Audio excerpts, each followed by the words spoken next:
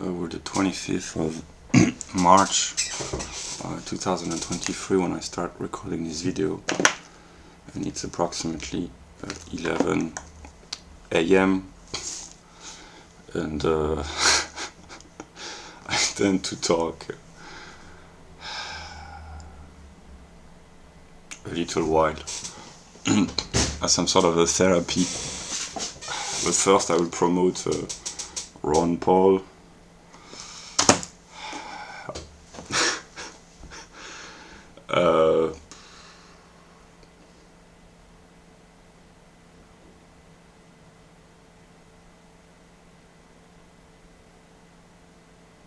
I don't know when or if I will publish this video, but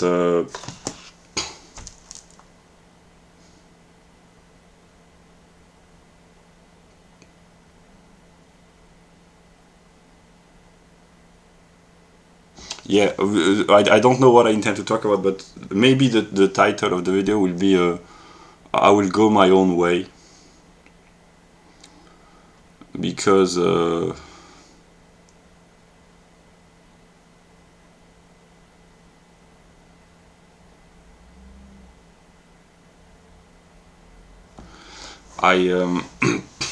I've come to a point where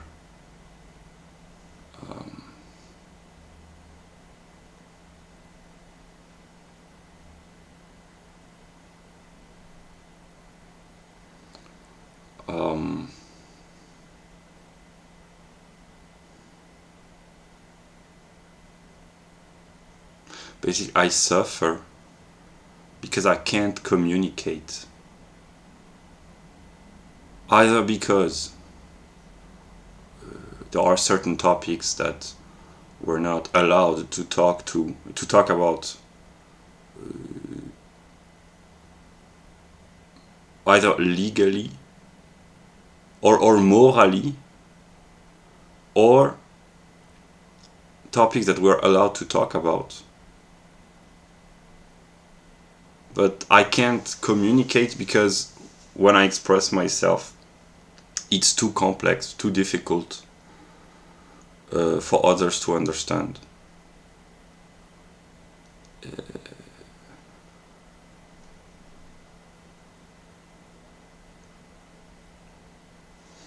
Where is Per Bylund? I will go pick up Per Bylund. I was reading Per Bylund just a few dozens of minutes ago.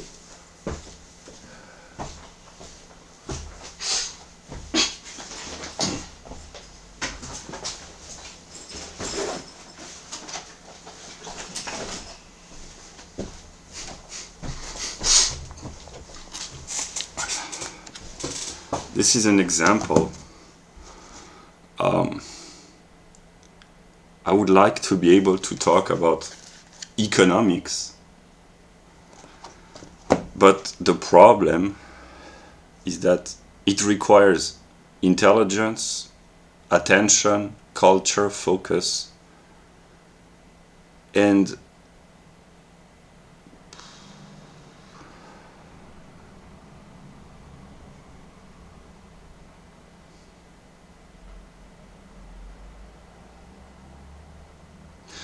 I suffer because I don't know a lot of things, and I'm ignorant on many topics, and I may be an idiot on many aspects, but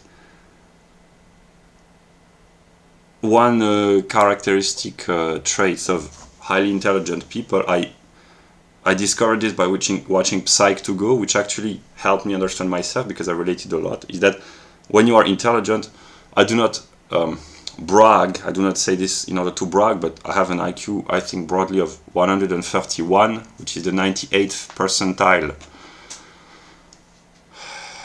in the adult population of a country like France, whose average IQ is, according to the works of Richard Lynn, that's 98. It has probably decreased over the past couple of decades, but broadly it's around 98. It's slightly below the average Anglo-Saxon mean of 100.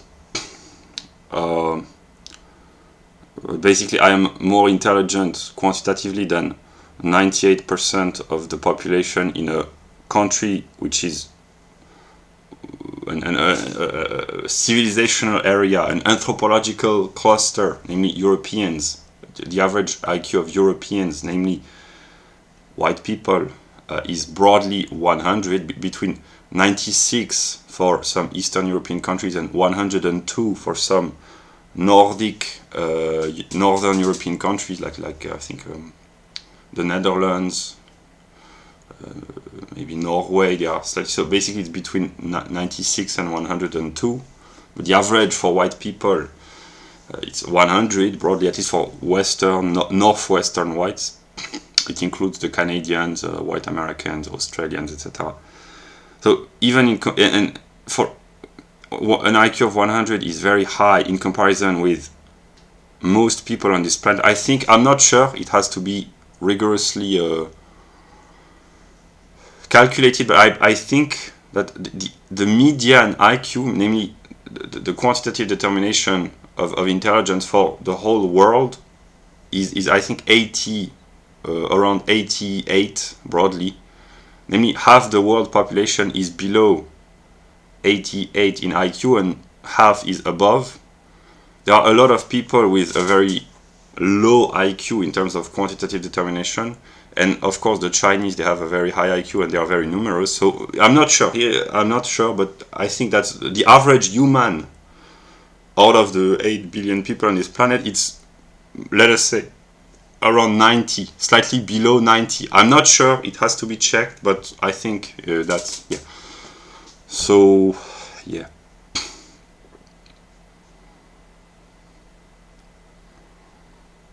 And, yeah, a book like this, it's not controversial. It's not a controversial topic. We are legally and even morally allowed to talk about economics, but it's almost impossible in a country like France, but even in the US. That's what I talked about in the latest video that I published, because the people here, it's not my arrogant self, it's my aristocratic self. The ordinary people, they complain a lot about economics, but they complain about the empirical data, and they do not seek the causes, the reasons why the economy is such a mess, why there's so much inflation, why are there so many problems. So I don't really like economics. I've already said this. For me, that's a dismal science. I don't care about economics. There are many things which are much more interesting. But I've understood here that my growth of intelligence, most people, they care about economics. They do not care about the theoretical aspect, but they care about wealth. I don't blame them, but in a way I blame the people. I'm not on the side of the elites, but I'm not on the side of the people either. I blame the people who, not all of them, but the people who complain about economic problem without taking the time or making the effort to seek the causes of all the problems. That's why the libertarians, the Austrians, the Austrian economists, not the Austrians of Austria, they keep every day there are videos published by the Mises Institute, misesmedia on YouTube, Ron Paul, Tom Woods. The more theoretical, scholarly aspect, that's Property and Freedom Society, the society founded, the intellectual society founded by Hans Hermann Hoppe. The truth in terms of economics, which is Austrian economics. I call this libertarian, but it's Austrian because libertarianism is more of a political philosophy, and Austrian economics is a school of thought, and Murray Rothbard is the guy who united both, and his disciples, his pupils, his followers like Hans Hermann Hoppe, they continued. So libertarian and Austrian, when it's considered as a Weltanschauung, it's kind of similar, but there are Austrian economists who are not rigorous political libertarians, and there are libertarians who are not Austrians. Usually these are leftists and they are not very intelligent. But here, when I say libertarian, when I talk about economics, this actually means Austrian. Karl Menger, Mises, Rothbard, Hoppe, Hazlitt, Henry Hazlitt. Yeah.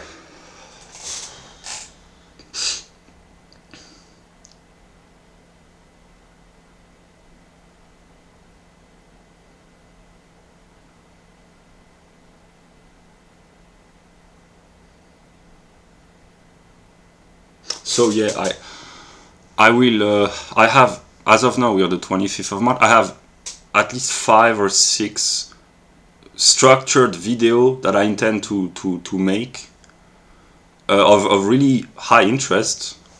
I have prepared a revolution in ethics, a revolution in journalism, a revolution in education, and I could make. I will go my own way. If I wanted to become an influencer in normal circumstances, I could do this very easily because I have flaws, but one of my qualities as an empirical individual, my ability to extract knowledge and to share knowledge. So I'm living in a library basically, not literally, but actually a small room filled with books, and I could make how do you call this, book summaries of any type of book. I'm intelligent enough. If I wanted to, I could read almost any book except very complex theoretical physics or chemistry or biology, or the very complex treatises in some social science, except the books written by experts for specialists in very specific topics, where it requires training and experience in the said field of inquiry. I cannot comment a very complex book about theoretical physics or sociobiology, etc., or even economics. This book is of a very high quality standard, but it's intelligible for the lay person, for the non-expert. Yeah. So I could make book analysis of all sorts, but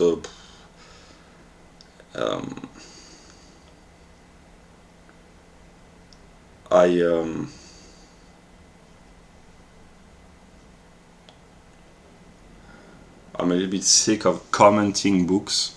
I will do this for certain books. Yeah, but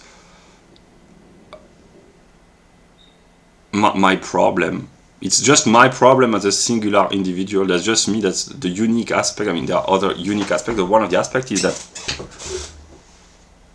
people do not enjoy reading books. I don't blame them as such. If they don't want to, if they're not interested, okay. But the problem here, not just for me, but for intelligent libertarian people, is that people, they do not take the time, or they do not make the effort to gather knowledge once they have left school.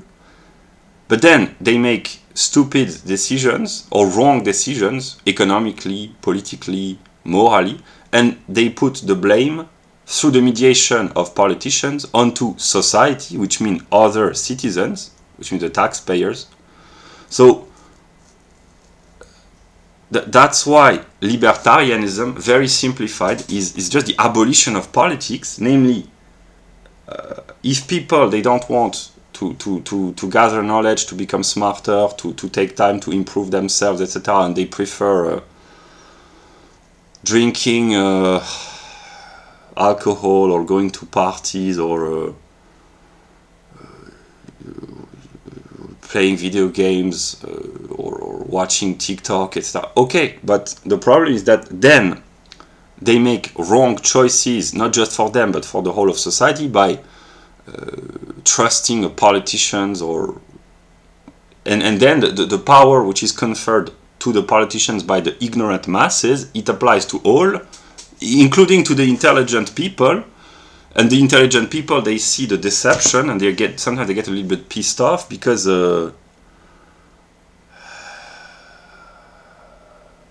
idea that the masses are oppressed by the elites, it's not true. These are the elites, not the current elites, Congress, the schemers, the politicians, etc., the bankers. No, the real elites, the intellectual, moral, aristocratic in the most noble sense, they are oppressed by the masses. That's why.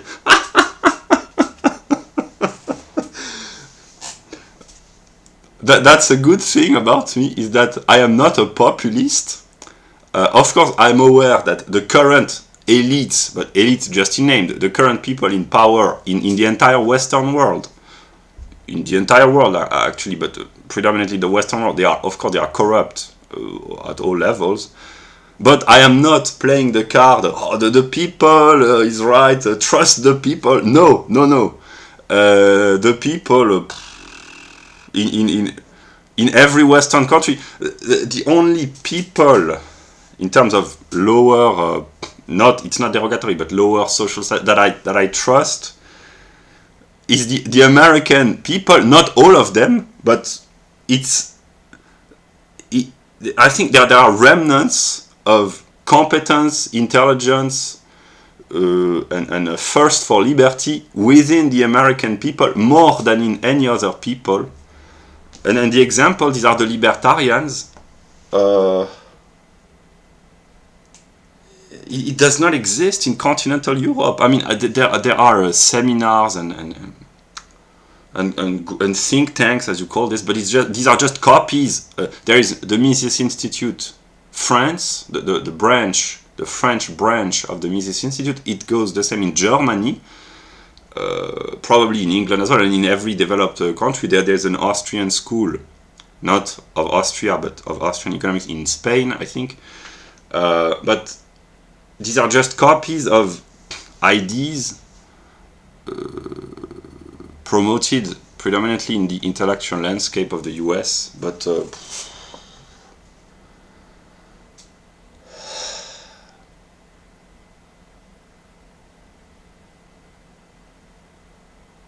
what I intend to do, what I have been working on for a month, more than a year, and is to make knowledge intelligible to the broadest range of people.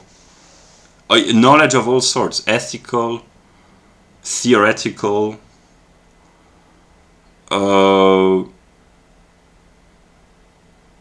yeah.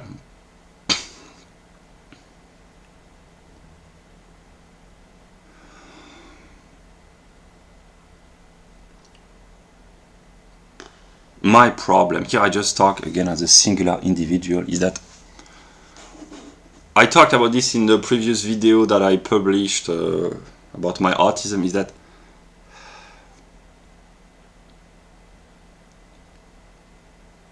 if you have no status, people don't care about what you say. If you have a status, they will listen to what you say blindly. And I don't want neither one nor the other.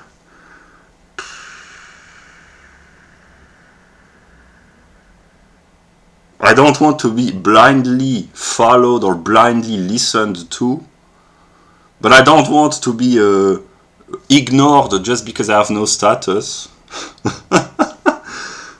I laugh, but actually, because I've understood. At some moment, there are people who would be interested in what I have to say, and they might even want to be my followers, but I don't want that. My ideal, maybe I'm naive, but my ideal is a society where people could independently pursue studies. There is the video that I intend to make at some moment is a lecture on how to read a book by Mortimer J. Adler, and he says that knowing how to read means being able to start a research investigation in potentially any topic. And of course, it's easier if you have a high IQ, but even a person with an average IQ, or even a slightly below average IQ, a person with an IQ of 85 or 90, if he uses the proper method and if he is dedicated, if he receives a little bit of advice, the books which are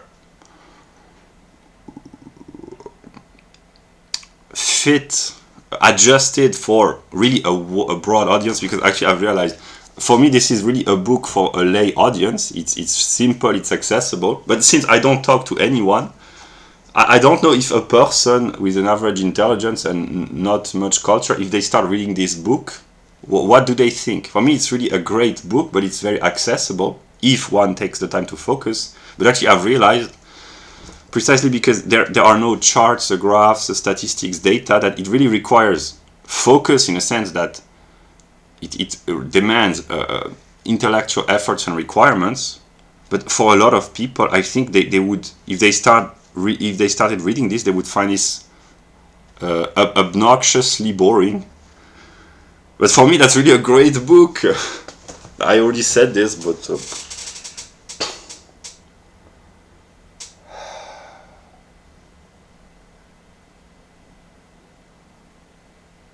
I will use a famous French quote.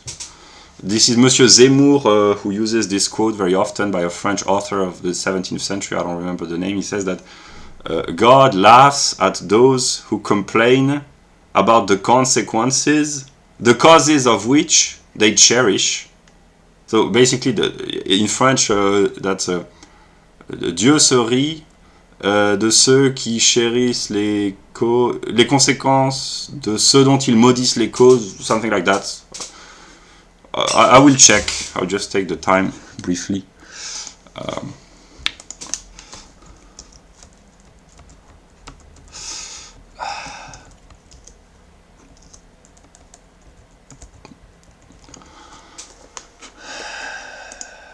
Dieu se rit des hommes qui déplorent les effets dont ils chérissent les causes.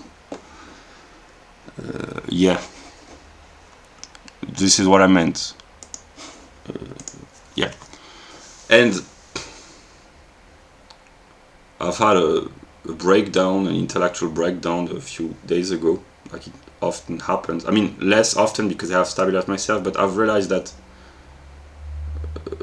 I had become some sort of a bureaucrat because precisely I've drawn a lot of inspiration from the works of the German metaphysician that shall not be named. I've gotten rid of all the books because I've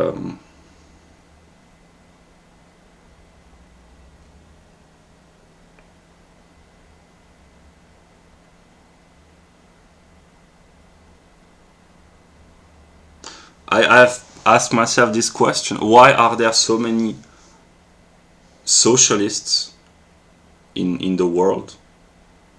Collectivists, actually. Here, when I say socialist, it means those who want their life to be ruled by state regulations. So it includes right-wingers, a lot of right-wingers.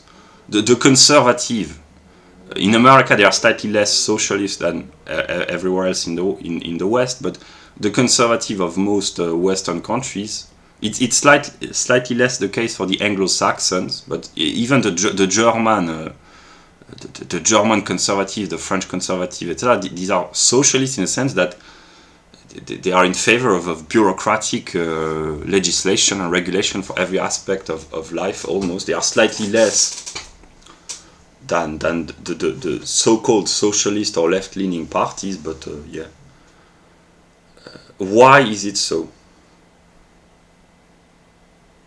Because people, they don't want responsibility. They don't.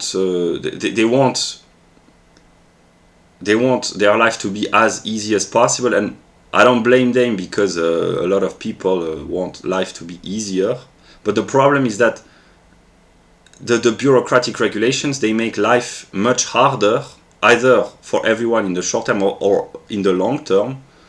And it sounds good here. That's when XIXth says his ideal communist society is where someone takes care of everything and he can peacefully read books.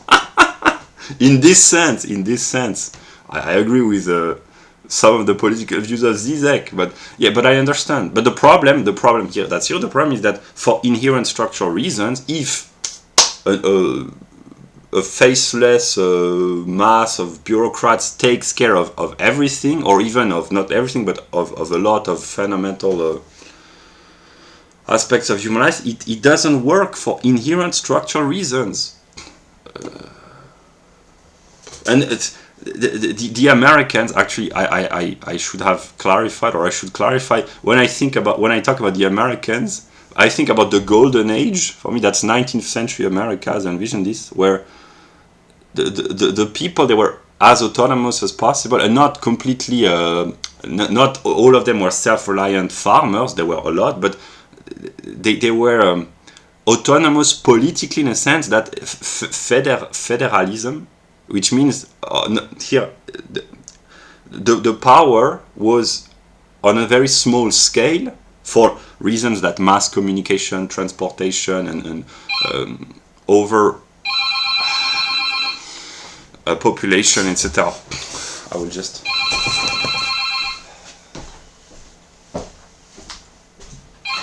Oui. Oui, j'arrive.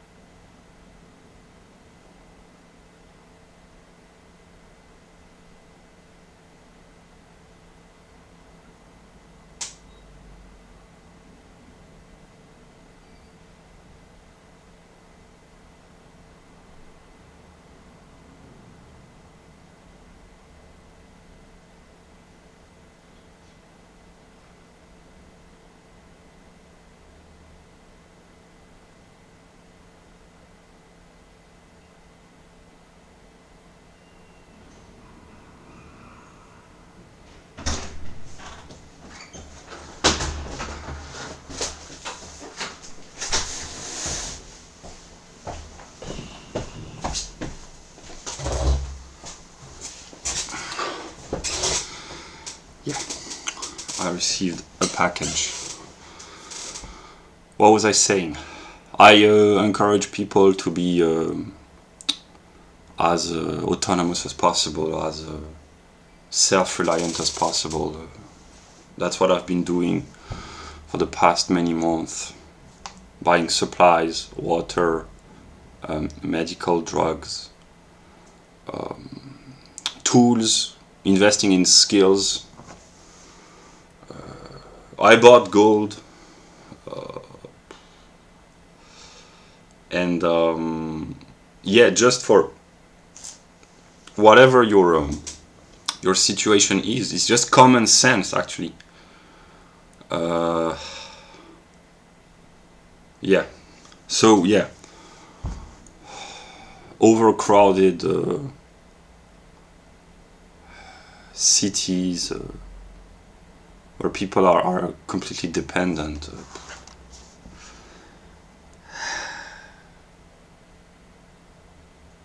Yeah, so the classical Americans, they are the only common sense people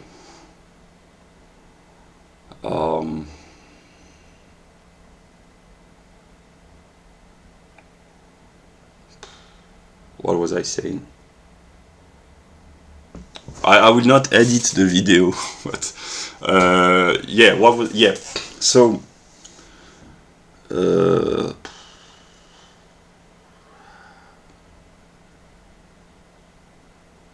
my problem, I mean, I have many problems. One of my problems is that in the modern world, everything in public debate revolves around economics, basically. But that's that's a problem. But the second problem is that if it's really the only topic that a lot of people are interested in, at least try to think rigorously and correctly and intelligently about the topic that the most people care about.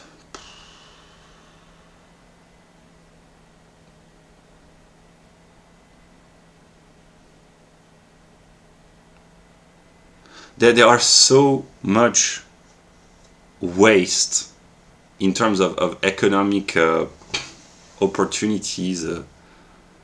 Here I've realized that thinking like an autistic person enables to shed a lot of light. The amount of cigarette butts which are found in the streets, people who complain that they are poor, if they find money to smoke a pack of cigarettes, I don't know, a day, it costs probably 10 euros for one pack, for 20 cigarettes. I don't know how much people smoke, those who do, but if you have money to smoke, to buy alcohol, to buy games, money games, to try to earn money, to win money it's not lottery, but the kind of games you have to scratch to see. If you have money for this, I intend to make a video about home economics where I will talk about this in a more structured way, but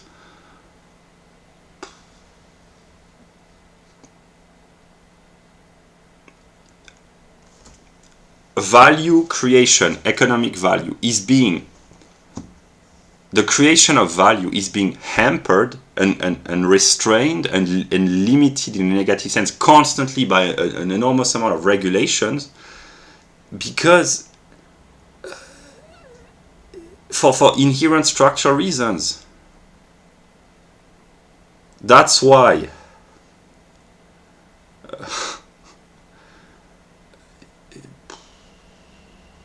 I will praise myself.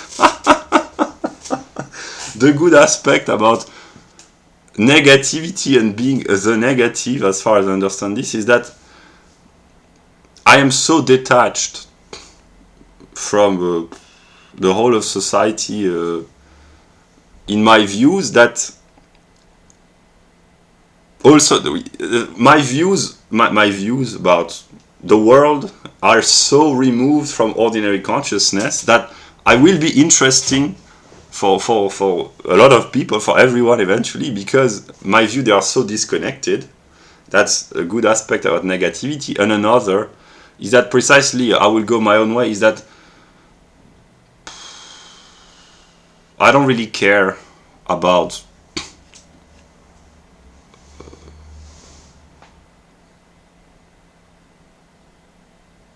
I wouldn't say about reputation, because actually I do, because I've tried very hard and I will still try to do good actions, to try to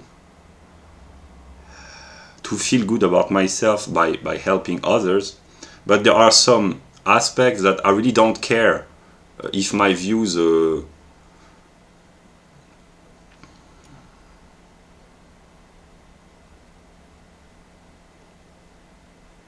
not fit with most other people's. That's kind of negativity in a way. And I've understood the trick about humans. Kevin MacDonald talks about this. I've promoted this book over and over, but I will still do this because it's really enlightening. That's an intelligent scholarly work. basically, I can afford, the good thing about negativity, again, is that I can afford to say things that most people can't because of socialization. I understood this 5 years ago when I started to have my spiritual experiences. People, you who watch this outside of myself, probably, maybe not, because maybe you are a white trash or a trash of any color, but maybe you are a low status person, etc.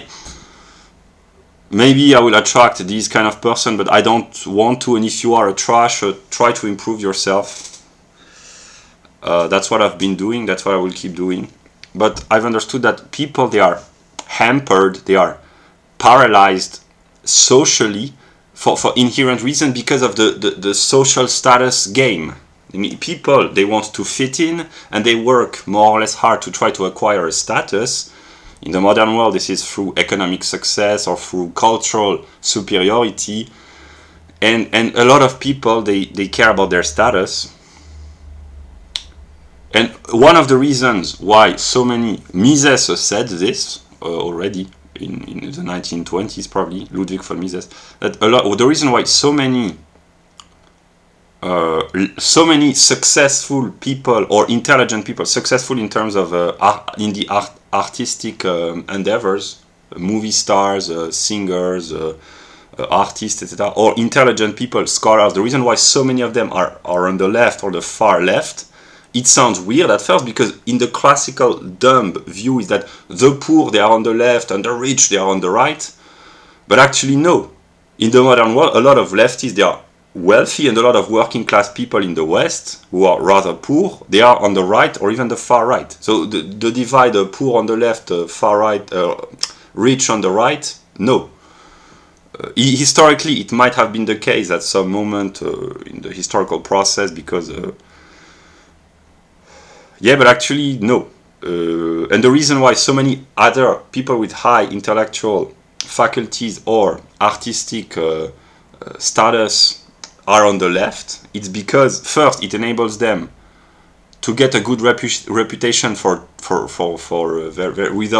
without much effort. If you make millions and millions of money, you feel a little bit guilty unconsciously because you are privileged, even if you deserve for your work, etc. But you feel privileged in comparison with the lower status people of your own ethnic group, namely the rich white leftists. Unconsciously, they feel guilty because they live privileged lives, whereas the majority of white people over the past decades, their economic lives has been ruined by interventionism of all sorts. And they try to appease their guilt by appealing to the minorities or the migrants or the poor, etc. The further away you go to try to solve problems, the more you can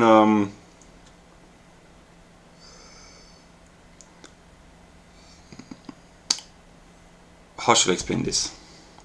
Jean-Jacques Rousseau, he explained this very well. He says that the cosmopolitans, they care about the faraway neighbors, which prevents them from caring about the people living around them, in a way.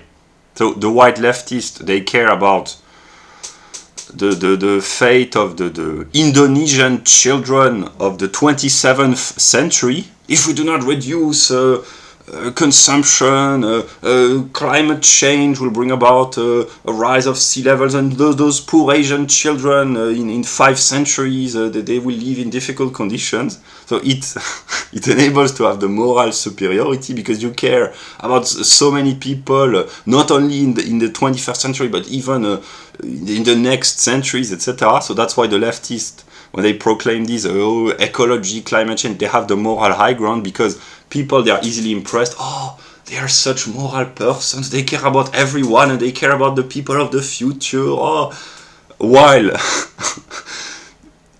it gives them the moral high ground, but then they use their prestige to wreck the economic conditions of their own country, and the poor people, the working class of their own country, they live in more and more difficult situations, because the standards of living of Western people, here I will do a little bit of demagogy, not really actually, but the standards of living of even the poor people in Western societies, they are really very high in comparison with most other countries on this planet. So in this sense, even the poor whites or non-whites, but the poor in Western societies, they are still privileged in a way, but in a way they are underprivileged because we live in a civilization in which the social ties have been disrupted or erased. And here that's a little bit of demagogy, but actually that's true. In poorer countries like most Muslim countries, poor Asian countries, or some African countries, even of course they are really, in terms of pure economic purchasing power, they are really much poorer than in the West, but they still have communities. The West, the poor people, they are living in a civilization where communities are no longer needed, strictly speaking, because the welfare state takes care of everything. That's why they live in such a state of psychological misery, in a way. Because in the much poorer country, of course, there are much less wealth, but the social fabric has not been completely disrupted, because only a certain amount of wealth enables to wreak and to wreck and to only here, that's kind of, it's dialectical, but actually it's intelligent. Only collectivist societies enable egotism. You can only be an egotistic person in a collectivized society, because if it is because the bureaucracy takes care of everything and not in a satisfactory way for inherent structural reason. It's inefficient, but it more or less works in a way, depending on what you call functioning, but it's okay more or less, but actually no. From a civilizational perspective, the school system is a mess, the health system is a mess, not because it doesn't work, of course. Here I take a very simple example, the healthcare system. Of course it works, it's collectivized and socialized and it works, but if you adopt a longer term perspective, the cost of having, for instance in a country like France, having relatively good quality healthcare, it's billions of dollars of debt which have been accumulated over the past decades, which will have to be repaid by future taxpayers. So the immediate, here immediate means a few decades of prosperity and relatively good quality social services. Of course it looks like it works, but if you look in the longer term perspective, the consequences here, being autistic explains a lot.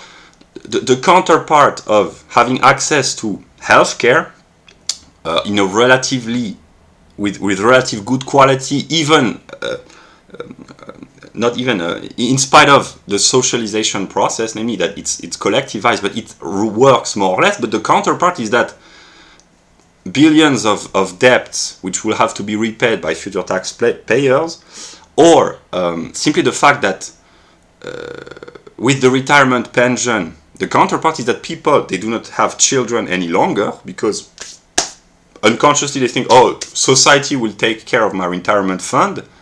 Yeah, but if everyone says so, no one makes children any longer, or they import children from other parts of the world. They import migrants. Ann Coulter talks about this in Adios America, but actually it's the same mechanism in every. The Germans, they import Middle Eastern people to pay directly or indirectly for their retirement fund. But the problem is that not all humans are interchangeable in terms of economic skills and ability to produce wealth. So the counterpart of the functioning socialized healthcare system, just to take an example of something which is considered good because how it works, the counterpart is that the price in a way is not the disappearance of an entire people and an entire civilization.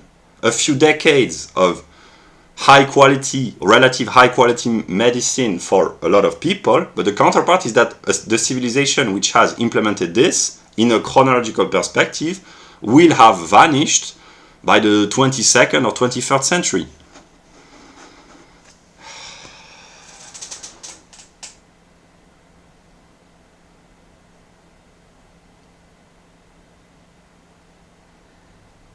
Yeah.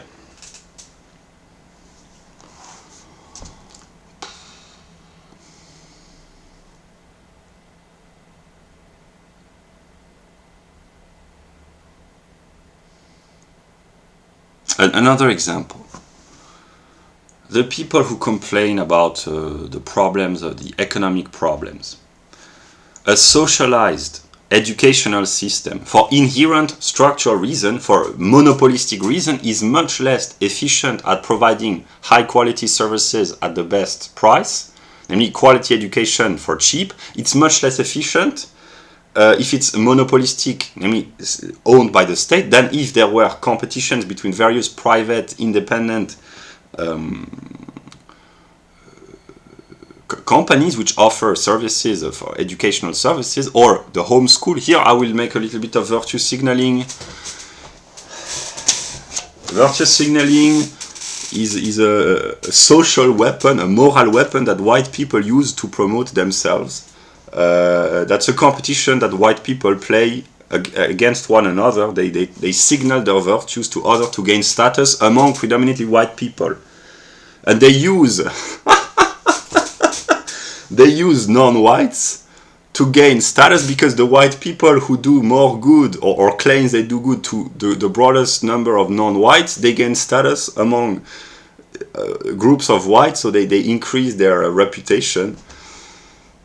That's why when I promote this book, it may sound like I'm promoting a far right. It's not a political book. It talks a little bit about politics, but it's not a political book. It's a scholarly work. But it may sound like I am promoting the interest of whites, and in a way I kind of do. But actually, this book can be read for anyone, and anyone who is interested in studying and understanding the behavior of white people. I recommend that you should read this book and these kind of books. That's the global village. Anyone can access information.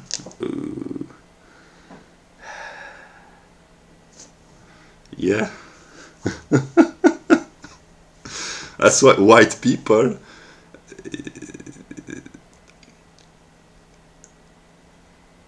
All people as humans, they are kind of manipulated by schemers in a way, but white people, they think about the way they are being manipulated. So that's why they how should I explain this? Everyone, let's take a very simple example. Everyone is manipulated by propaganda or advertisement, but white societies, predominantly white societies, they are the only societies where a lot of people write usually good books to explain how the manipulation functions. So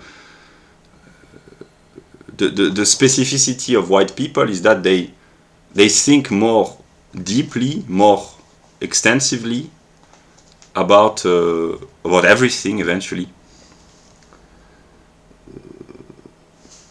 Yeah. In China, I'm not sure that there are many books written by Chinese people to explain how the Chinese Communist Party manipulates the Chinese people. In the West, there are still many books published which explain how the party in the West, that's the journalists, the bankers, the politicians, the scholars, how they manipulate the people. So in the West, there is the self-consciousness of the deception. Yeah. At least it's made available for those who are interested. Yeah.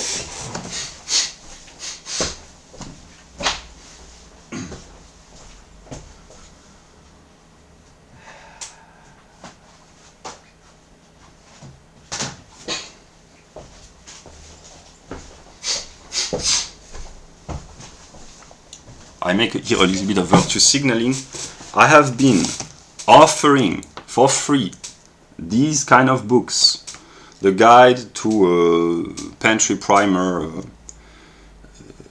learn how to build a pantry in case of difficult situations.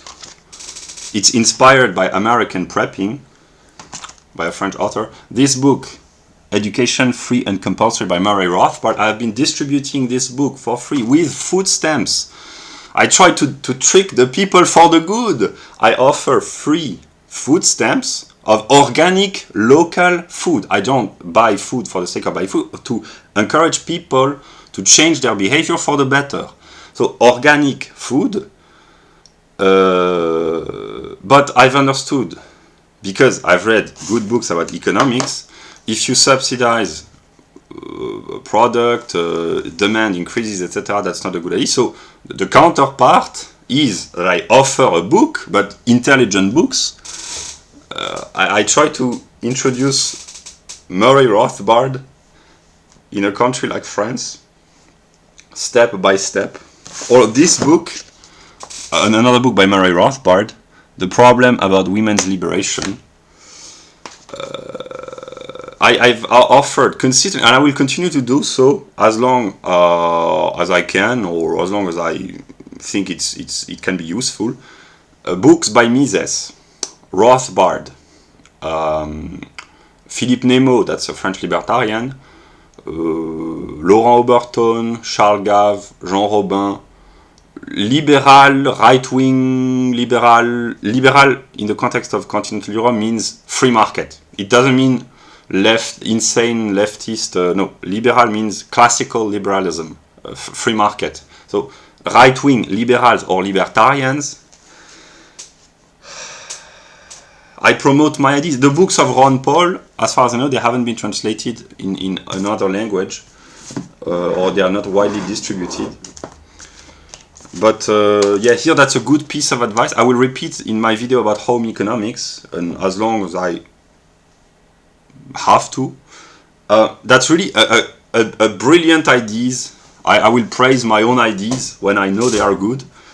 That's called Aufhebung, because I don't buy food in grocery, in supermarkets, really grocery stores, industrial grocery stores. I don't accept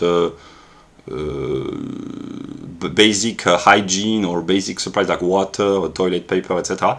But otherwise I don't buy junk food or processed food. But that's precisely Aufhebung. You have to go into negativity, that would be the processed food industry, and turn it into its opposite. So that's why I go into supermarkets which sell junk food, alcohol, sugar, candies, fat food, and processed food. And there are, of course, stores, not stores, there are shelves which sell healthy, relatively healthy, organic, locally produced food. And I encourage, by buying food stamp, people I offer them to encourage people to change their behavior. That's Aufhebung. And yeah. But I will not change the world by doing just this. I also share my ideas, and I encourage others to do so. If you want to improve your country, wherever you are, whoever you are, even if you are living in South Korea or Nigeria or Scotland or wherever, or even in the US, because the Americans, for a long time I have believed that every American was culturally and was economically literate and educated, but actually no, because there are jewels written in America or written in English. Per Bylund is a Swede. Remember, Rothbard was a Jew, but they are American citizens as far as I know, and they defend and preserve and promote the historical American creed of libertarianism.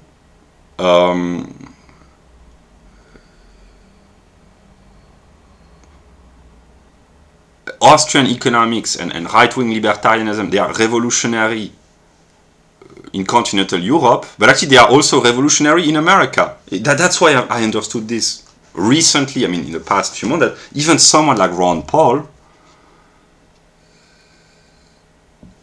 the ideas of Ron Paul, they are standard, normal, common sense for someone who broadly knows about the history of America. I never read a book about the history of America, but I know enough without the empirical data. Ron Paul is just a normal American. I mean, he's an exceptional. He's an exceptionally normal American. Ron Paul, here I speak to the Americans who watch this. You cannot know this because of, again, negativity. I will not always praise negativity, but here that's really the good aspect that I imagine that I speak to Americans. You cannot know your country as I do because I am distantiated. I have never been to the empirical US. I've never talked empirically to an American.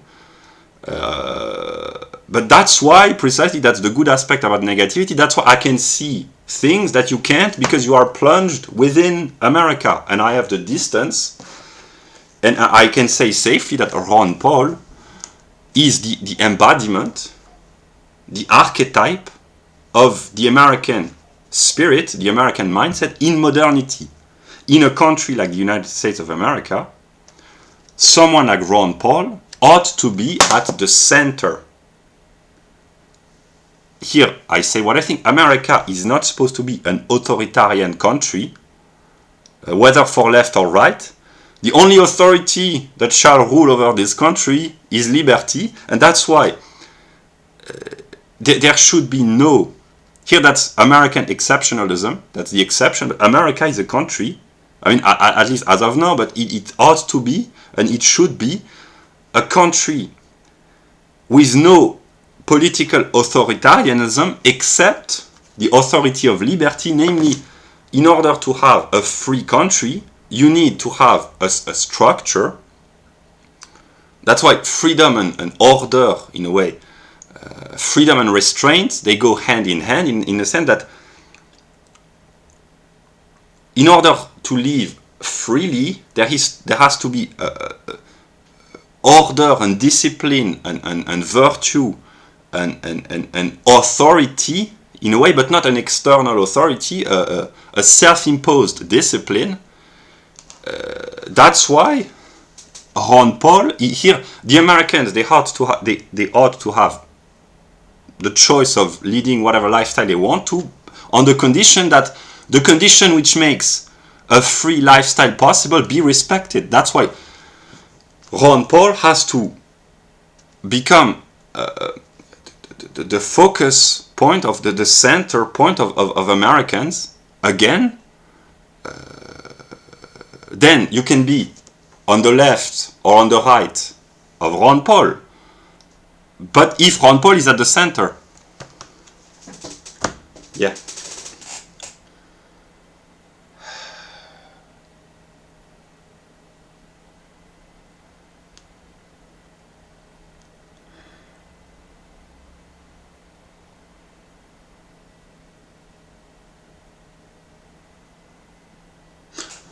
Here I say what I think.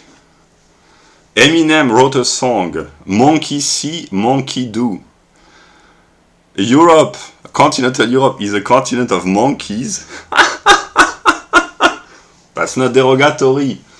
A little bit, but Darwin knew it was true. In the sense that I know from my perspective that the intellectual life of France, it's partly the case in Germany. I have watched a few videos on YouTube, and I know it's partly the case in England as well. But it's just a copy of the US. The very rare good ideas that can be found in France, in the public sphere, they come from America. Monsieur Némo, Jean Robin,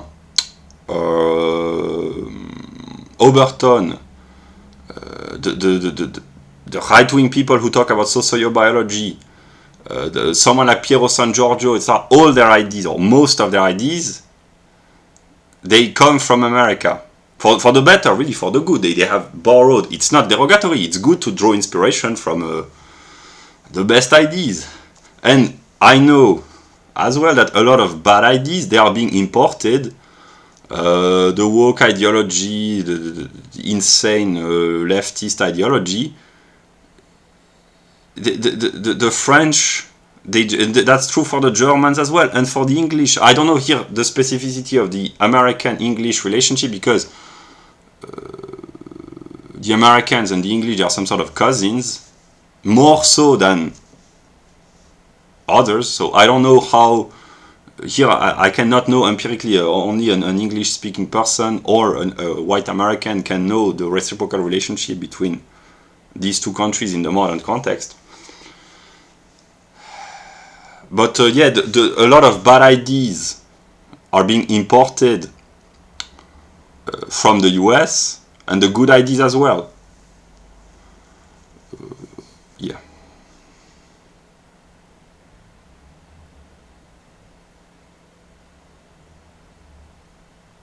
And here I will say it's kind of a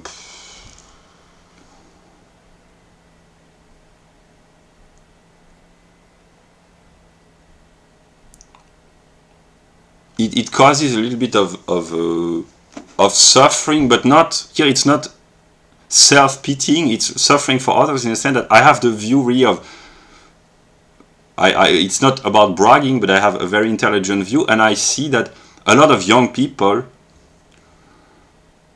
leftist, they import unconsciously ideas from America of the insane scholars, the woke ideology, all the insane forms of anti-racism. They build their identity because they just want to copy, like monkeys. It's true of right-wingers as well. It's not derogatory, but that's how it works. They just want to copy the figure of authority, and in the modern world, the figure of authority, moral authority comes from, it's a cliche, but like, from leftist American campuses. The French theory, the deconstructionist, etc. And that's really my autism, which enables me to understand this. A lot of people, they just want to belong socially, and they are so easily manipulated because in order to fit in, it's really basic. That's the kind of sad aspect. That it's really basic sociology that people, whatever their social class, whatever their social status, whatever their origin, they just want to fit in the group to which they aspire to join, and they copy the codes of this group. That's really what is learned, and it's kind of true in basic 101 sociology. People, they just copy the codes, the signals, the external signs of the group to which they aspire to belong. And in a way, it can be good when it encourages people to compete for the better. It cannot be good. It's a drive for human progress, in the sense that if you try to imitate the best, that's good. But if you just imitate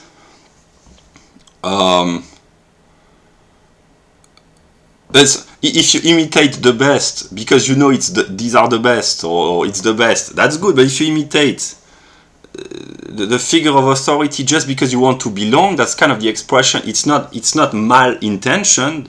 They just want to fit in. I've understood a lot of psychology about leftists, white leftists, young white leftists, or women, easily impressionable white people, white leftist people.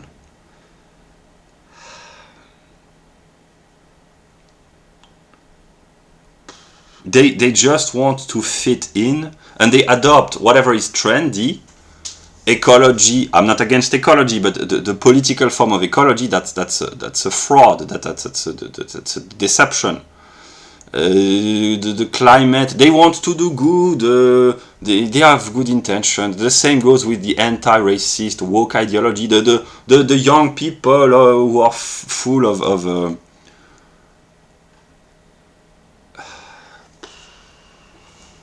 I've discovered the manipulation of language. Not the manipulation, but the new inclusive writing where you change the pronouns. here I mean, it's not surprising, but I'm really, for me, it's simply basic. I'm really a traditionalist in the sense that language ought not to be manipulated in any way whatsoever. There was I think it's Joseph de Maistre, a reactionary of the late 18th century. I'm not sure that it's him, but actually probably, who denounced the degeneration of language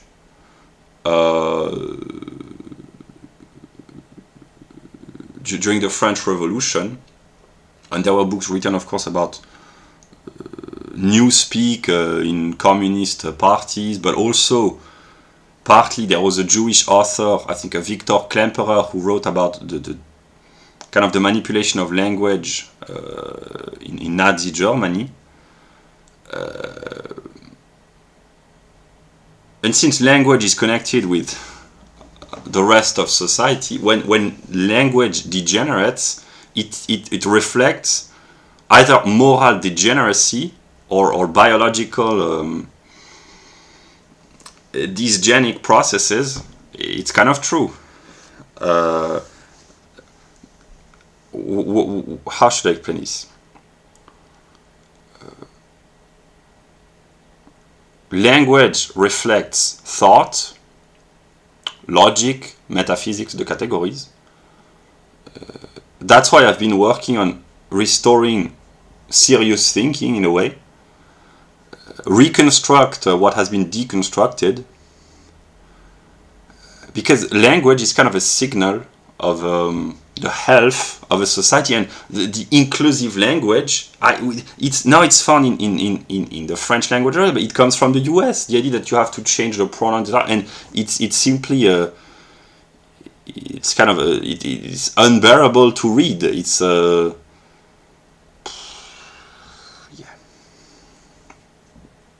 unreadable in a way.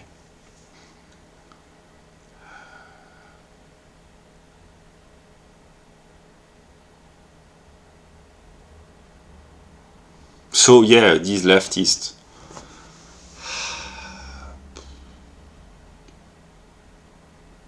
these are just children who want to fit in with their friends or the figure of authority, but they choose the wrong figure of authority. That's the problem.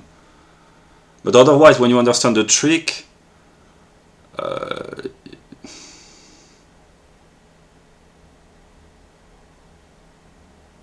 here it really causes me a kind of compassion, because I understand how they work, how they are determined. These are little apes. It's not derogatory, but little monkeys who want to imitate the current hierarchy, to try to fit in and to belong. These are people, they just want to belong, and they have been told unconsciously or consciously that in order to belong and to fit in, you have to repeat whatever nonsense, critical race theory or gender studies or whatever nonsense.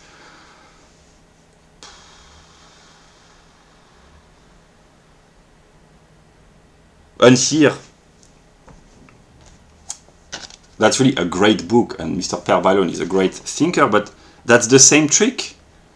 This book, dedicated to Karl Menger, Ludwig von Mises, and the other giants upon whose shoulders I have the great honor of standing. I do not blame at all, but that's the same psychological trick, namely Mr. Per Bylund.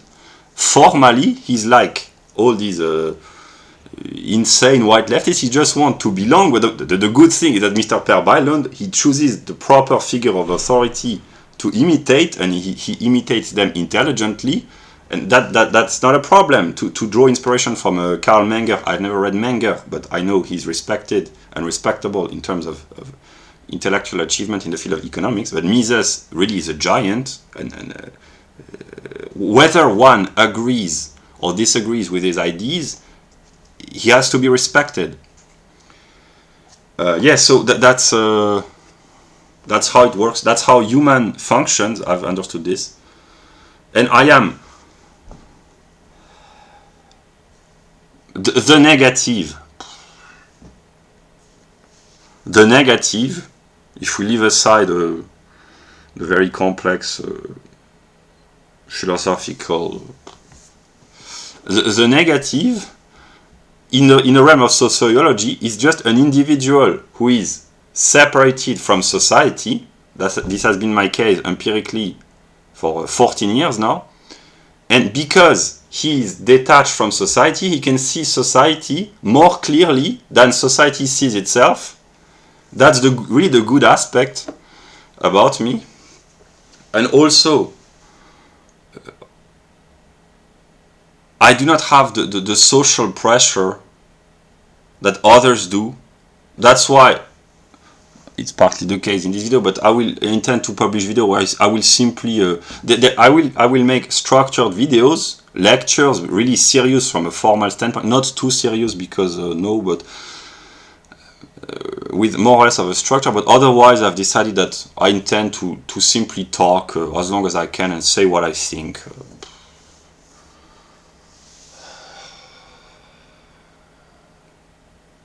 Not in a provocative way, not at least as long as I'm in a stable mood, but yeah, I thought about this. I don't want to be provoking or a provocateur. I want to be thought-provoking.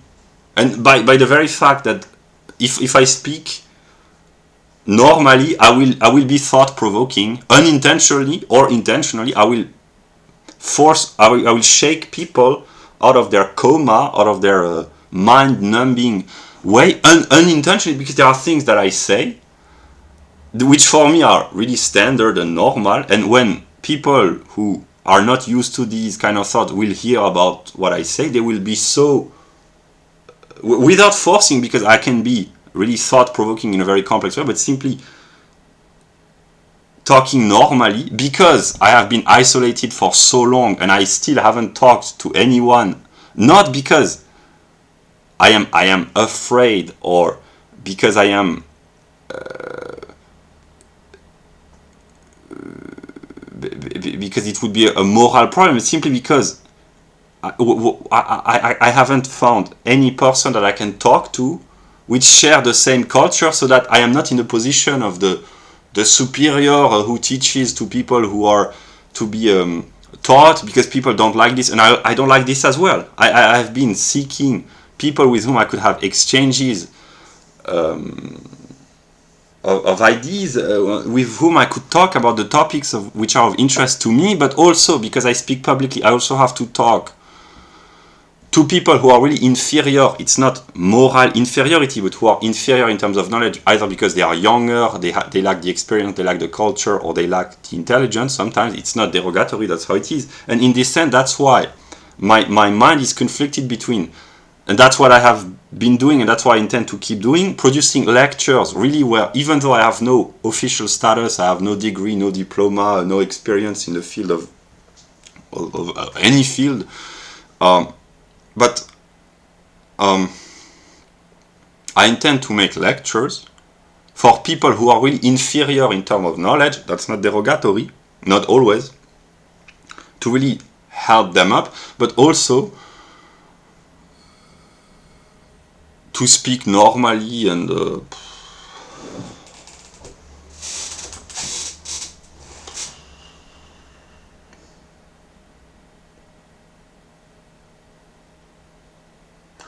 because the trick of the monkey who tries to fit in the group, what I've understood, actually it's really dumb psychology and dumb sociology, is that my group peers, the people that I want to fit in and belong to, these are the German metaphysicians.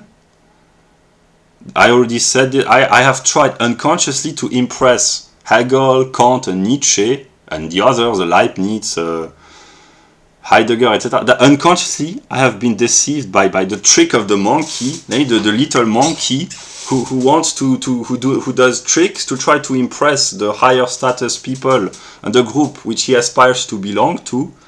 Unconsciously, these have been the German metaphysicians.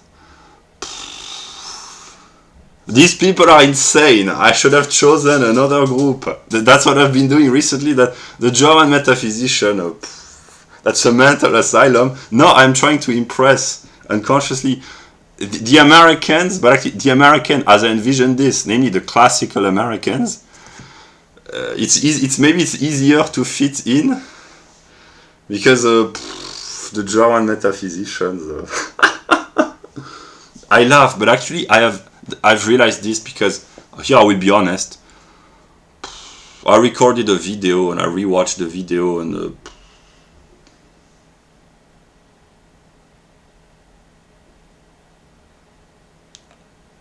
I have been trying to impress unconsciously those that I consider with high status, the German metaphysicians, although no one else seems to care about it, or no one else is even aware who has high status in the world. People would say I don't know, they would name political leaders or intellectuals, leftist intellectuals, or I don't know, superstars or whatever. But for me, the people with a high status, not only in the 21st century, but in the entire world, these are the German metaphysicians. But their status is so high that no one knows about them. But yeah.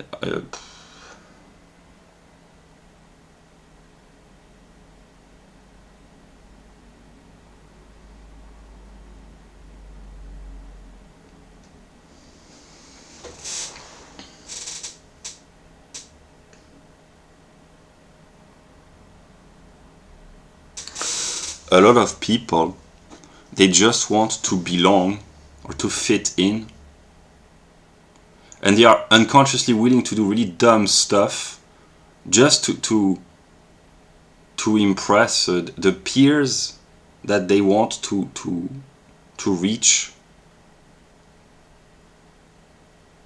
That's how young children are being manipulated by older ones in school.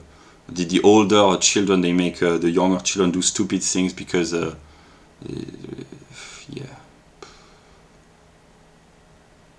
And I've understood the journalists, the politicians. It's impossible to watch. It's impossible intellectually to watch any politician talk or journalist, because when you know the trick, namely that these people, they are programmed. Just from a social standpoint, they are programmed to have a certain ideology. It's not that they are conscious of this ideology. Here, that's where the anti-conspiracy, the conspiracy people, they really are insane in a way. Although they can be very intelligent, but they become insane because they believe that every person who belongs to the system consciously deceives other. That's when intelligent explanation of groupthink, like books by Mr. Kevin McDonough, namely, I simplify, but humans, they are sociobiologically programmed to belong. Human beings are social animals, as Aristotle said, and therefore, because the competing tendencies of each individual human, they are in conflict with one another, every person, in order to belong to a group, has to limit and restrict his or her own natural tendencies. That's what we call morality, ethics, or legislation. That's the purpose of legislation. The purpose of legislation is to limit, to restrict the freedoms of the individual in order to prevent him from hurting others. And everyone has to work, to make an effort on himself to restrict himself for the sake of enabling community life. But it can become really excessive when healthy tendencies are considered unhealthy by the group, and this is what has been happening throughout human history under various modes. But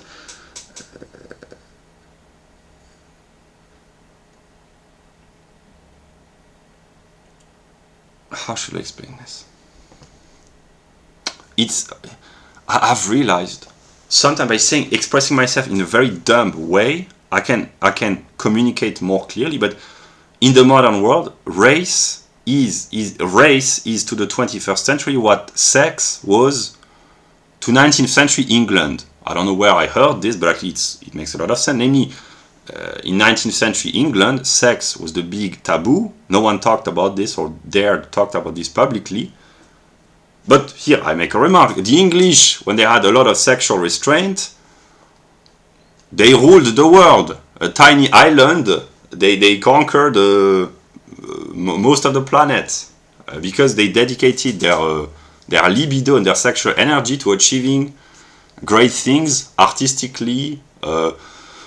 Byron, Shelley, Coleridge, Wordsworth, etc., etc. In terms of literature, in terms of science, Darwin, Herbert Spencer, Francis Galton, Faraday, Maxwell, etc., etc. The British Empire.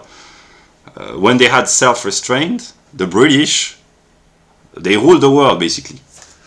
But sex was a kind of a taboo in a way. It was healthy because the British, they really were virtuous. But it was also kind of unhealthy in a sense that it's good to negate the biological instinct. It's really good because this is what enables civilization and socialization in the good sense. But to completely negate in an excessive way, this is really the insanity of the religious people throughout the ages who are really insane and excessive. And I'm not accusing the English of the 19th century. Maybe they found the proper balance, but the taboo was sex. And in the 1960s, in the Western world, the American campuses, French society, with May 68, etc., the taboo of sexuality was kind of broken. People wanted to be liberated, to basically to act like degenerates. That's not how they consciously planned, but yeah, to act like degenerates. And the result of 50 years of collective sexual degeneracy, I'm not accusing everyone, I'm not even accusing the people, but basically, one way of interpreting the history of the West over the past 50 years is that a loosening of sexual morality, it seems, it's just a private business, but no, actually no, because what enables civilization to maintain itself is the restriction of individual negative tendencies, and aggression and lust are two. Lust in the broadest sense, it can be sexual, but also greed is a form of lust in a way, gluttony as well, and all the traditional vices of the Middle Ages depicted by the church. So the complete loosening of sexual morality since the 1960s in the West, it has had detrimental effects in the ability of the people to reproduce itself. Paradoxically, the more sex was free, the less people started to have children. That's connected. Because if sex is not done for the purpose of procreation, but just for personal enjoyment and hedonistic reasons, the result empirically has been the disappearance of demography. The people who proclaim sexual liberation has vanished or is in the process of being erased in a demographic way for lack of reproduction, simply. And because any society needs morality, the counterpart has been this hyper moralistic tendencies in all other forms of biological instinct, namely group belonging, socio-biological group belonging, ethnocentrism in a way, and aggression. Here it's complex because Nietzsche already wrote this. Capitalist production, as the Marxists call this, the industrial society. Industry is a means for humans to exteriorize some aggressive impulses in the realm of economics to be used for the good of everyone, because instead of doing war, if people do business, I really simplify, that's what Nietzsche said, but he's kind of right. Instead of doing war and killing and destroying one another for the common ruin of everyone, they do business. So they indirectly exteriorize their negative tendency, competitive tendencies, the will to dominate, etc., in the free market. And it has positive consequences in a sense that it produces wealth for everyone, and historically this has produced really tremendously positive results in a lot of ways. It has brought about pollution, inequalities, etc. But I will not praise the historical results of capitalism, but simply population improvement, population, demographic increase, life expectancy, hygiene, standards of living, etc., etc., leisure, etc. But yeah, the economy is a means to transcend, in a good sense, the negative impulses.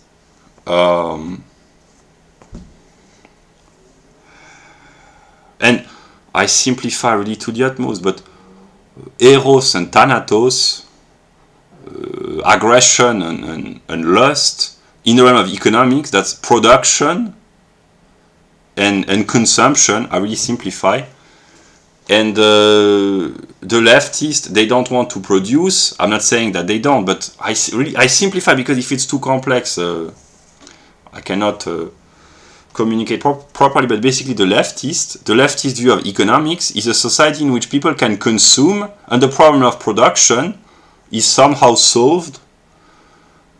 So the excesses of the left, they want consumption without production. They want the state to give them free stuff, but it has to be produced first. The state cannot create wealth. It can only steal wealth which has already been produced. For inherent structural reason, Mises explained that the state is destructive for inherent structural reason, because it's a monopolist. It stifles and hampers and prevents competition, so it prevents the production of wealth. It is parasitical because it redistributes, it toys negatively with the natural processes of the market. So intervention, I've been reading the chapters this morning,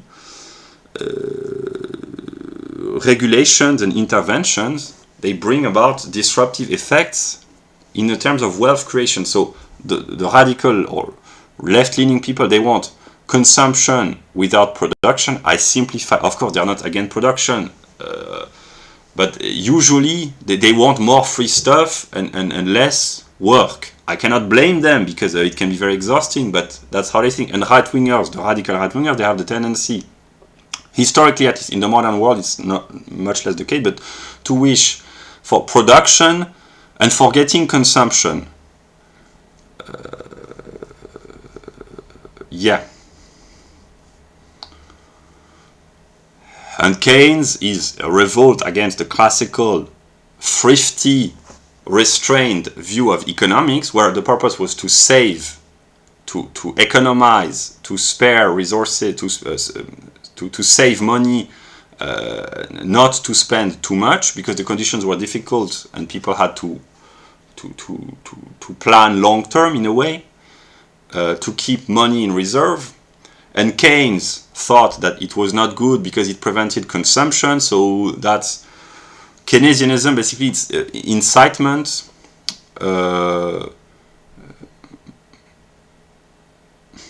to consumption.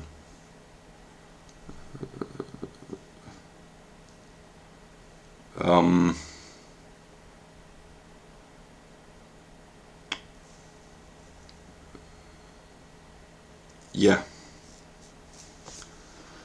And this brings about excesses, because only what has been produced can be consumed. If you consume through credit, it's not sustainable. That's what Ron Paul talks about and has been talking about.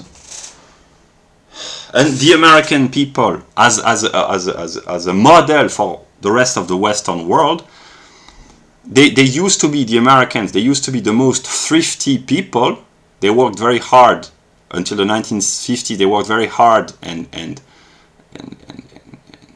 they were thrifty and common sense and responsible people, and they have started collectively, but it's the case in every Western country, to consume more and more by borrowing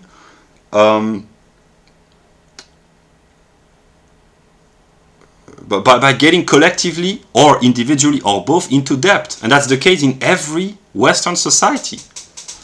The lifestyle is mostly financed by debt.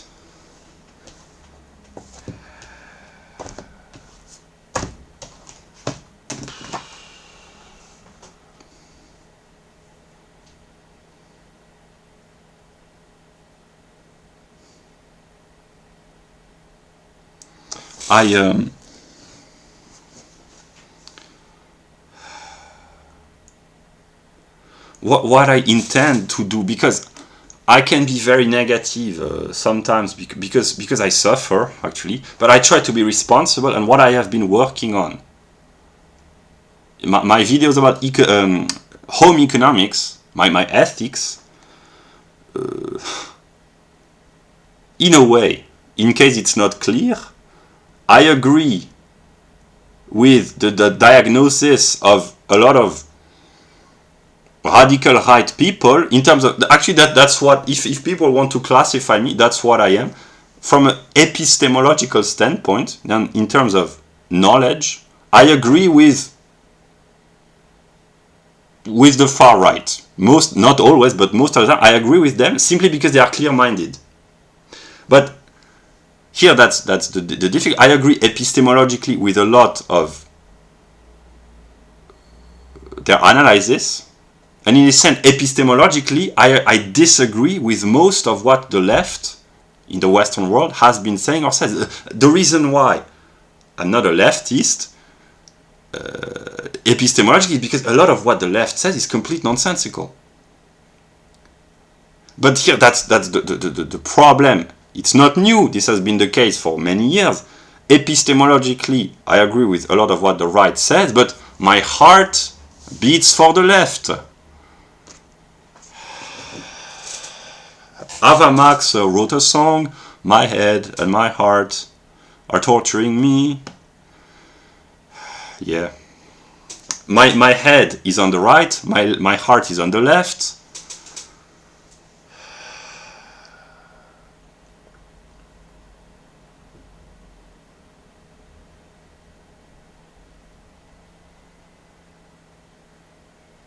And I try to find a proper balance. I reject nihilism. I try, because let's be honest.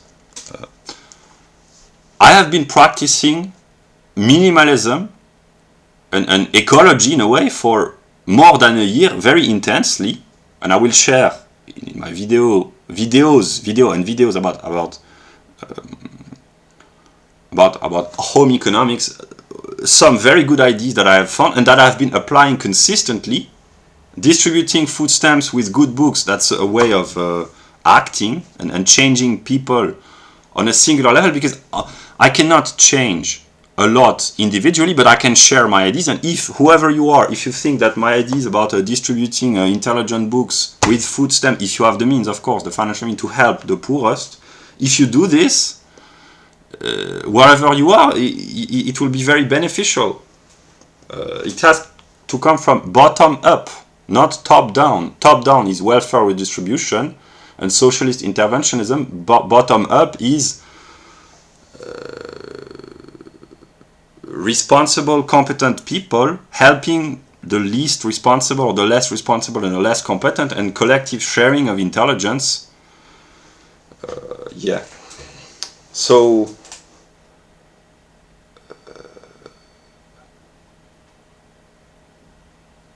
yeah, modern Western civilization. Let us just talk about economics and politics and sociology, and let us forget the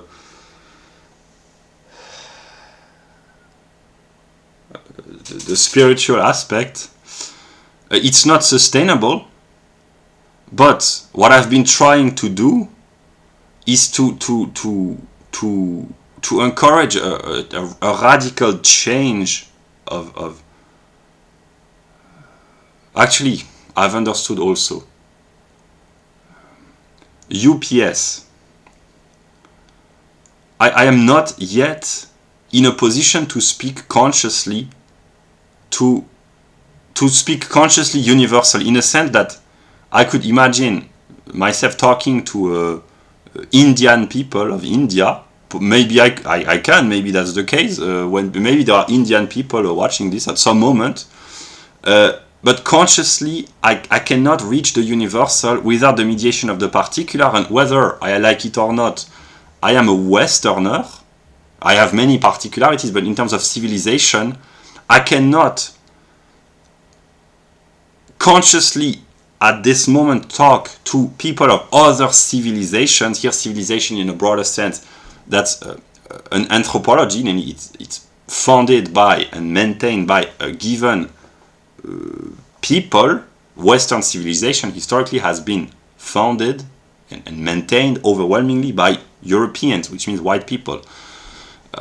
So it's a people views on economics, politics, sociology, but also culture in a broader sense, and art, and religion, and philosophy. I simplified. Subjective, objective, and absolute Geist. A civilization is very difficult to define rigorously, and I do not intend, and I do not even attempt to do this now, but here, to simplify for me, a civilization has all the moments. It's a people, that's subjective or Geist, institutions, that's objective or Geist, and culture in the broader sense. It's both the ethical culture, the customs, and culture in a sense of high culture. Customs belong to objective or Geist, high culture belongs to absolute or Geist. It's the mixture of the three. And the modern Western world. Yeah, so civilization is universal in a sense that, with the exception of a few groups of indigenous tribes, most people on this planet are living within civilization, heavily Western influenced civilization. But I cannot consciously speak to non-Western. I mean, I can, because I partly have a culture, but actually all my categories, my references, cultural references, they are Western. That's my particularity, and I cannot go beyond by not in these circumstances, but because the universal is contained within the particular. Yeah, but actually, whether I like it or not, I'm a Westerner in a sense that my entire thought processes are structured by the categories, historical knowledge, references, consciously or unconsciously. I'm a Westerner. But then Western civilization itself can be subdivided, etc., etc. Yeah. That's why also I understood that I cannot be obviously an empirical American, nor an empirical German, for limitation of language and upbringing. I cannot think precisely like an empirical American who has grown up in America, whether he's black or white or Hispanic or Jewish or Asian or whatever. I cannot be an empirical American because UPS, nor an empirical German for the same reason. But here, that's very intelligent what I say, precisely because I can neither be one nor the other, or an English person, an empirical English, or any other group of person. But my ideas can be universal in a way, in a sense that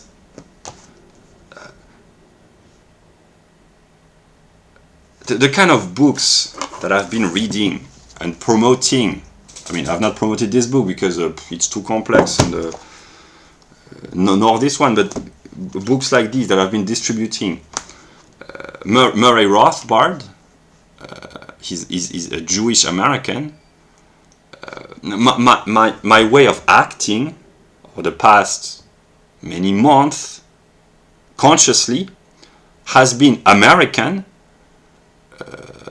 In the sense, I behave like what I envision to be a classical American. I try to.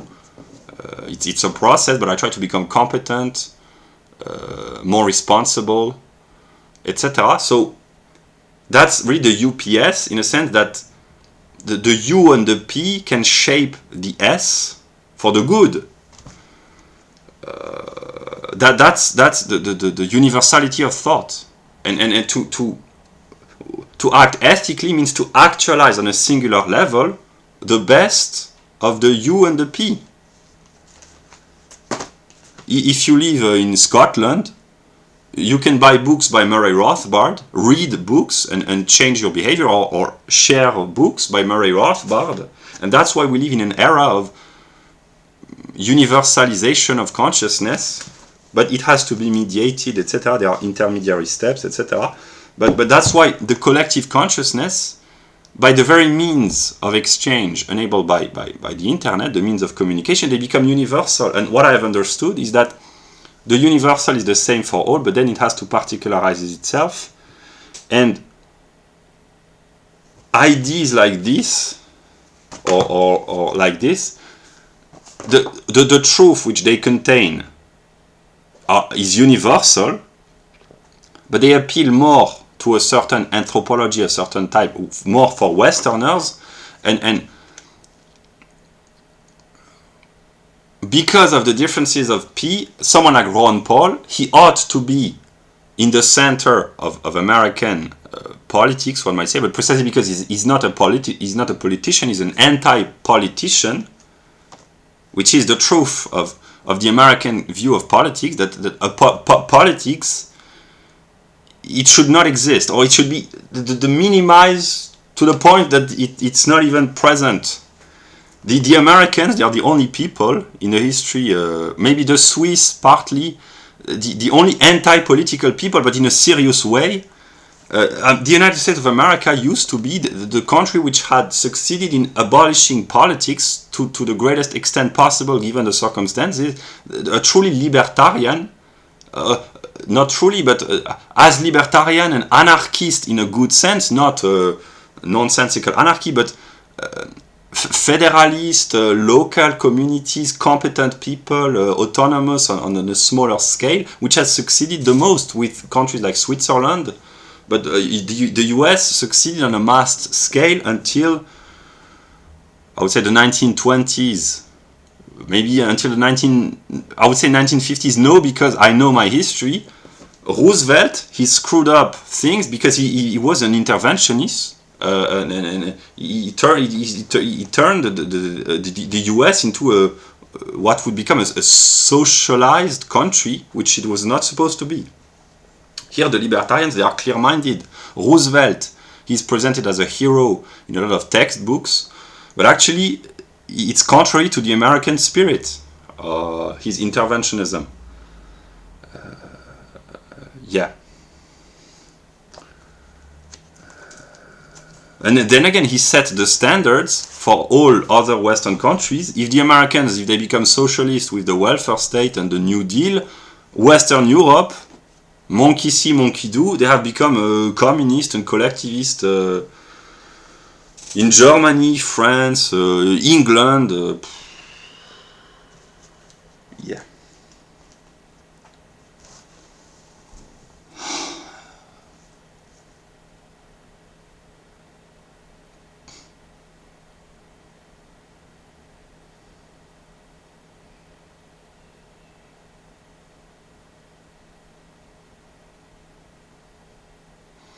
So, what I wanted to say, I will go my own way, and I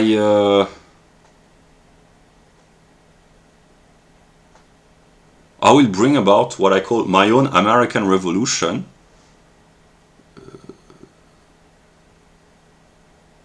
and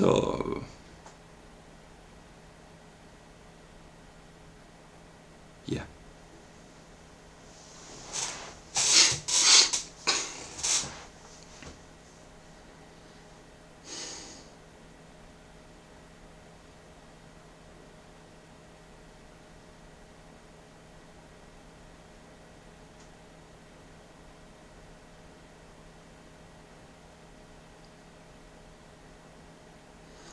Here I express psychological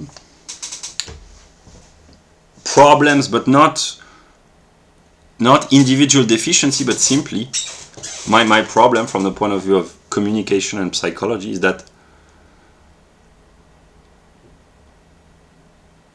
I I would like to be able to have interesting discussion with intelligent people, but I don't want to be listened to blindly by people, because here I will give an example.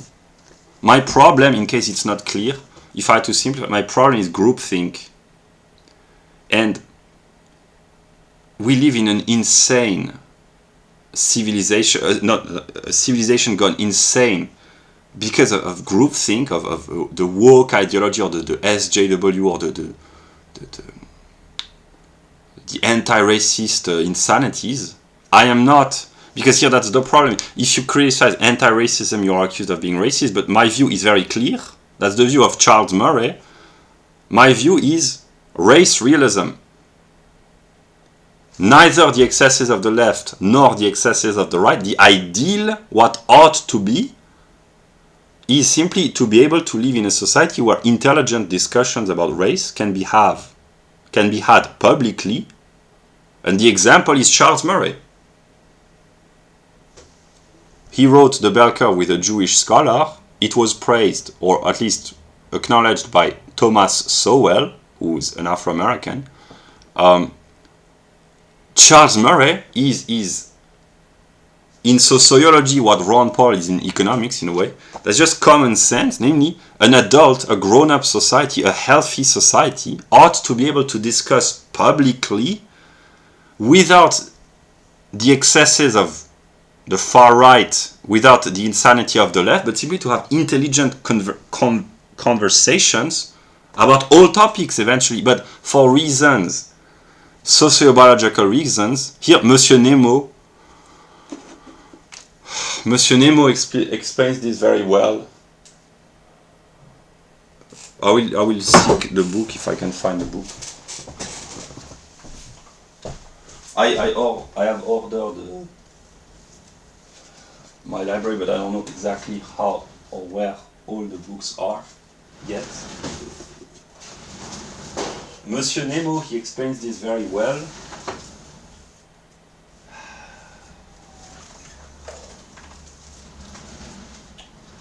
The problem of intellectual collectivism, this is an inherent problem in humans.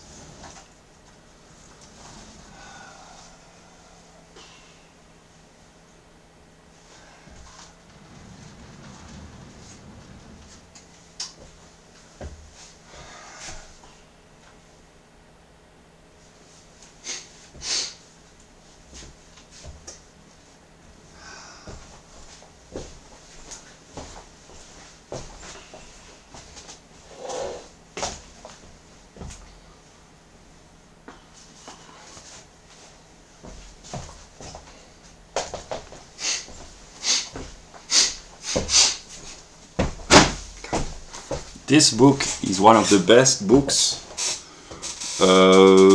written in French, probably in the 21st century. And it's worth being translated, because UPS, it talks about the singular case of France, but actually it contains analyses and remarks which are worthy of being read. So I will not do this myself, but if you have the intellectual and financial possibility of translating this book in whatever language, it's very interesting, because he explains from a sociological and religious perspective. It has to be complemented by the sociobiological perspective. He explains groupthink, basically. And yeah, groupthink, that's why also I am the negative. I cannot stand groupthink, stupid people mindlessly repeating stupid slogans that they do not understand. And here I just take an example which might be thought-provoking. Of course, I agree overwhelmingly with what Ron Paul says, and the people who support or agree with Ron Paul spontaneously, I tend to have an intellectual affinity with them. But just to illustrate, the people who chant, who chanted in 2012, "End the Fed," of course that's good, but if you just repeat this because it's trendy, and if you are unable to explain why, if you are unable to explain the structural problems, it's better to remain silent, actually. In the sense, what I'm trying to express is that groupthink and collective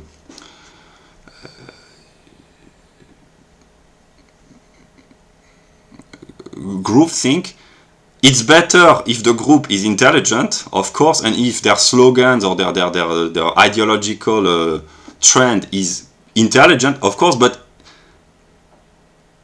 here, yeah, I will use categories. The content is important. It's better to sing intelligent slogans collectively than stupid ones. But so the content is important, but the form, namely the fact of repeating what groups of people collectively say, in a way, for me, that's wrong. Even if the content is right, it's wrong to repeat if you are unable individually to understand why. That's the monkey mentality. If you just repeat intelligent things because the group says so, even if the group, because sometimes groups are intelligent, like the Germans sometimes, or like the Americans, but no, precisely. Here I will say what I think. One of the reasons why I love America so much is because it's a country of individuals, at least it used to be. What I want to say is that my ideal, maybe it's too high, but it's to promote individualism as long as possible, because what I would like for humans is to be able to arrive at truth on their own merit, and to improve individually as much as possible without being told, because I fell into this trap. I tended to copy Hegel too much because the figure of authority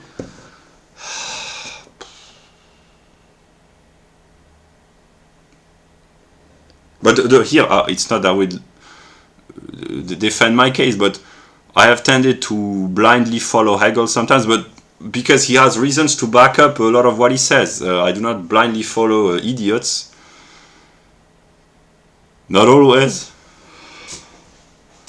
But I had my reason, my intellectual reason. I independently traveled a lot, and I tend to give credit to people who have proven consistently that they are able to formulate intelligent ID, accurate ID. But here again, there are subtleties.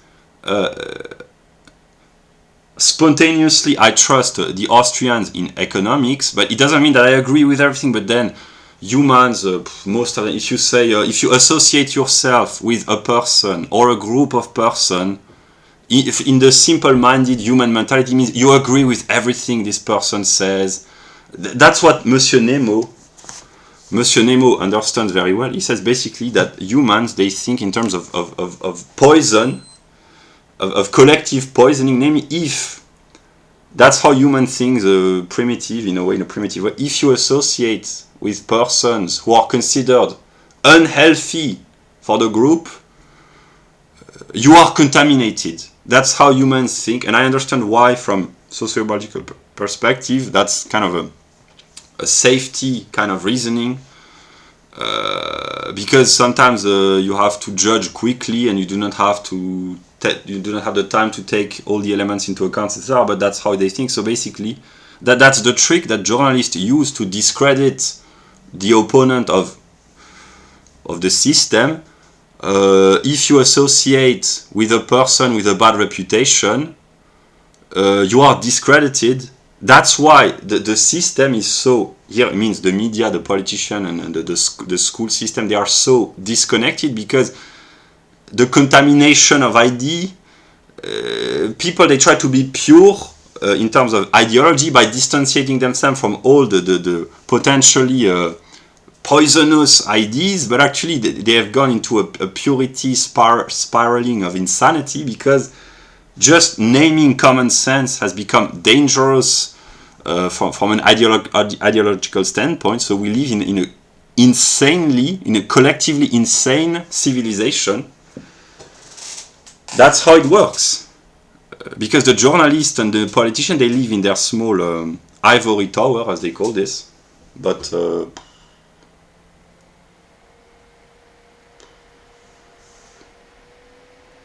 here, I will take another example. Trump.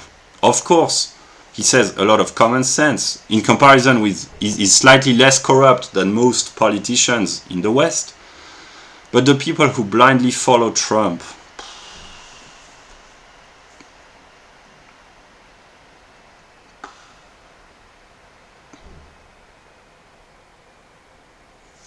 it's better, in a way, to blindly follow someone who is less corrupt, less stupid, or less decadent than to blindly follow the corrupt, the stupid, and the decadent. But the very fact of blindly following, whether it's right or wrong, or it's better than if it's right, but the ideal would be to independently follow the intelligent people, or even better, to independently walk your own path. That's what I intend to do. And I don't want blind followers. That's what, maybe that's wisdom. At some moment, I don't know, but if people want to trash talk me when I say stupid things, that's a good thing. Maybe that's why I love the Anglo-Saxons, the atheist thinkers, Dawkins, etc., his crew.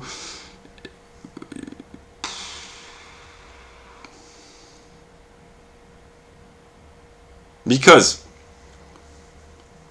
to be an authoritarian, you need to force your view onto others. It seems like a sign of strength, but actually no.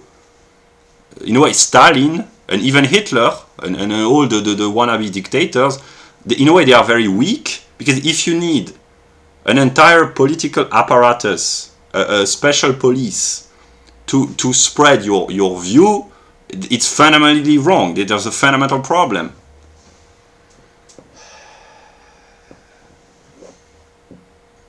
If you need a secret police and an army and etc. to maintain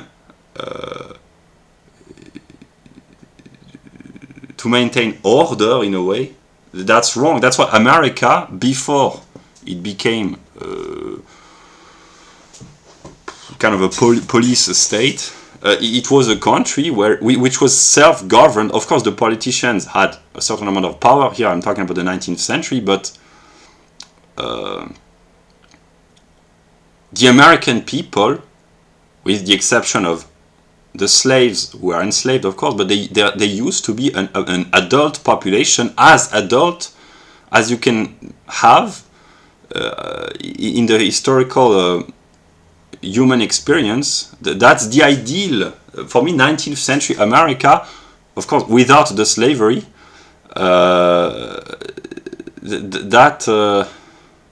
that's just a successful human society as I envisioned this. Of course, there were problems like in every society, but the people, they were relatively or even significantly more mature and responsible than most other peoples in the history, not only of the West, but of the world at large. And my problem, another way of formulating my problem, is that on an individual level, I'm incompetent on many topics. I try to improve constantly, to learn, to mature. But the problem is that I am not completely competent on an individual level, but I am surrounded, in a broader sense, by a mass of children. I'm not talking about anthropological children, I'm talking about ideological children, namely people who, even though they might be old or adult, they are mentally and intellectually, they behave like children.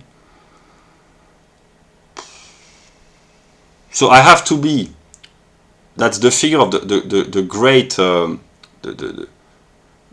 brother, the oldest brother, the oldest brother in a family with no father. He has to mature himself and to grow up, etc., but also to take care as much as possible to the younger children. That's how I envision things. I have to improve myself on a singular level correcting all my flaws, but also taking care of people who are even more incompetent than I am sometimes. But the problem is that they obey authority from people who lead them to collective erasure, one might say. So my problem is that I have tried unconsciously, but no, I have to gain status while trying to avoid all the problems, because that's the problem of intellectual monopoly. The reason why I advocate libertarianism and Austrian economics is simply because there can be no liberty, intellectual liberty, without economic liberty. They go hand in hand, and the reverse is true as well. They mutually, reciprocally reinforce and strengthen one another. That's why, basically, the reason why the elites, in the corrupt sense, in the Western world, the reason why they are socialist is for the simple reason that they are monopolists.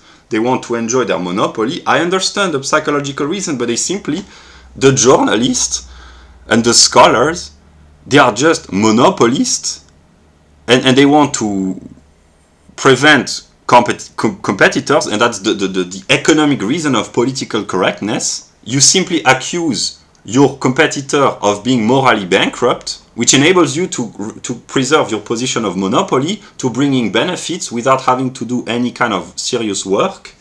And that's the simple reason, here I express very simply an idea, that's the simple reason why those who have to struggle against the system, in a way, in economics, these are the libertarians and the Austrians, the reason why they are so intelligent, it's simply because they have to struggle and to improve and to become successful on their own merit. And they are the competitors, and they are prevented either by being blacklisted or shadow banned or censored in one way or another. They are prevented from expressing their views, but the monopolists of all sorts in the social sciences, in politics, in journalism, they have become so decadent because they haven't had any competition for 50 or 70 years, because every time an idea which kind of conflicts with the current worldview arrives or emerges or had emerges in public debate, in libraries, publication, it got censored one way or another by being ignored, etc. That's why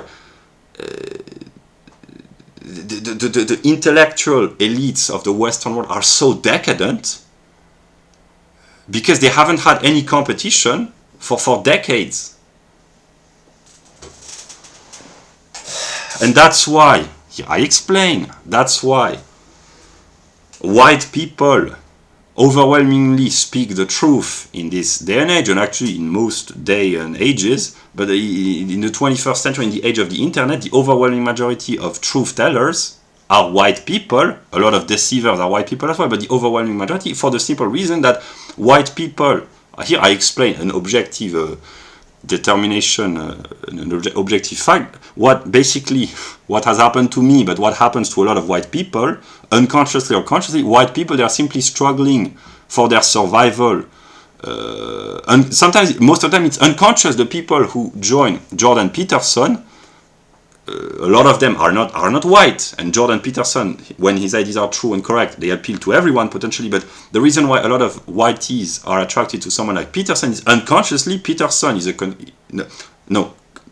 Peterson is a conservative, but unconsciously the people who join him, they want to preserve what's valuable, and they are not even aware of this, but actually what they care about is their own people.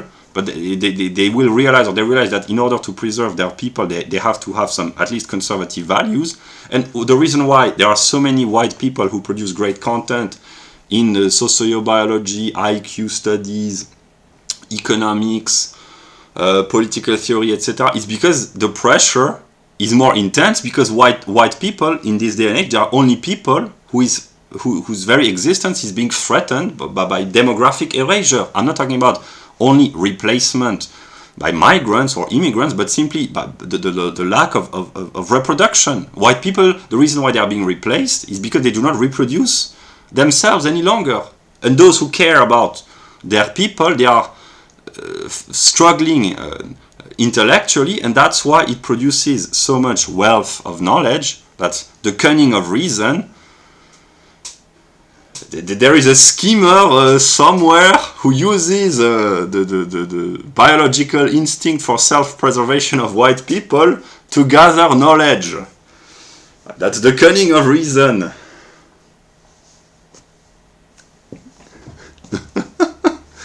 But here, I will say very intelligent things. Someone like Richard Lynn and his studies about IQ.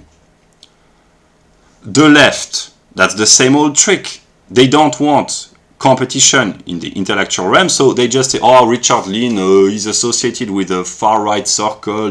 That's pseudoscience. It's a very easy way to discredit the competitor, to preserve the monopoly, but actually Richard Lynn, whatever his personal intentions are, and maybe, probably the reason why he's interested in the ethnic differences in intelligence, it's probably because he cares about white people. But these are his subjective motives. And from a scientific standpoint, they are completely irrelevant.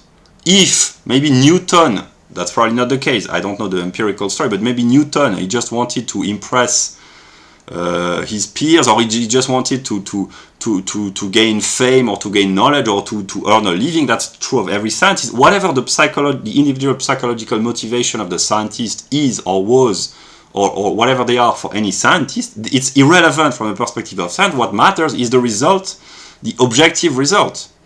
And the left, they use this psychological manipulative game by appealing to the imagined psychological motives of their ideological competitors to discredit them. But actually it's irrelevant from a perspective of science, because in the case of Richard Lynn, but many others, his personal inclinations, they are irrelevant. What is important from the point of view of science, which is universal, which appeals to everyone, is what is being produced.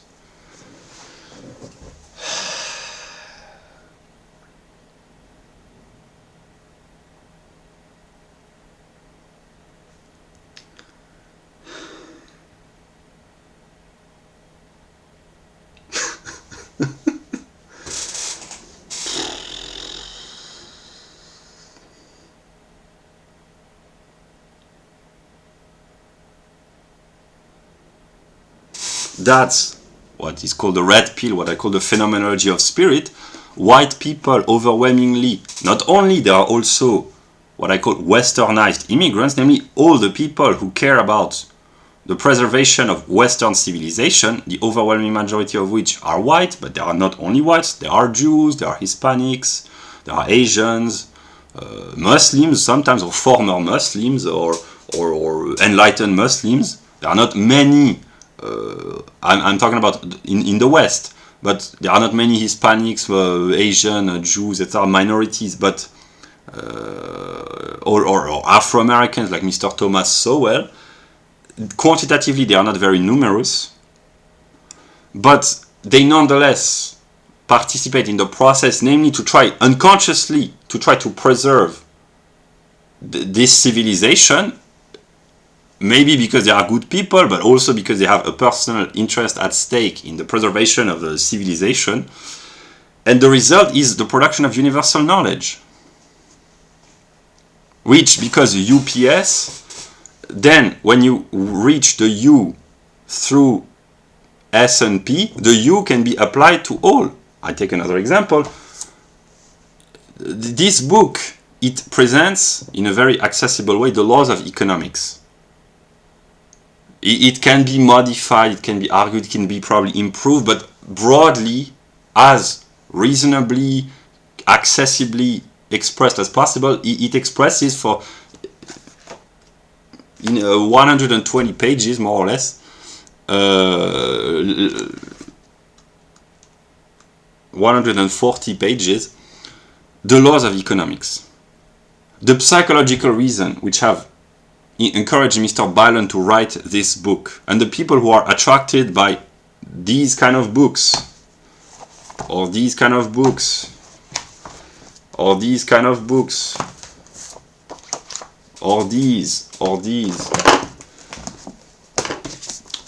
kind of books, or these kind of books, in a way, it's irrelevant psychologically for anyone but themselves, but the objective result is that the knowledge is universal and it can be applied to all other civilizations, all other human groups, etc. In this sense, Mr. Per Bylund, he has more power, in a way, than the entire Communist Party of China, simply because he understands the laws of economics. And I read this, he says somewhere, the laws of economics, they are immutable, they are true whether or not people are aware of these laws, and they apply to everyone. They apply to the Chinese, the Indians, the Sub-Saharan Africans, they apply to the Inuit, they apply to the people, if there are people in outer space, in international spatial agency floating around the moon or around the earth or wherever, the laws of economics, they apply there as well. Yeah. So the person who understands these laws is more intelligent in a way than all those who don't. Because all people, eventually, they are subject of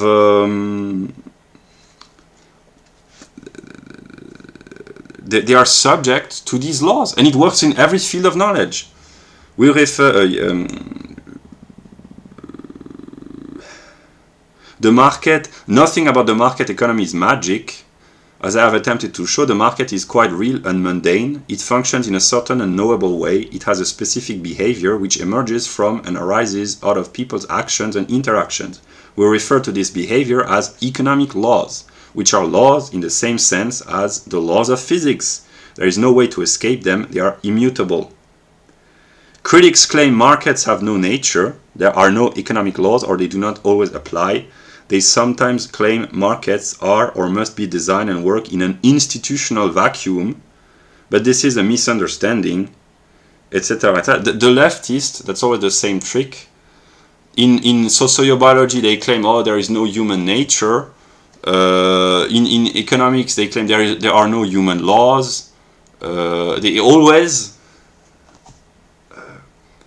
want to reshape completely. And the right-wingers, they are always those who say, no, there are laws which apply. Yeah.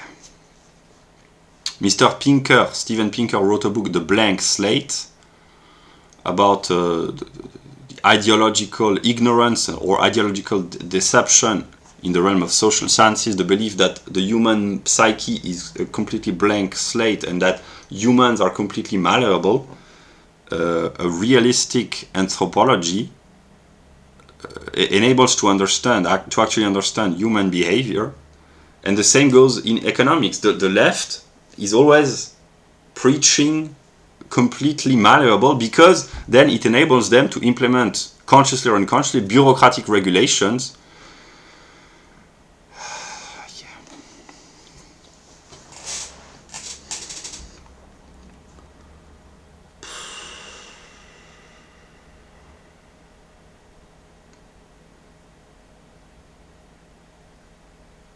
When I'm in a stable mood, I'm just a person who would like to do science, and for me science is very moderate.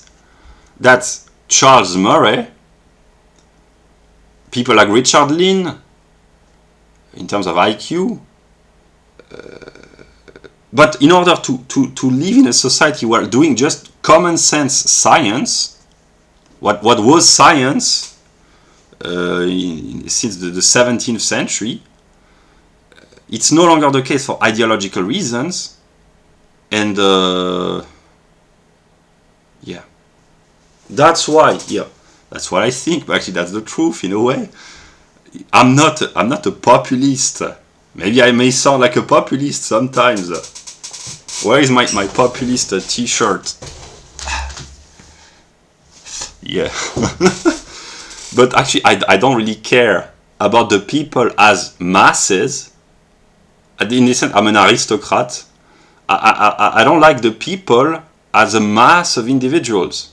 I like people's I like people within the people. I mean, people as individuals, but a collective mass, no.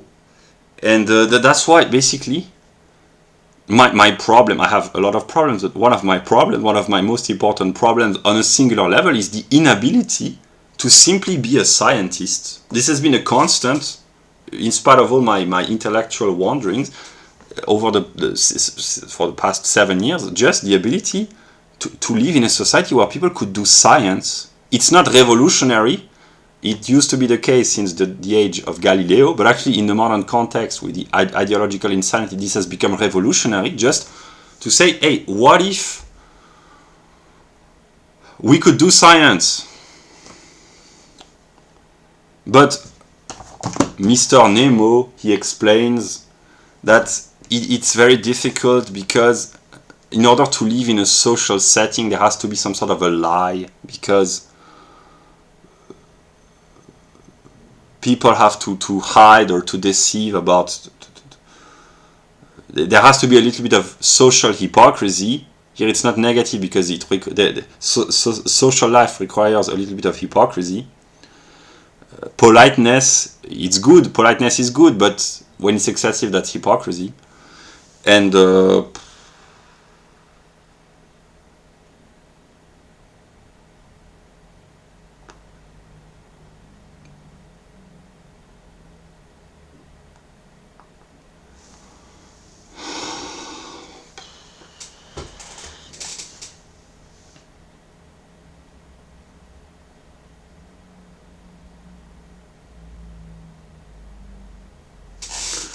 in a way, I'm just an individualist aristocrat. I'm not a blood aristocrat, but I'm a wannabe intellectual aristocrat, and I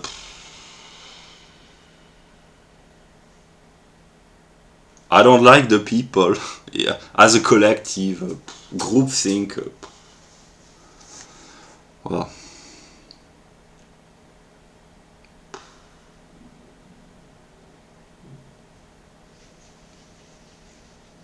That's one of the consequences of my autism.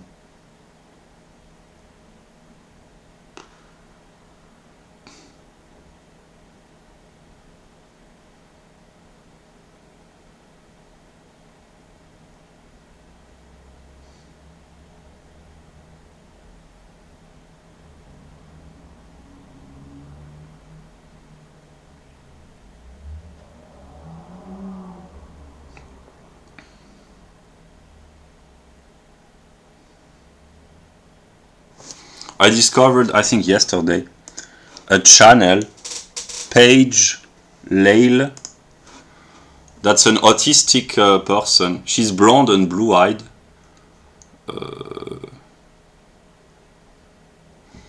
I love autistic people. Almost all the autistic people that I've encountered, I kind of spontaneously love them because they are kind of unique in a good way. They are a little bit magical people. And this person seems to be a wonderful person, but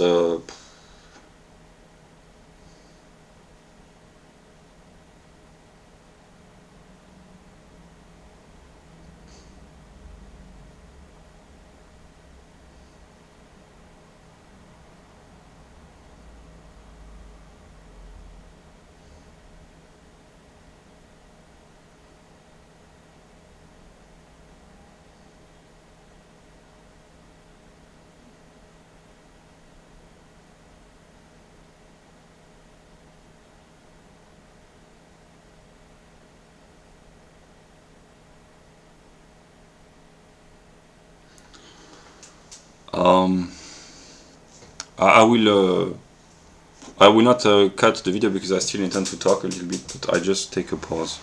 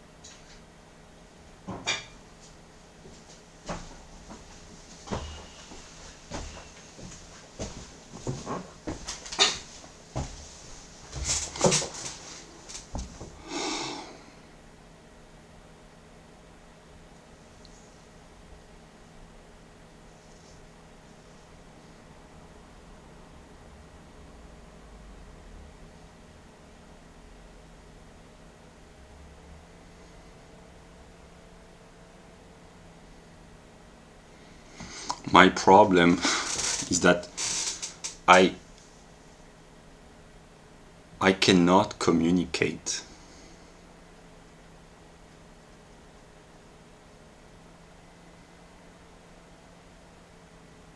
I have failed to communicate, but I learned from my mistakes, but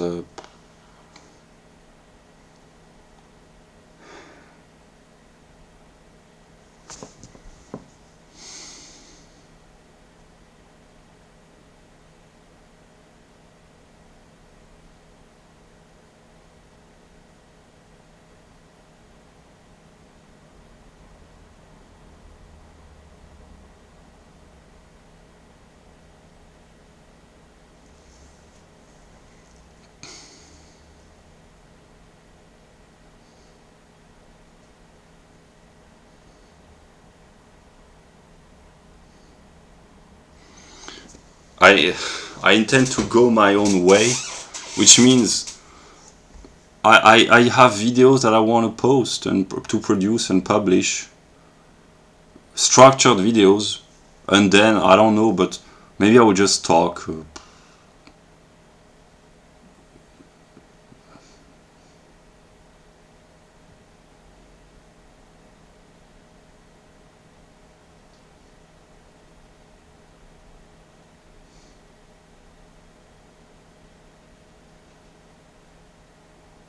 I've reached a level of so much complexity. The image that I use to represent myself is that I am swimming in an ocean of information, and I'm trying not to sink. And in order not to sink, I just need to express myself and to speak on my own terms. That's what I call this. Namely, I've reading a little bit of Spinoza has helped me. At some point, Spinoza says, truth is the index sui et falsa, the index of itself and of what is false. Namely, if you try to think how the other thinks and why he thinks the way he does, it's so exhausting. And instead of the truth trying to adapt to, it's not really the falsehood, but the delusions of the others, my view is that I will just speak the truth as I envisioned. It's not, I mean, partly in a very complicated way, but simply sometimes just ordinary. And my compass here, it's the bell curve. Simply, if you speak about the bell curve, instead of trying to adapt to the other, usually the leftist scholars who try to say there are no differences of intelligence. Yes, there are, but it's due to historical oppression, systemic. If you try to adapt to the categories of the other, while personally knowing that they are kind of either delusional or fake or manipulative or erroneous, if you just, I've understood this over the past few months, what I call become my own center. As long as I can, I will just speak my way, my view, and the others will have to adapt.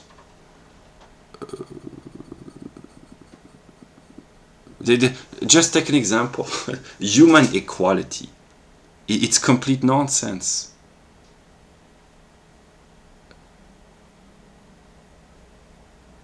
So trying to adapt to those who say that humans are equal and try to understand into their view and their argumentation and their references, it's so complex. I have bought the books, critical theory, etc. So the other perspective is simply to state the facts with the proper theory and let the others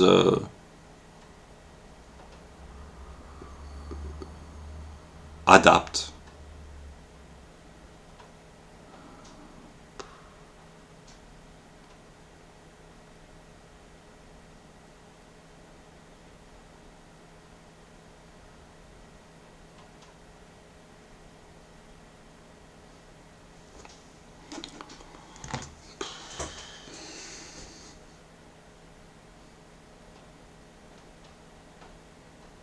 I've been driven insane by the fact that I am the negative, but actually Ron Paul has helped me bring mental sanity.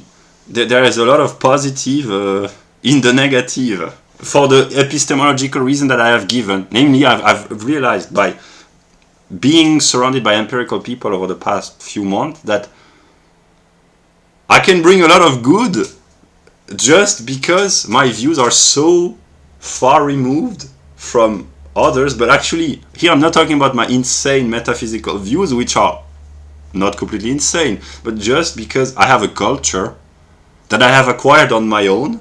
I am not ideologically influenced by anyone, in a sense that, of course, I draw an enormous amount of inspiration from a lot of people, but I have not yet been corrupted by the social game of trying to fit in. Yeah.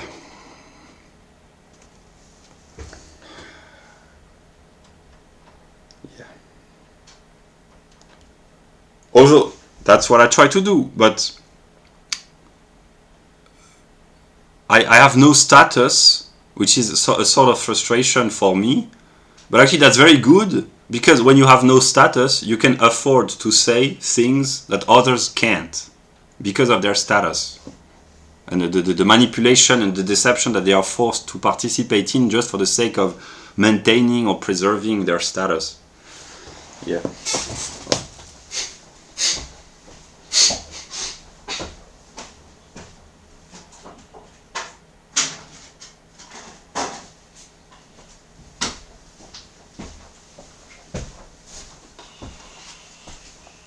One of my ambitions was, and still is, partly to change, I wouldn't say to change human nature, no, but to change human behavior in a sense that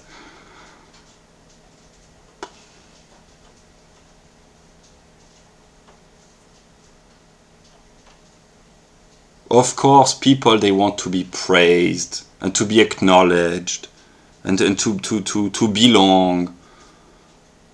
Of course.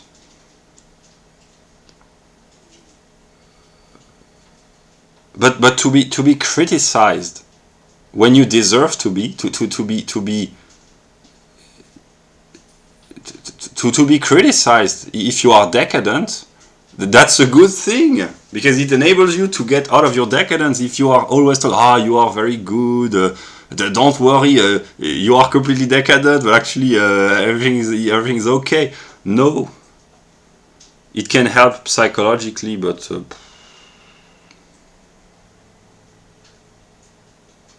of course that's one of the origins of the social deception, is that people, they want to fit in because they want to feel a sense of belonging, they want to be praised, they seek the approval of their peers.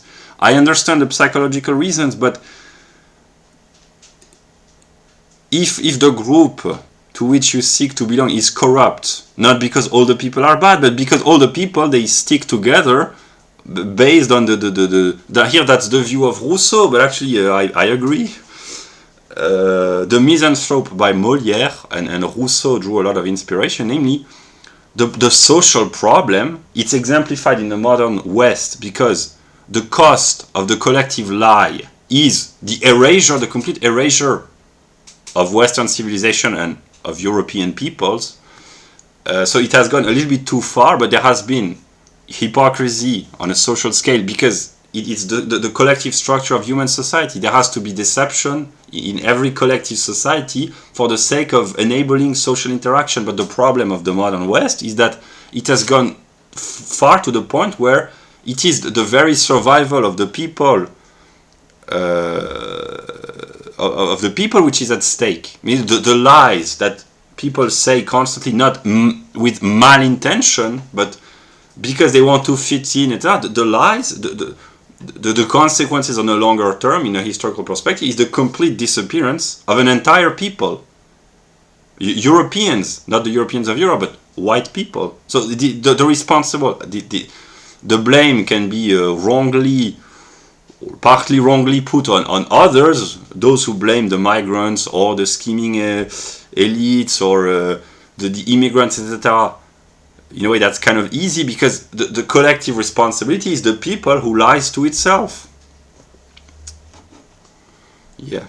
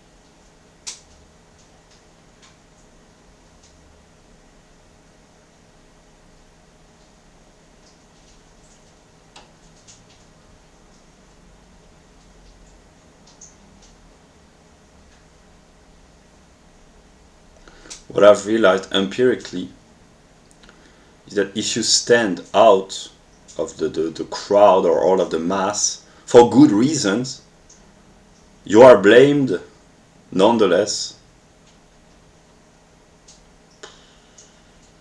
Well,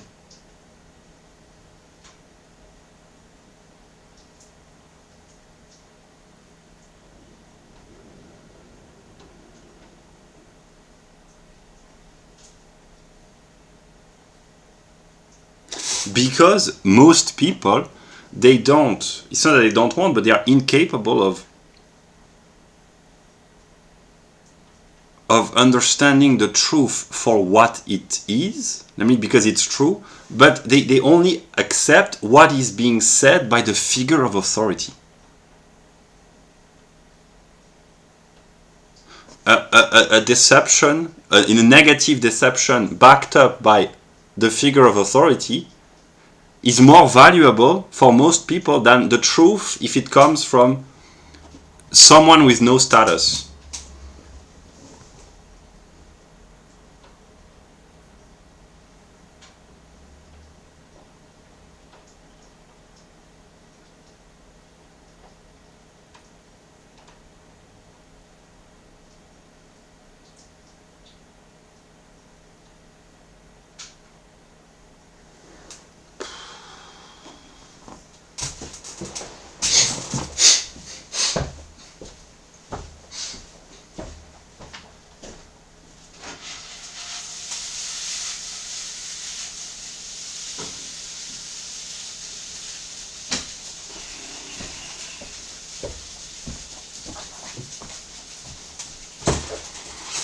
One way of interpreting who I am, if we leave aside the religious aspect, is just an autistic person with an interest in knowledge and science, and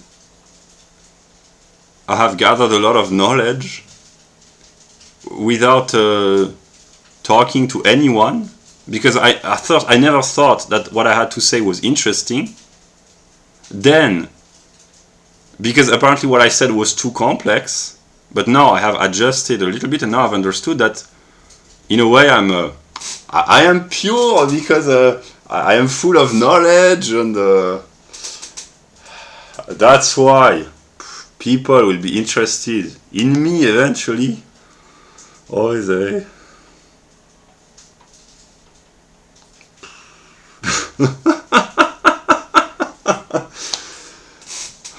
Some people, they will say, oh, but actually we love you.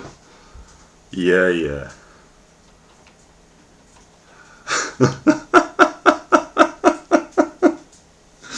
You're not as bad as I thought you would be. Well.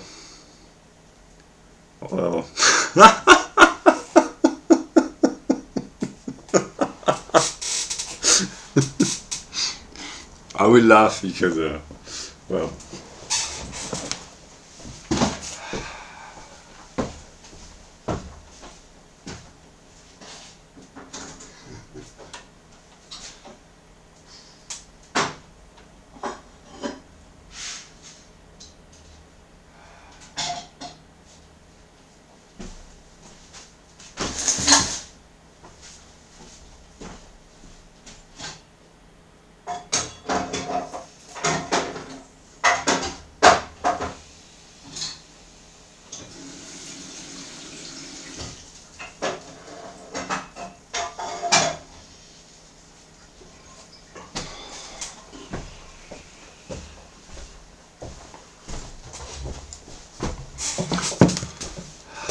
I have become a little bit insane because interacting with empirical people over the past many months has helped me realize that what I had believed was genuinely good for many years, namely intellectual rigor, systematicity,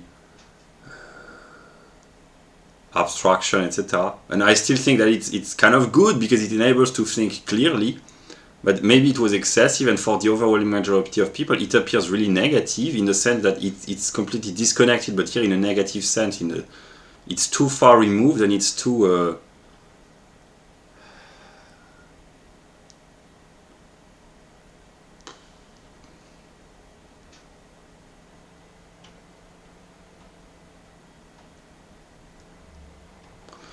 here I will be honest. I had believed that what the religions call whatever the devil was some sort of a grotesque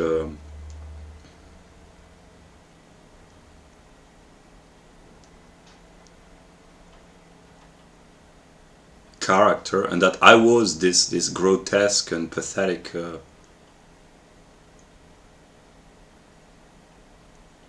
person, I guess. I can have kind of embarrassing aspects, but actually negativity and evil, I've understood, I've realized this can be actually a very the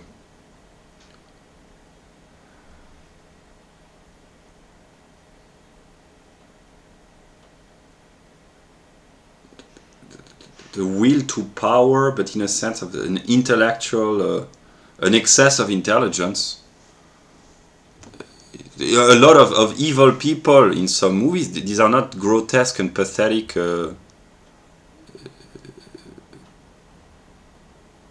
individuals, these are super intelligent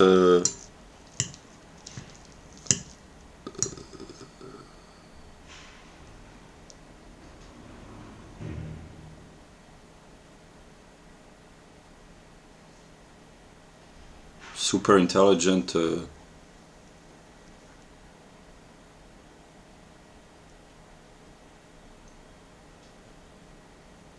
entities, one might say. And my problem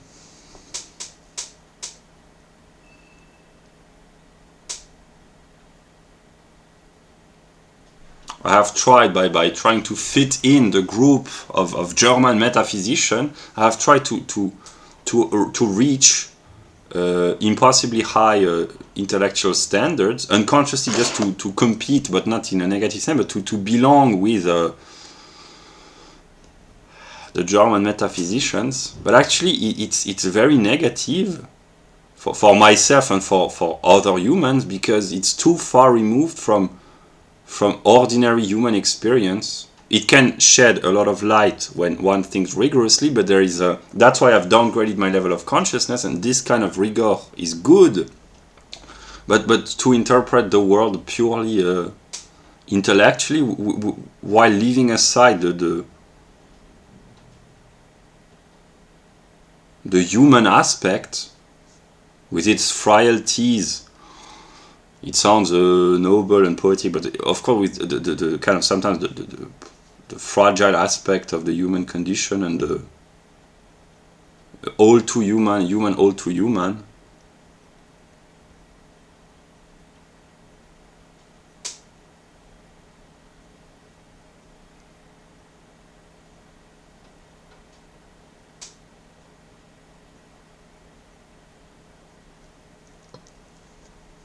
Yeah.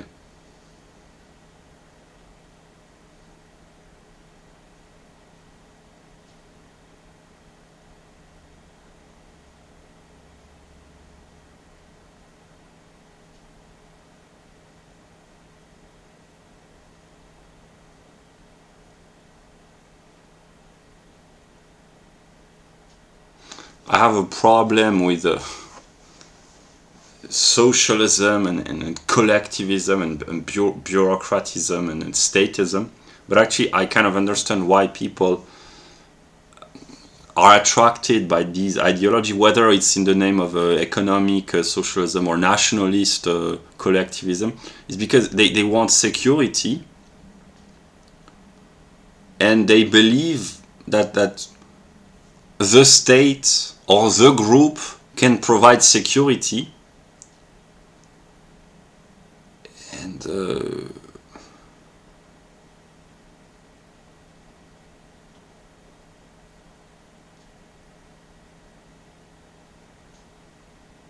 they want a protector, actually. And my search for a protector unconsciously was the German metaphysician, or where the German metaphysicians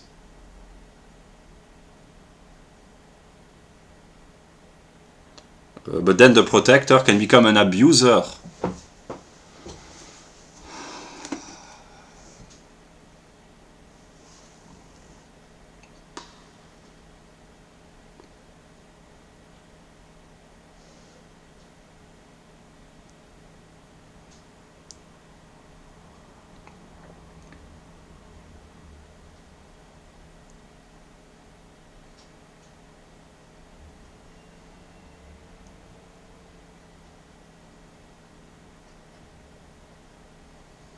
Yeah.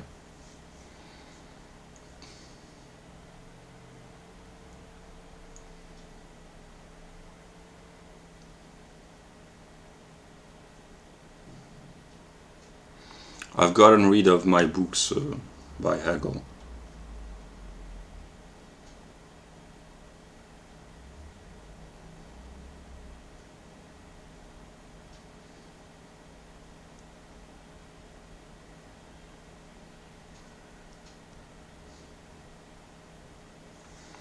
Well,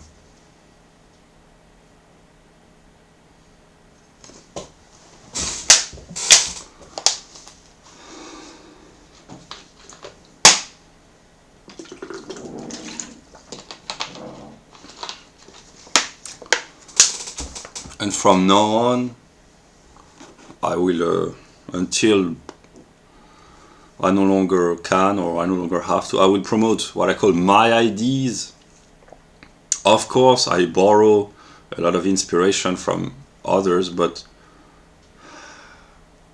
I will go my own way, means I will stop trying to copy. But yeah, that's why eventually I understand the leftists, because they try to copy and to imitate the figure of authority, because either they seek protection or approval, and I have done the same mistake.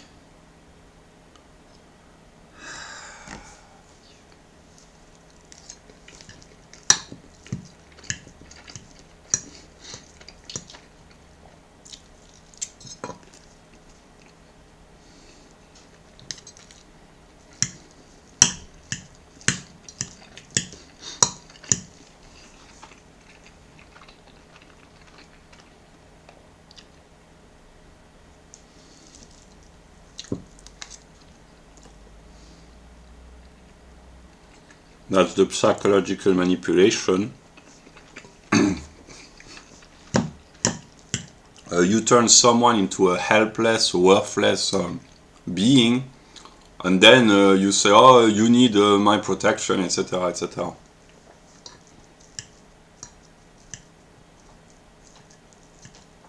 And I've held the belief for a very long time that I was completely worthless as an individual.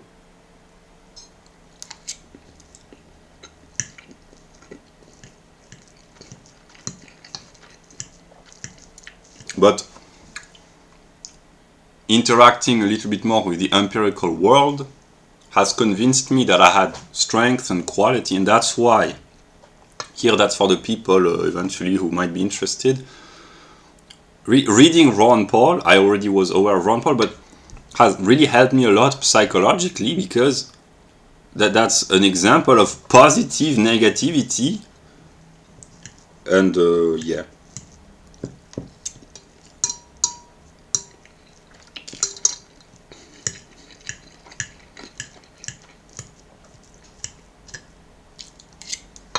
So I will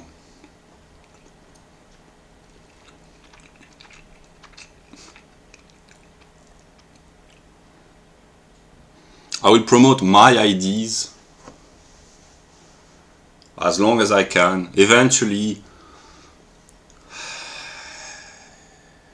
I cannot get rid of Hegel or whatever Hegel is, because yeah.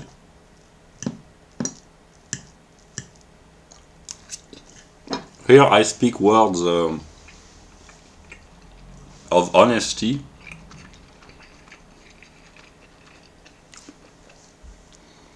I know that there are people who will appreciate me eventually, but if I can be honest, if you the other who get interested in me and who appreciate me, if I can say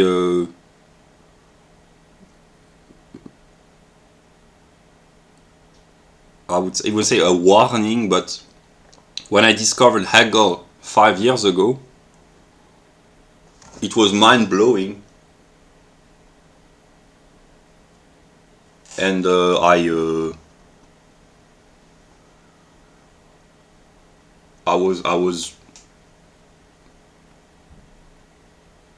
had admiration, and I still do, because yeah, but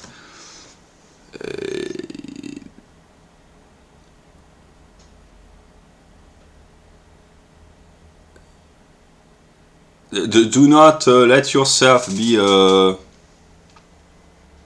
impressed or fooled too easily. And I have negative aspects, and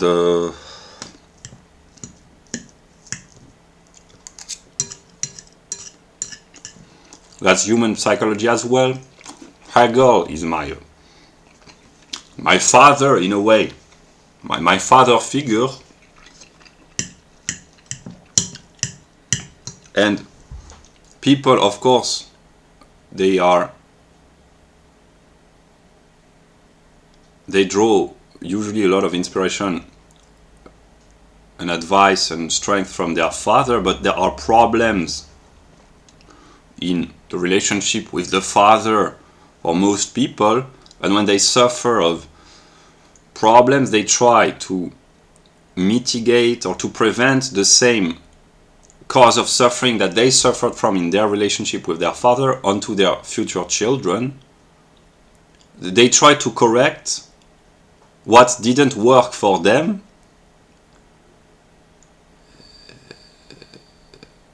This causes problem in the next generation, because every generation is raised by parents who try to correct the errors of their parents, and this causes problems. And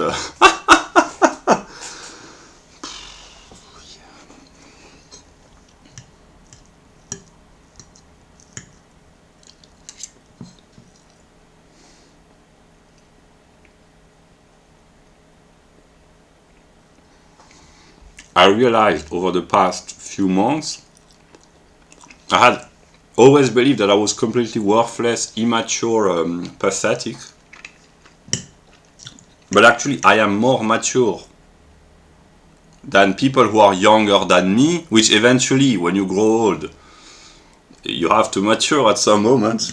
So I've understood that a lot of people younger than me, which sounds stupid, but actually, because of my social isolation, I haven't been used to interacting with almost anyone up until last year, and even less so with younger people. But actually, a lot of young people here, that's where I start to think like a conservative, although I'm just 30 years old, but when I see people, late teenagers or early adults, I already see the decadence, which although, because of my historical knowledge, I know that when I was a teenager, the civilization in which I live was already decadent in comparison with earlier standards, but even in the matter of a decade or 15 years, it is still becoming more and more decadent. That's how you become a conservative when you grow old. In the old days, people, they had standards, they were respectful, and now the youth is immature, and they are they do not behave.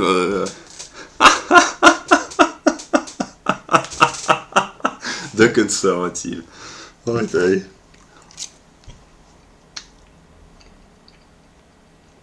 Do I make my joke about American conservatives? I will make this joke later. Not in this video, but I intend to make the joke. Yeah. But yeah. So I've realized that even though I have always thought of myself as being immature, irresponsible, pathetic, and I'm still partly incompetent and immature in certain aspects, and I still have a lot of work to do, and I work to improve, but I am much more mature than a lot of young people in the West, because of the inherent structural social reason which produces mass scale immaturity, incompetence, irresponsibility. It intensifies with each passing generation, because the people who are supposed to train the young, not only in terms of sharing knowledge, but in sharing ethics in a broader sense, namely rules of behavior, they themselves, with each passing generation, in the chronological perspective, they have gone through the same socialist system of indoctrination, collectivist, statist, collective education, the welfare state, the monopolistic media, the dumbing down of political life and debate, the suppression of intelligent conversation in the public spheres. It produces people more and more stupid with each passing generation.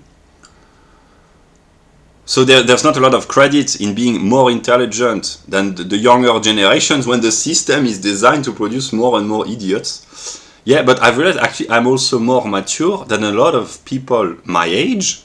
It was not the case until recently, but I have matured, and sometimes there are a lot of people who are old anthropologically, namely the age of their body. Their age is old, but their intellectual maturity is not. Usually when they are really old, they are kind of mature because the unprecedented decadence of the Western world, which has started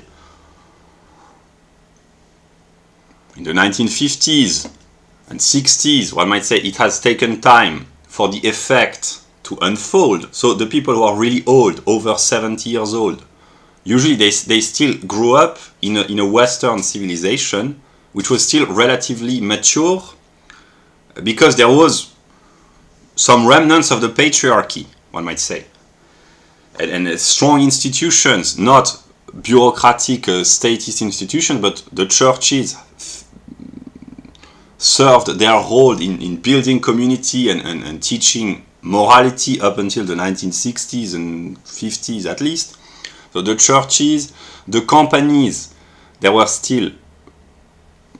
still had the paternalist view of the 19th century. The boss, there was still the boss who took care of his employees in some sort of a compassionate, sometimes a little bit hypocritical, but the old business firm where you enter into the firm at 20 years old, you work for 45 years or 50 years or 40 years in the same company with a hierarchical structure, respect of authority and rule, etc. The classical institutions which enabled, or the military, the police, etc., the institution which enabled a society to function more or less, everything has been dissolved by the leftist revolution, intellectual revolution of the 1960s. And after 50 or 60 years of dissolution, well, so the people who are really old, more than 60 or 65 or 70 or 75 years old, they are still relatively healthy psychologically. I'm not talking on an individual scale, I'm talking about on an anthropological scale. Most of them, they still have common sense, but after 30 or 40 years of welfare state, tititainment, as they call this, the mixture of mass entertainment and tits, not only pornography, but a loosening of sexual morality on a broader scale, it has really had negative effects.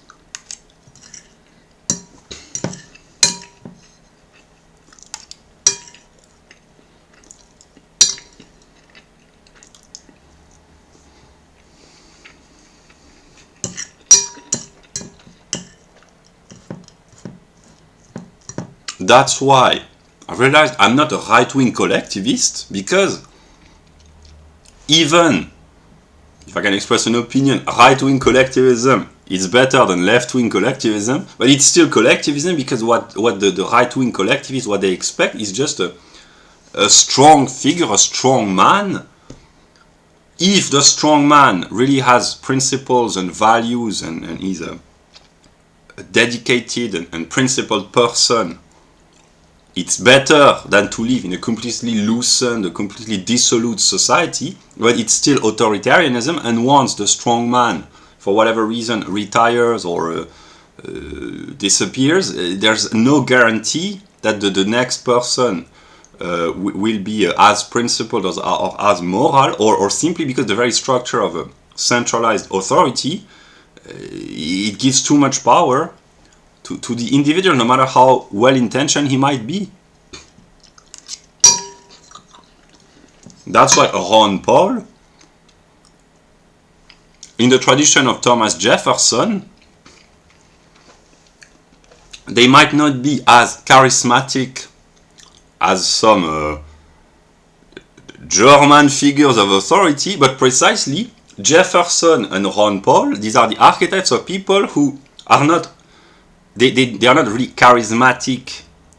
I mean, Ron Paul has a lot of charisma, but they are not strong men. They are charismatic, but they are not strong men. But that's good, because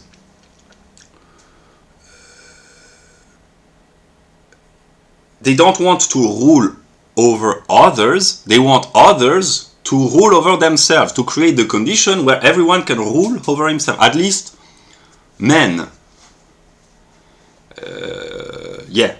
To create stable family units where the male rules over his household. Yeah. That's why I've been thinking about this. I've been thinking about the great revolutionaries of the Western world. The five which come in mind spontaneously: Martin Luther, Cromwell, Robespierre, Jefferson, the founding fathers, and the Austrian that shall not be named. The most successful, these have been the founding fathers, the American founding fathers. All the others, and Cromwell partly, but no, all the others, they were really excessive. Martin Luther, well, spontaneously I'm on the side of the Germans, but the consequences, they have been really good on a long-term revival of religious freedom, but it has brought a lot of disruption. Cromwell, I'm not an expert in the history of 17th century England, but he was kind of a little bit excessive. Robespierre, he was principled, but it was excessive. Not necessarily because of any fault of his own, but the context, yeah. And the Austrian that shall not be named, well, it was a little bit excessive as well. Jefferson, it's a little bit less appealing because it's not as charismatic, but actually if you judge the results, these are by far the best results.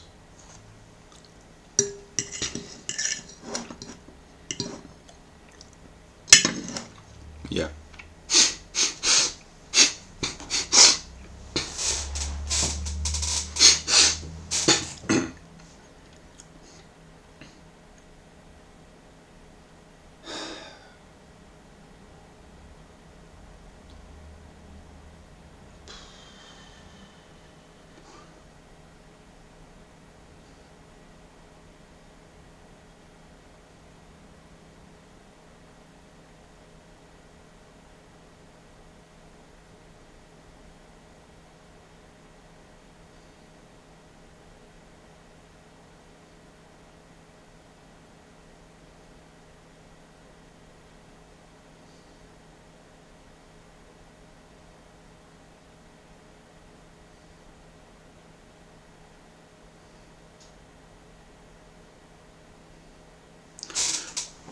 For the past 5 years,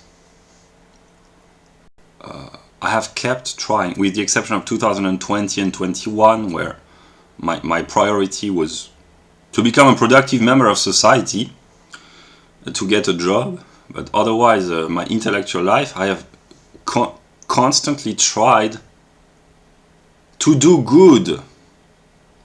I have not succeeded because I've made mistakes, but that's what I've been trying to do.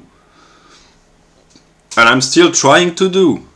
My life, since 2018, is a struggle against...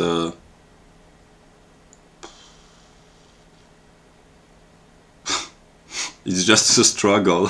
I don't even know what I am struggling against. I'm just struggling.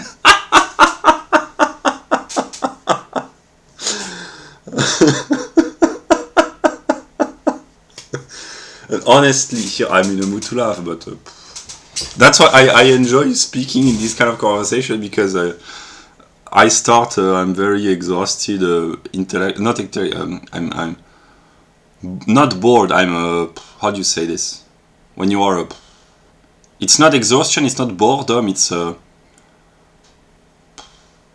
you get the idea. Yeah, what was I saying? It's a constant struggle, and I do not intend to give up the struggle, but simply I've realized that here I will speak about God.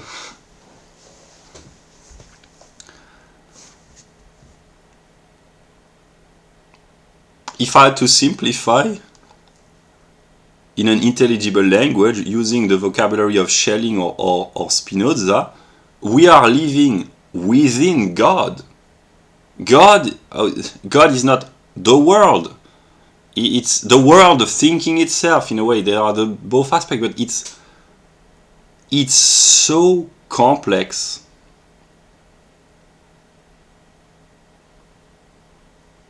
that it really hurts. Intellectually, it has become painful for me. Not always physically, because sometimes it does, but it's lack of sleep. But I have come to a point where the suffering caused by an overwhelming amount of information, one might say. And information, it doesn't mean necessarily just the news, but simply the world is a field of information. Going outside, you are informed by the temperature, the weather, the climatic condition. These are information. People, when they speak, or simply when they move around, you are being informed through your senses. And then if you try to process the sensory data by the mind, first, the sensory data, they can be overwhelming, but if you isolate yourself in a peaceful environment, that's okay. But if you try to process, to think about the sensory data, it's so exhausting. That's the image that I have in mind. The ocean, I am just my view is that God is some sort of an ocean, and I'm just a person trying not to sink completely by holding to a floating piece of wood. For me, that would be the Bill of Rights, the rights, the inalienable right to liberty, property, the right to speak, and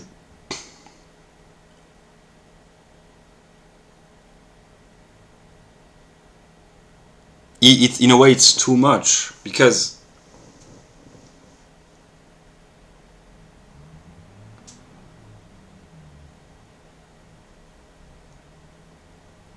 it's too vast. There are too many data. In a way, it's absolutely fascinating.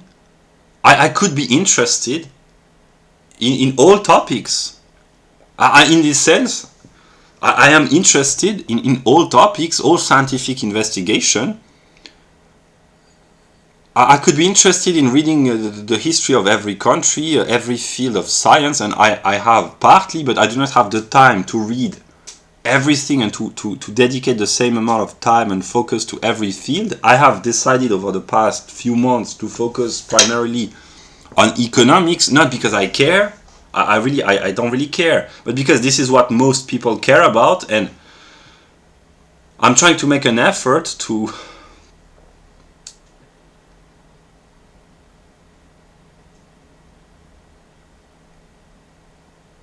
reach maybe that's to introduce theory, which is kind of what I'm interested in, into what most people care about without thinking about this, namely economy. I don't really care as such. But that's kind of a compromise, but the purpose is not to bring about prosperity. It's just to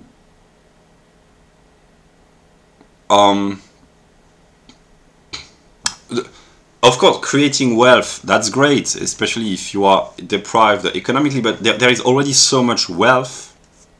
I'm not here talking about economic wealth necessarily, although there is, because there's a lot of waste. People in the West, at least, they are poor, but because, for many reasons that I have already mentioned, regulations, dumbing down of the educational system, etc., but there's also an enormous amount of waste. Food, vicious consumption, alcohol, cigarette, drugs, pornography, and all sorts of useless stuff, which are poisonous. I've already talked briefly about this, but the wealth of knowledge is kind of infinite.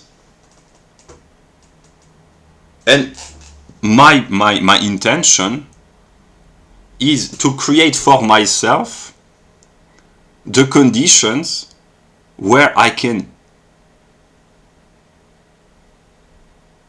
just stabilize, to bring about the condition where it's possible to peacefully study either books or the world, or just to have a simple life. I'm not saying that I will succeed for myself, but that's what I consider good.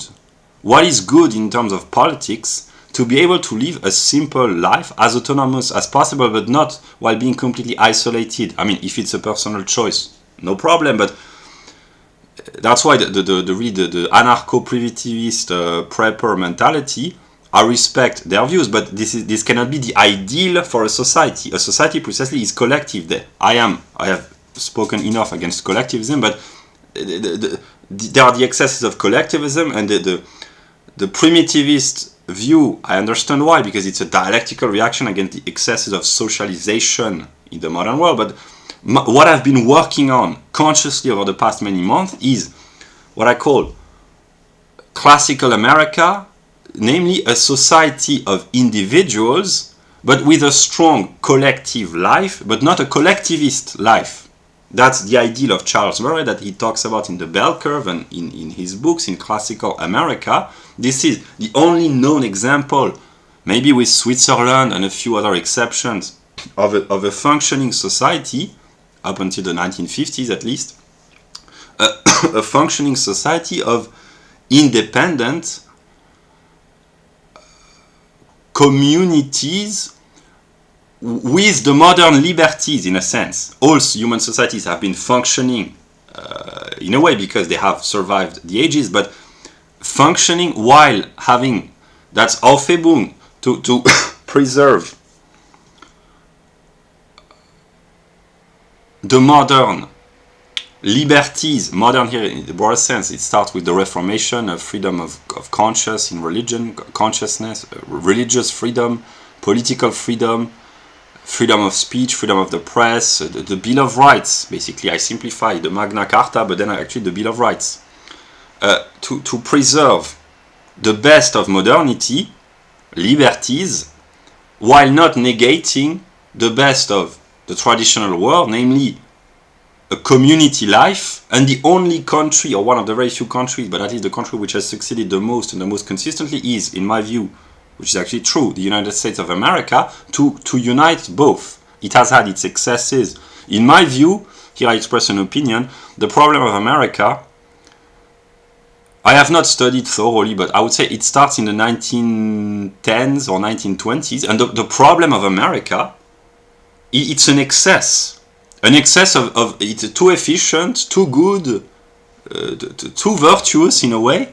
The Americans, they have started to decline since the 1950s, but the political decline, that's already Roosevelt, who steals the gold of the people, and who implements a socialist legislation. It's okay for most countries, but not for America. And even before the Fed in 1913, and the progressive income tax, here again, the libertarians, they are right, the progressive income tax is anti-American. So the Americans, my view, here I have not studied thoroughly in a scholarly way, but the problem of America, it's not external. Of course, a racial view might say, second half of the 19th century, immigrants from Eastern Europe or Southern Europe, that's partly the view of the racialist, like Stoddard, etc., Madison Grant, etc.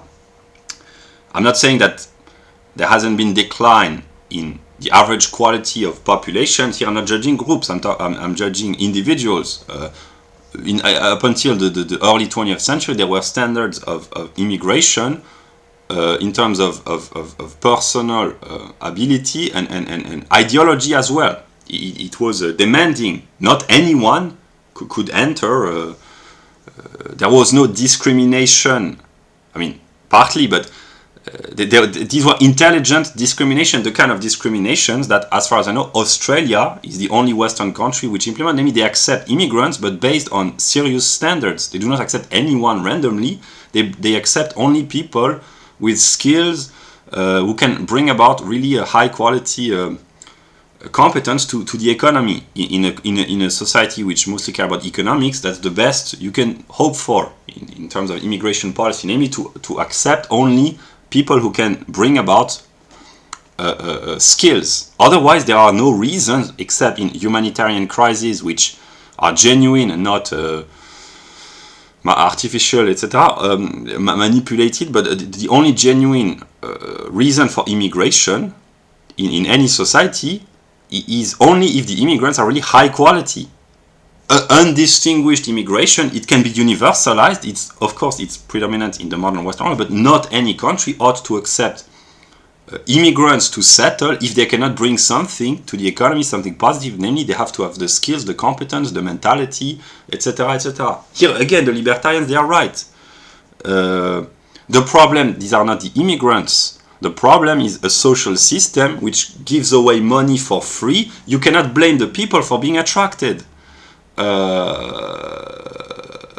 you can blame the native population for letting itself be fooled by false socialist promises. Yeah.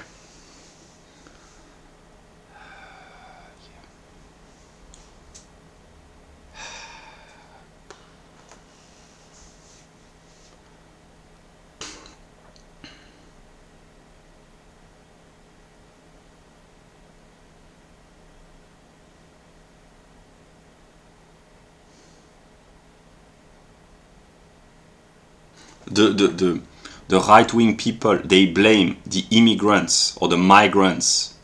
But the migrants and even the immigrants, they have no power in today's Western societies.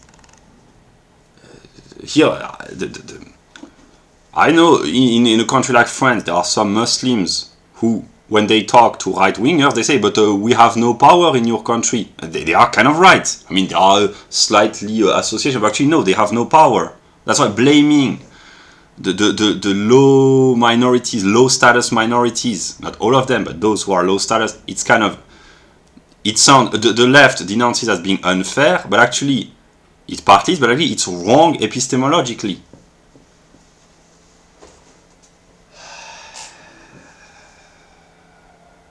Yeah. So, yeah, my own American revolution that I've been practicing and that I will keep implementing consists in becoming as autonomous as I can. It's very difficult in an over-socialized environment, but to be as self-reliant as possible and to not contribute or to contribute to the least possible amount to what they call the system. What is the system? I will not show the picture because I will not unsettle the current state of the room, but I have shown precisely what the system is, objektiver Geist and subjektiver Geist. But yeah.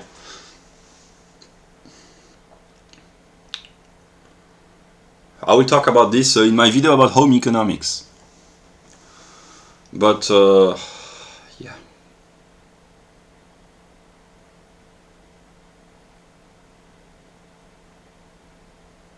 Yeah, America.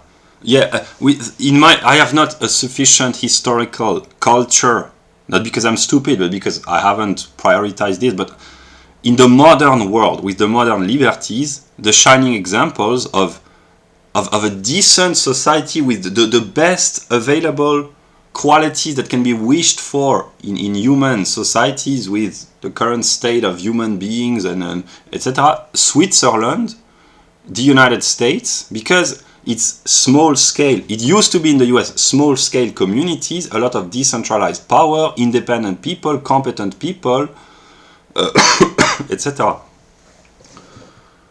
And here, the French, they are collectivists. The Germans, they have become collectivists.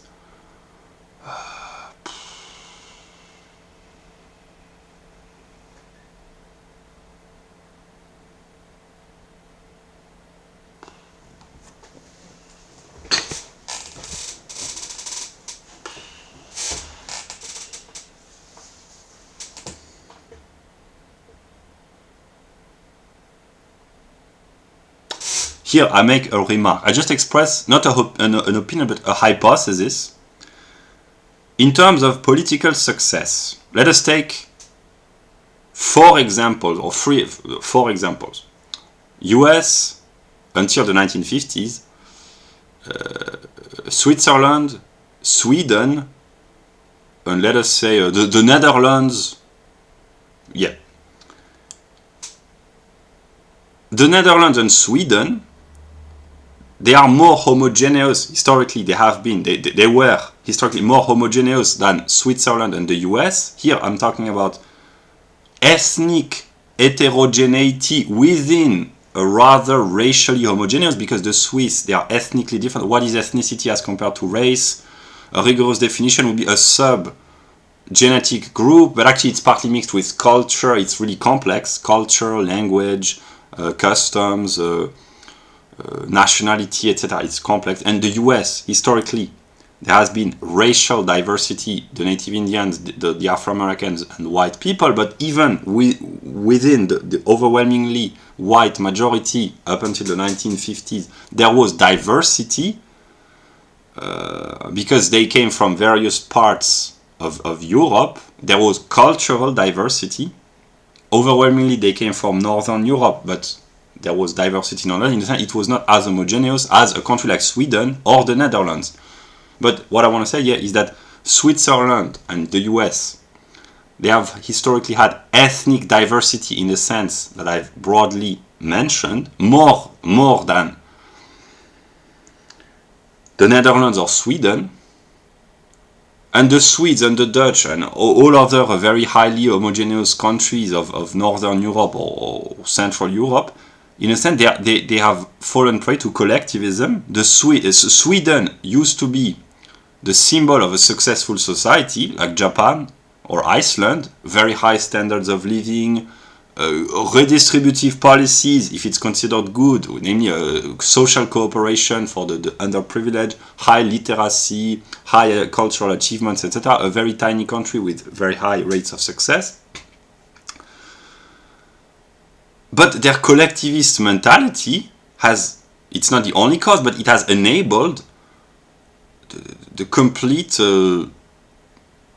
downfall, one might say. The modern Sweden is a beacon of insanity, maybe even more insane than these monkey see, monkey do. The Europeans of Europe, they do the insanity, they copy the insanity of left-wing American campuses. I don't know the empirical situation of Sweden, but they are probably even more insane than in the US, maybe.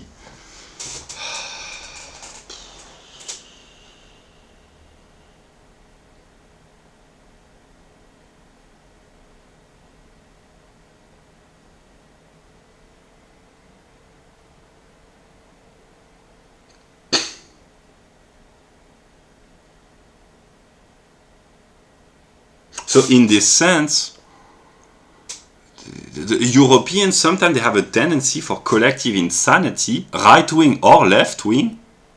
And the left, of course, they denounce this. They have been denouncing this constantly for the past 50 years or 60 years. The collective insanity of fascism or Nazi Germany, National Socialist Germany. We are reminded constantly, but it prevents from looking at the current situation, namely the economically, ideologically, politically, the collective delusion, the collective insanity of white societies, and the US, they are as insane as the other, and here I simplify, of course I could rigorously, but sometimes you have to simplify. But this is the only country where there are still remnants of common sense. Because a lot of woke SJW nonsense comes from the US. We have the same in Western Europe. Of course, they draw their inspiration here. That's again the monkey aspect of the human condition, I guess. There are so many YouTubers who just repeat what is trendy in the Anglo-Saxon world.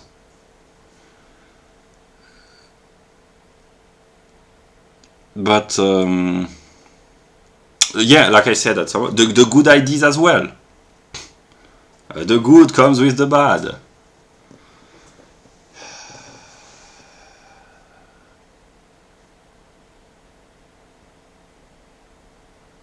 Here I will make a remark. Ordinary talk. Let us imagine that a South Korean is watching this. Dear South Korean person, the laws of economics, they apply to you as well. As an economic agent, your country and you as an individual, the laws of economics, they are universal. And if you speak English, you can watch the videos of the Mises Institute and you will learn a lot about the universal order of economics. That's why I've understood the monkey aspect of humans. I'm partly influenced by this as well. Of course, we appreciate, here I talk as an ordinary person, we appreciate when the person of authority, I'm not talking about necessarily political authority, but symbolic authority, when he looks like us. Yeah. But truth is universal, and here I speak to non-whites, actually I speak to everyone, but I can understand sometimes, because if we are honest, a lot of truth tellers in the history of science, in the broadest sense, natural sciences, social sciences, an overwhelming majority have been and still are to this day white people. And they are really low intelligence non-whites who reject science because the messengers are overwhelmingly white, and therefore they think that the message is pro-white. That's really the insanity of the anti-racist excesses. I can understand the psychological motivation, but truth, because it's universal, the message, in a sense, is more important than the messenger. Of course, I can understand the frustration, maybe because it has to be boring that most of people who speak the truth on many topics, they are white. There are also Jewish, intelligent Jewish scholars, and people of all origins, but overwhelmingly these are white people. And in economics, the intelligent ones, there are a lot of Jewish people because of high intelligence. Not all Jewish people who talk about economics speak intelligently, but here it's not a book about economics, but yeah. But yeah, what is really simple, the UPS, is that the truth is the same for all. So the South Korean person, this book, if it's translated in South Korean, you can buy and offer this book as well.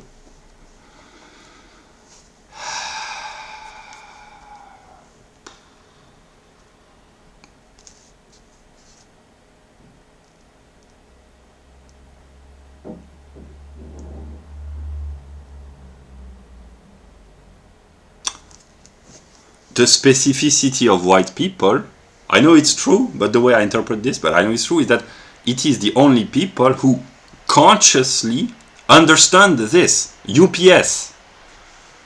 Namely, every scientist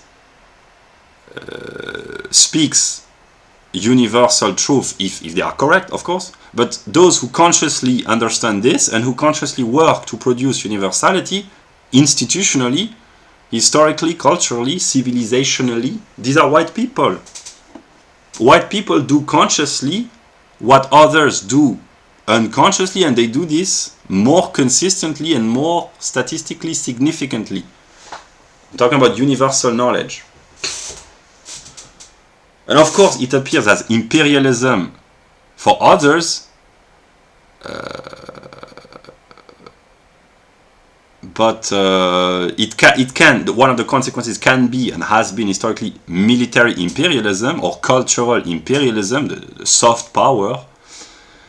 But in this sense, I'm an epistemological imperialist because the truth is the same for all. Truth can be understood or misunderstood, ignored or known, but it cannot cease to be true. The laws of economics apply to everyone, even a primitive tribe in the Amazonian forest, but of course only highly developed society with a division of labor, a culture of excellence, a culture of debate, investigation, intellectual autonomy, etc., can consciously produce books which express the knowledge. I'm not saying that everything is true. It's not the best book on economics. There are the books probably by Rothbard or Hopper or Mises. They might be better. I don't know. I haven't had the time to read them all. But the universal is the same for all.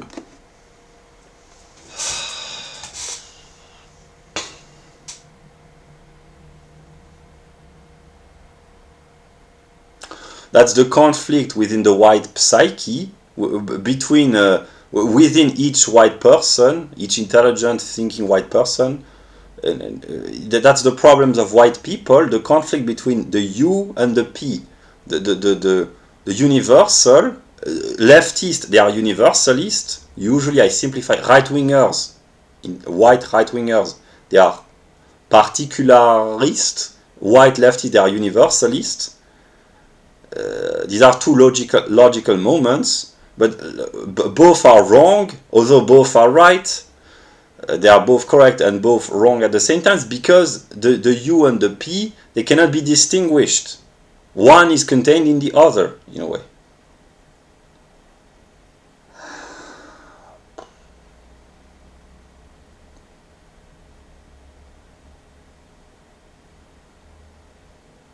At some moment, white people, they will hear about me and they will say, but you understand us so well. Yeah.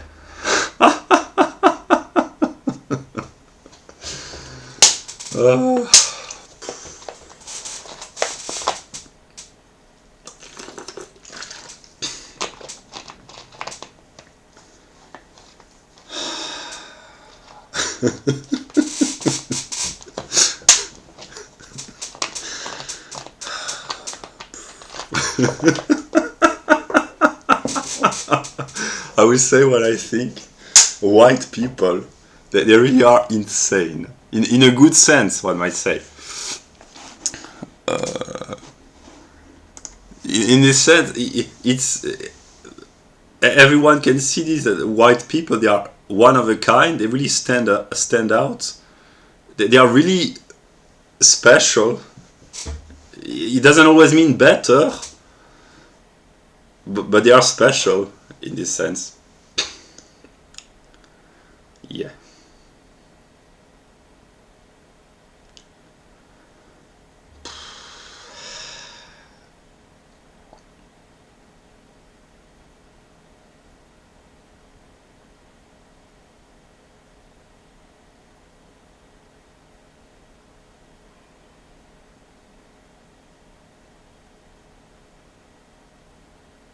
And here, I can envision why. For instance, I've been watching a few videos by white leftist women, intelligent white leftist women. I'm so honest that I will promote their videos, even though I kind of disagree with most of what they say, but I try to be fair. High middle class or high middle class white French women. I disagree with their worldview, obviously, but they are. I can envision that they are admired by a lot of white women, but also non-white women as well, I guess. And I can understand why it might bring frustration in non-white women, especially if they do not live in Western societies, or if their social status is kind of low, because they see these privileged white women who are on their side. I mean, at least the white leftist women, they try to defend the interest of minorities, as they call this. So they are trying to do good because this is the ideology of the figure of authority in Western society. So they just mindlessly repeat. I mean, the intelligent one, they are a little bit less mindless than most others, but still they just repeat whatever is politically correct. So they try to do good by appealing to non-whites, minorities, etc., etc.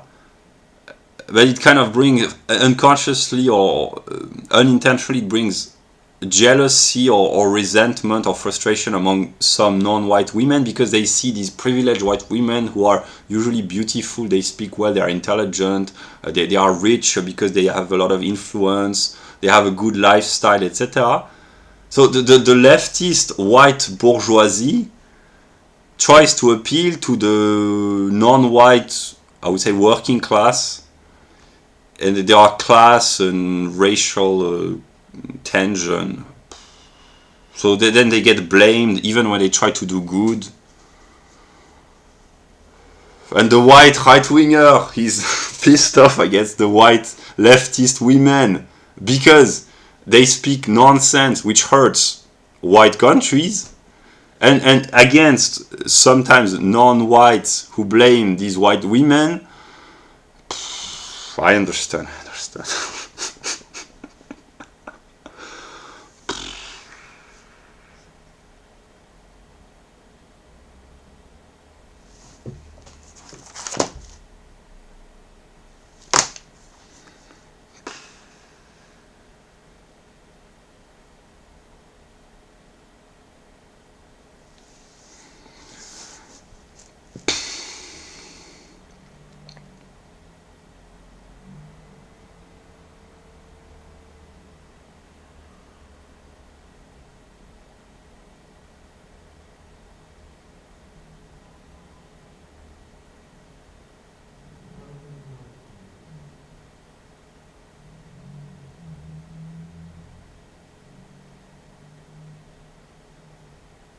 a lot of people, I already said this, but a lot of people, I have empirically noticed this, but then when it is projected backward onto human history, it helps shed a lot of light. They just repeat whatever the figure of authority or prestige says. In really hard line political regimes, they repeat whatever the political figure of authority says. In the modern West, it's the figure of prestige, which has the intellectual and moral authority, and these are scholars on American campuses, basically. And the figures of artistic, who have prestige and moral authority in the artistic realm, the movie influencers, singers, etc. They repeat actually, without sometimes being aware, but they repeat the leftist scholars in a different form, and that's the figure of authority that most people imitate. Indirectly, that's why I've understood also, but for me it was very clear, but I just clarify for those who might not understand that the reason why intelligent people, they struggle intellectually against the intellectual insanities of the left is because everything else derives from this. I just illustrate the reason why I've been trying to reconstruct metaphysics. It's simply because it has been deconstructed. That's why reconstructing society, bringing back order, begins by reconstructing thought and metaphysics. For me, it's self-evident, but I've realized it's not evident for others. That's my autistic self. Yeah.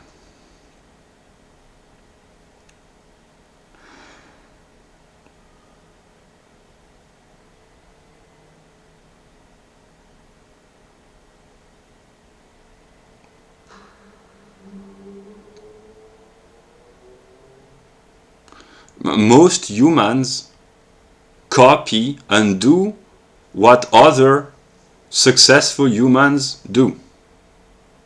This is how children behave in a schoolyard.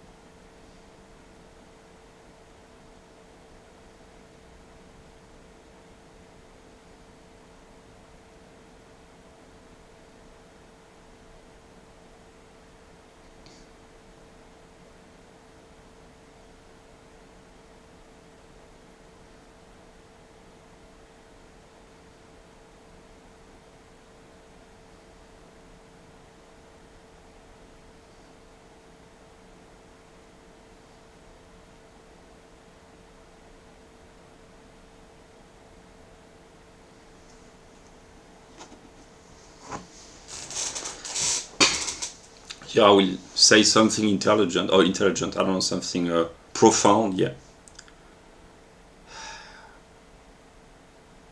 The intelligence of God is kind of frightening. Not in a scary way, but in a sublime way. In a sense, it's overwhelming. It's kind of frightening because it's too much intelligence, maybe. I mean, maybe I've already said this a few months ago, but maybe God. Maybe the problem of God, there are many problems, but an excess of intelligence. And maybe, that's what I've been thinking, maybe I'm the result of an attempt to dumb down an excess of intelligence, and I've realized that I have felt like an idiot, like being unfit and worthless because of very high standards that I've tried to imitate. The German metaphysicians who talk about God eventually. And I've realized maybe God wanted me to be kind of stupid and at least naive and a little bit ignorant. And I felt as being inadequate, and I have tried very hard to improve my standards intellectually, to try to not to be an embarrassment. That's what I've unconsciously and then consciously sometimes done over the year 2022 and even before, when I discovered the writings of Hegel. I have worked very hard in terms of intellectual study and work to try to decrease my feeling of inadequacy. But then I realized maybe it's wrong, because maybe too much intelligence is I know that it can hurt because of lucidity, but here I'm talking about just an excess, because it's so much intelligence. In the mythology, that these are the headaches of Zeus, for instance, the king of the gods who suffered from headaches.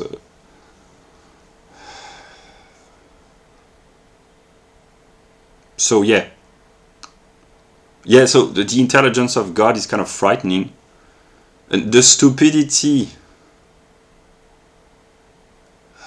of the masses, what I could call groupthink, and not the individual, the individuals which make the masses, but collective stupidity of humans. It's frightening as well. I try to stand in between to bring intelligence to humans, but not. I try to be the intermediary. That's the messenger. That's Hermes in Greek mythology.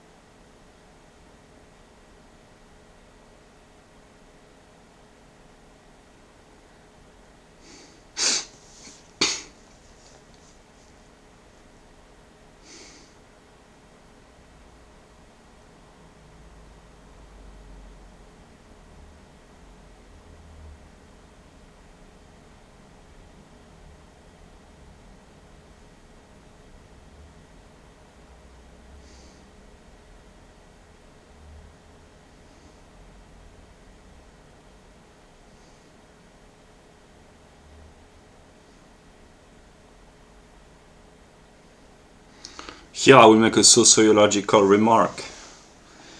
But by watching precisely these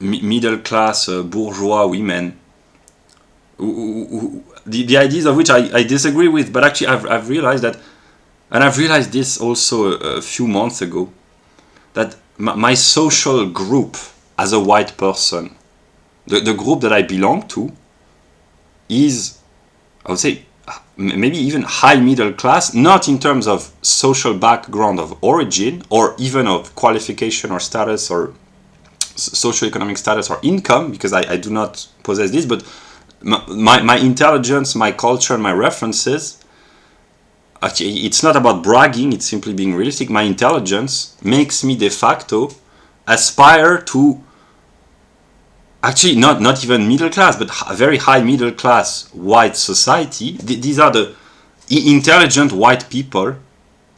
These are the people that I belong with, in a way, because of my intelligence. It's not bragging, it's simply being realistic. I belong to a certain cognitive class, which is being reflected more or less, depending on the level of meritocracy of the country, a certain social class. And unconsciously I've realized that I am influenced, because the group monkey see, monkey do, it works for everyone, including for me, that unconsciously the people that I try to impress, these are highly intelligent white people. That's the cunning of reason.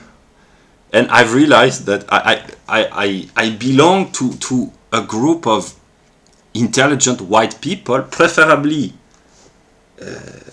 libertarians, but actually the ideal society for me would be a libertarian society, which means where people would have the freedom to be left-wing and right-wing, to have diverging opinions on many aspects, that they would agree on the fundamental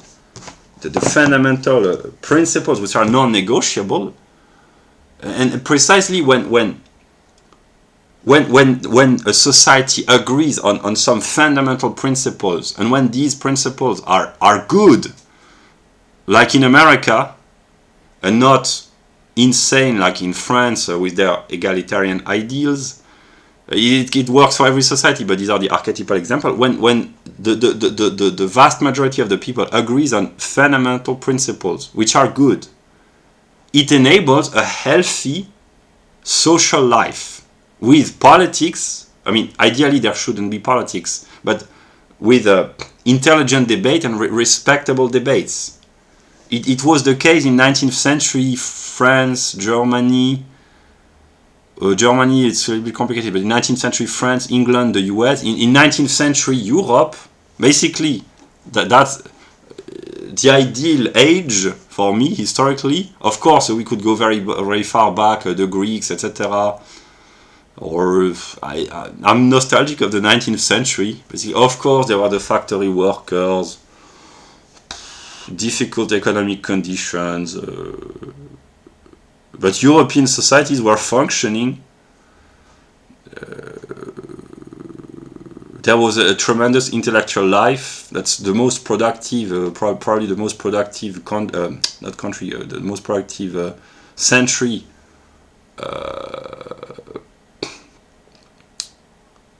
historically. I read this in Michael Hart about human history, but Monsieur Némo talks about this as well.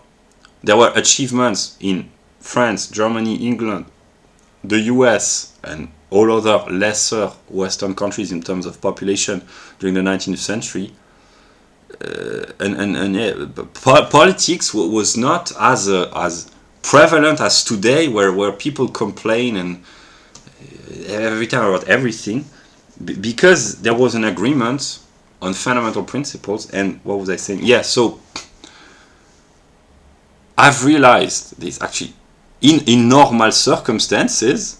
I said this as a joke in my last video where I talk like this, that spontaneously I might have a tendency to be a white leftist. And what I call healthy, I've realized this by being plunged in the empirical world. What I call social health, it means basically what I call innocent white leftists, which means not the modern SJW activist type. No, for me, a healthy society is a society which produces, in the particularities of whites, I speak about UPS, the particularity of white society, a society which produces healthy white leftists, and also they have to be balanced by healthy white right-wingers. But for me, it's simply people who do not care about politics, who try to do good for everyone, ecology, etc., but who are not insane. This is the standard of good, where white people, they have families and they are leftists, but they are not insanely trying to wreak havoc which does not produce the kind of insane Antifa or the scholars, the manipulative scholars. And if the left is relatively healthy, the right can bring balance. That's the role. It has to be balanced. There has to be, if I had to trash talk a little bit, the healthy right-wing people, these are the people who only care about the money, making business, etc. Well, a healthy left-wing balanced by a healthy right-wing, and there are no the insane far-right extremists of all sorts. A healthy society. And the pinnacle, the example was, in my view, 19th century America. Of course, there was the problem of the blacks and the Indians. But for white people, 19th century America is the proof, the empirical proof, the historical proof that it can work. Because here I speak as a European, as a continental European to everyone actually, but I imagine that I talk to white Americans. America is a country, from the perspective of continental European, which has succeeded in abolishing politics. Whereas in 19th century America, that's, I simplify it, maybe a caricature, but I simplify. It's a country where either people started their business without regulations, or they were working on their farms or their community life, and they didn't have the time to bother about politics. While in Western Europe, there were the unrest, etc., etc. Political, Bismarck, Napoleon III, the unions movement, yeah, in England also. Well, so the US is an ideal of political stability and health from the perspective of continental Europeans, at least from my perspective. And then the problem is that they were too healthy, too vigorous in a way, and which brought about excesses of success. Too much growth, too much wealth, too much excellence, which brought about corruption because it was too much. It was too good. The Americans, they were too good. Up until the 1950s, they didn't know what to do with their wealth and their excellence, so they tried to share with everyone. They became socialist, and it has been a downhill fall ever since. But they fell from so high that even after 70 years of fall, they are still above everyone else.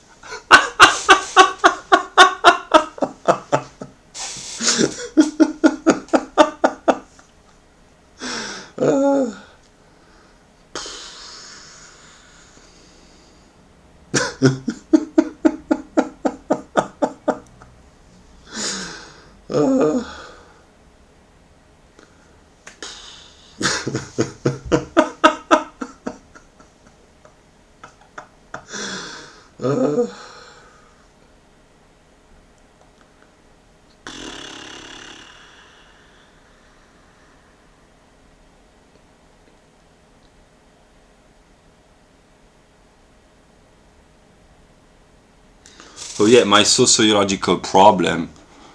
Basically, I'm a very intelligent white person. I don't know how to communicate with other people first, but that's why I'm not a populist, because really people with a really low IQ, I do not judge them, because I'm intelligent enough to know that by the time that your IQ has settled, you have no responsibility as an individual. It's genetic and cultural, and as far as I know, it's around the age of early teenage years or teenage years. Your IQ is more or less stable, and you haven't had the opportunity to modify your IQ, so you are not responsible for your IQ. That's why I have I cannot have resentment against people with low IQ. It's not their fault. But here, what I thought about it, the problem is highly intelligent people who use their intelligence to dump down over generations the population by implementing directly or indirectly dysgenic measures. That's another problem. But the people, I have no problem with people with low intelligence in terms of cognitive measurement of intelligence, because it's not their responsibility. They are completely, they have no responsibility in the fact that they have a low level of intelligence. But yeah, I cannot communicate with most people, but here I don't know. A person with an IQ of 80. I have an IQ probably of 130. There's a gap of 50 points of IQ. How am I supposed to talk to a person with an IQ of 80 or even below? That's why there is pop culture to express complex ideas in a sensuous way. Here, UPS, my particularity in terms of social belonging, it's really, this is not where I belong in terms of status, socio-economic status, or even social background, but what my intelligence ought to. I'm not saying I want to that, but logically, if you are very intelligent, if you can express yourself well, and if you are disciplined, it has not always been my case, but when I am focused and motivated, and when I want to achieve, I can be very disciplined, very hardworking. That's not a problem. I have been disorganized and a wreck for most of my life, my adult life, for various psychological reasons. But when I decide to pick myself up and I decide to work hard, I am very dedicated, very focused, and I can work harder than most people. So this is not where I belong, or not, maybe not even where I ought to belong, but this is the kind of group that I relate to. Left-wingers or right-wingers, intelligent white people, because this is the same culture, the same psychological dispositions in terms of intelligence. So that's my particularity, and in this sense, I struggle to communicate with people with lower levels of intelligence, whether they are white or non-white.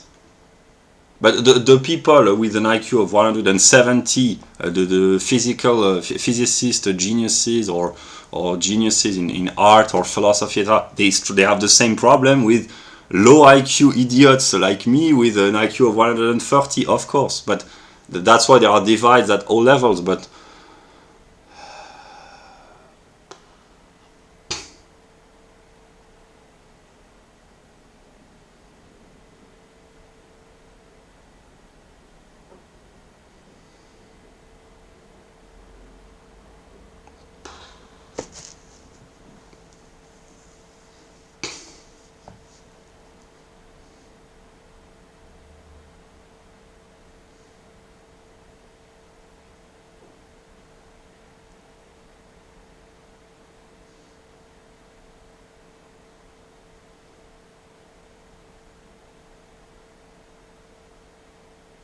and here, I understand how some far-right manipulators, because there are manipulators on the left, but also on the right, they use consciously, they are very tiny groups, but they consciously aim at really low-quality whites to try to stir resentment by putting the blame of all the failures of low IQ, low-status white onto others, whether the system or the Jews or immigrants, etc. I'm not saying that there are not reasons to complain about some problem, but I know that it has existed and it exists in some far-right circles. Like this, usually this is the strategy of the left, to stir up the resentment of the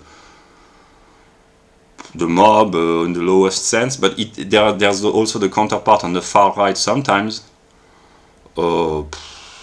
Whereas what you should do is to say to people to try to improve themselves, and if they're not willing to improve, either they stop complaining or they just shut up. That's what private property, defended by Hopper and Rothbard, is important, because sometimes you have to say to people, either you work on yourself to improve. That's what I've been consistently doing, what I will continue to do,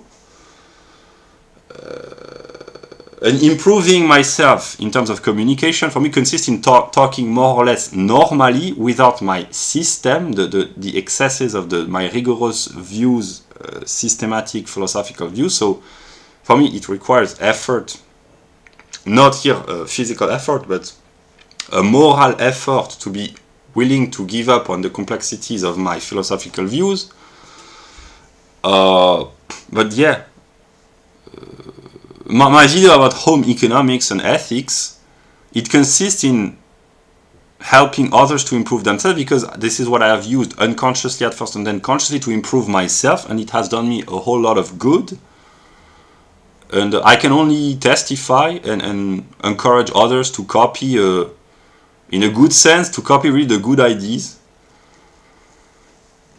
while adapting to their own singular case.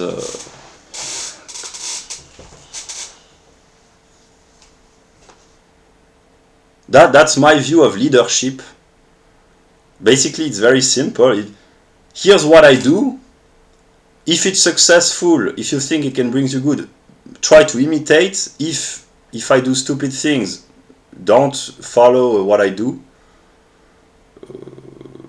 That's leadership, in my view.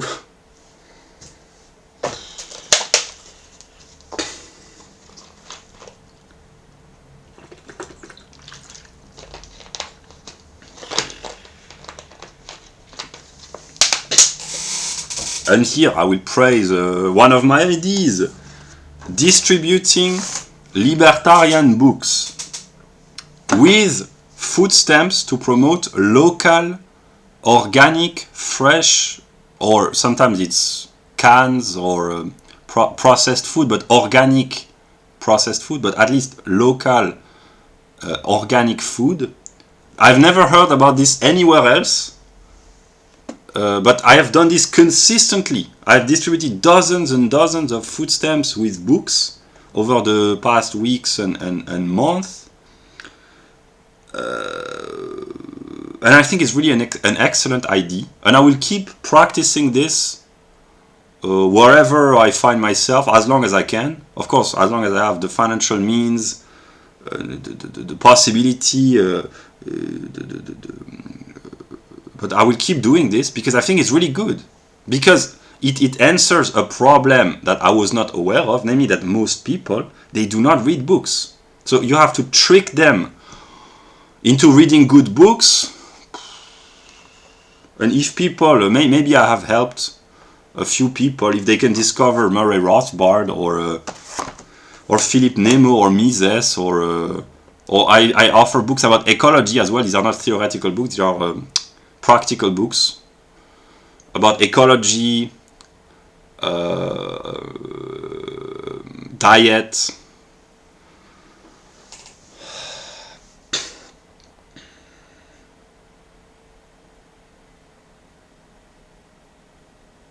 because ideally, I'm not saying that it's possible, but ideally, I don't want people to learn the truth, but to discover the truth.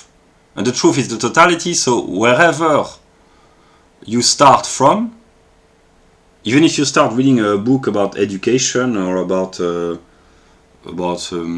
ecological diet, eventually, if you are consistent, you will unfold the truth at all levels, because everything is interconnected.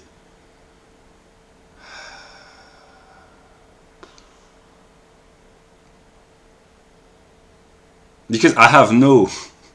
I mean, here, I've been talking for 4 hours. What time is it? Okay, it's the middle of the afternoon.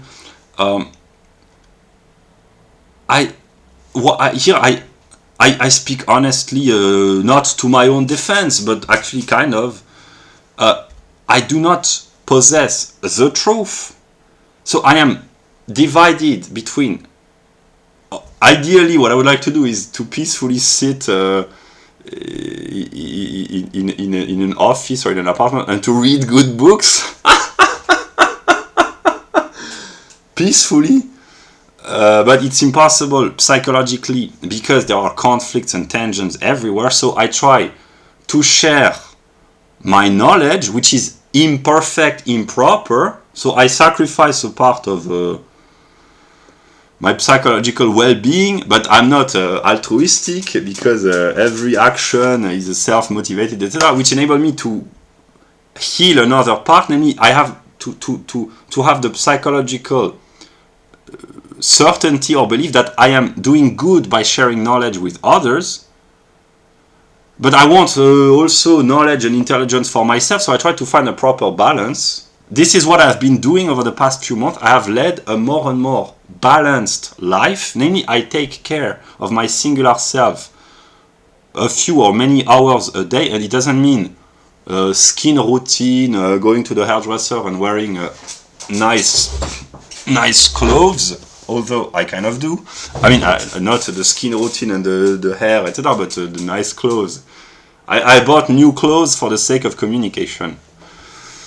Yeah, but I take care of my singular self, which means trying to stabilize my immediate environment, clean your room, supply, go out to just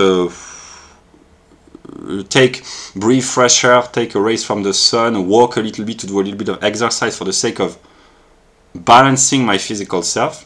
Then I work by reading books. Then I can share knowledge more clearly, more rigorously, etc., etc.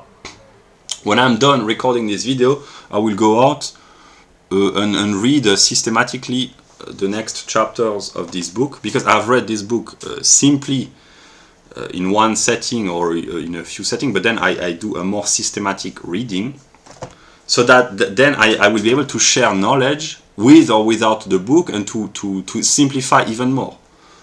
Yeah. And organize my immediate environment, etc., etc.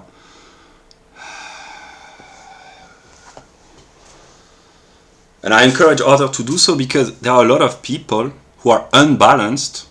Either, it's very rare, but there are the insane people like I used to be, who are plunged into the universality, named the scientists, who are disconnected from empirical life. It's not as extreme as it was for me, but there are also the immense majority of people, they are plunged in their singular life,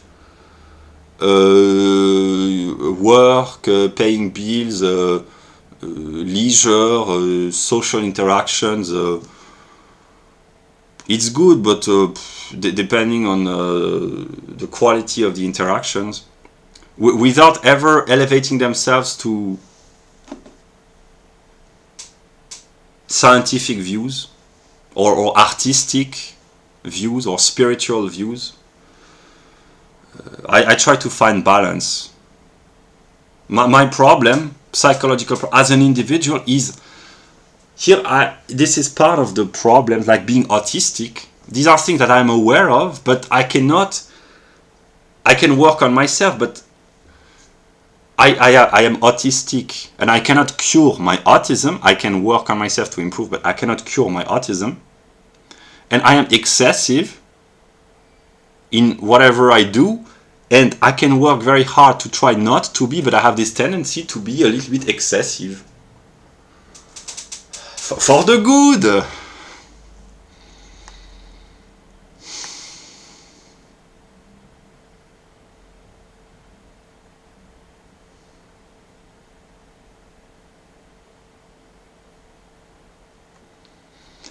If I were a communicant in marketing, etc., my excesses, I would call this an excess of passion.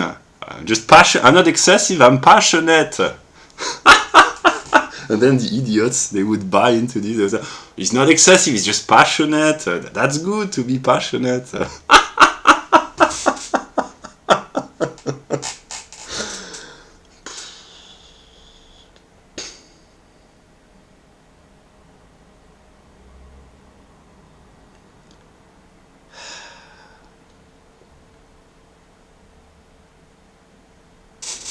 I suffer from the curse of all white people, most of them at least.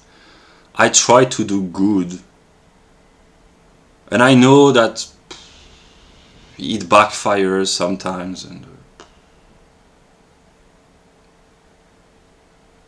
in this, I'm just an ordinary white person. I am as insane as all other whites. Maybe more. No, but seriously.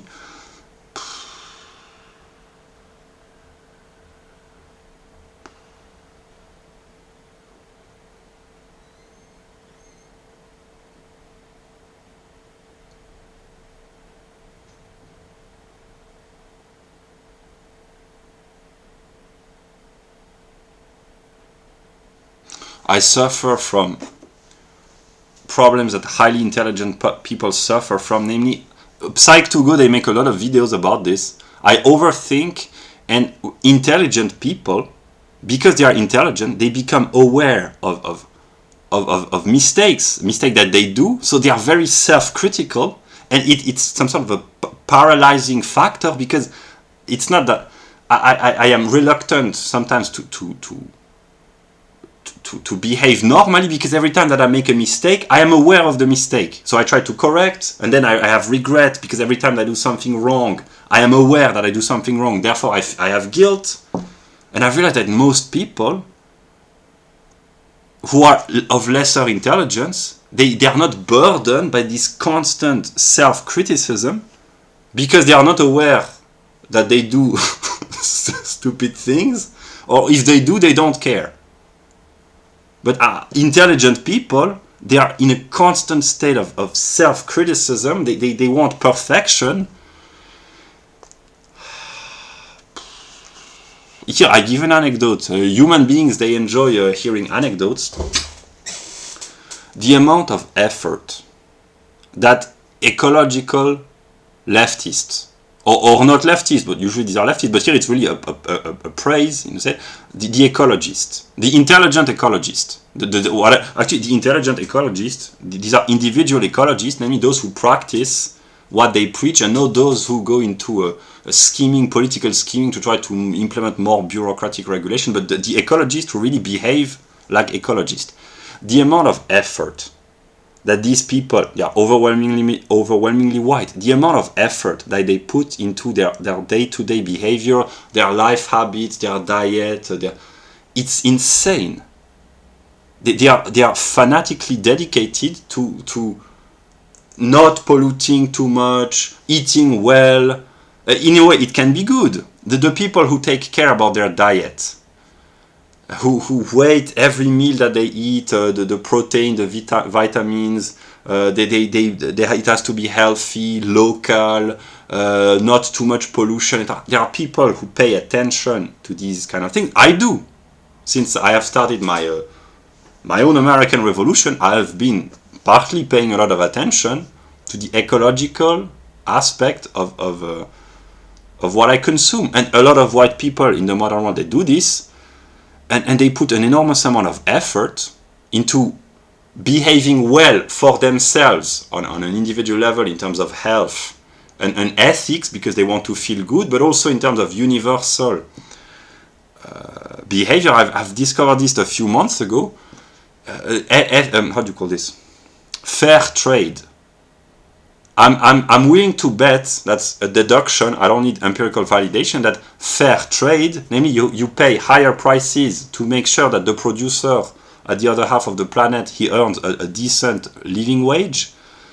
It's something which can only work for white people, or predominantly work for white people, because white people, they need to feel good about whatever they do.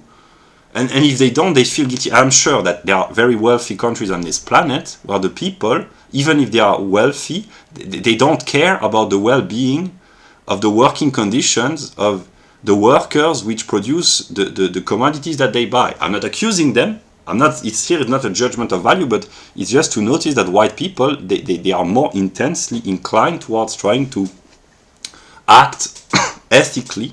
And one example is fair trade, organic, etc. And it's not bad, but I've realized that usually these white leftists, not always leftists, but usually these are white leftists, which is really good here. I agree with the left, the intelligent leftist. It's really good, but they put an enormous amount of effort into doing good for themselves and for the communities and for the world at large.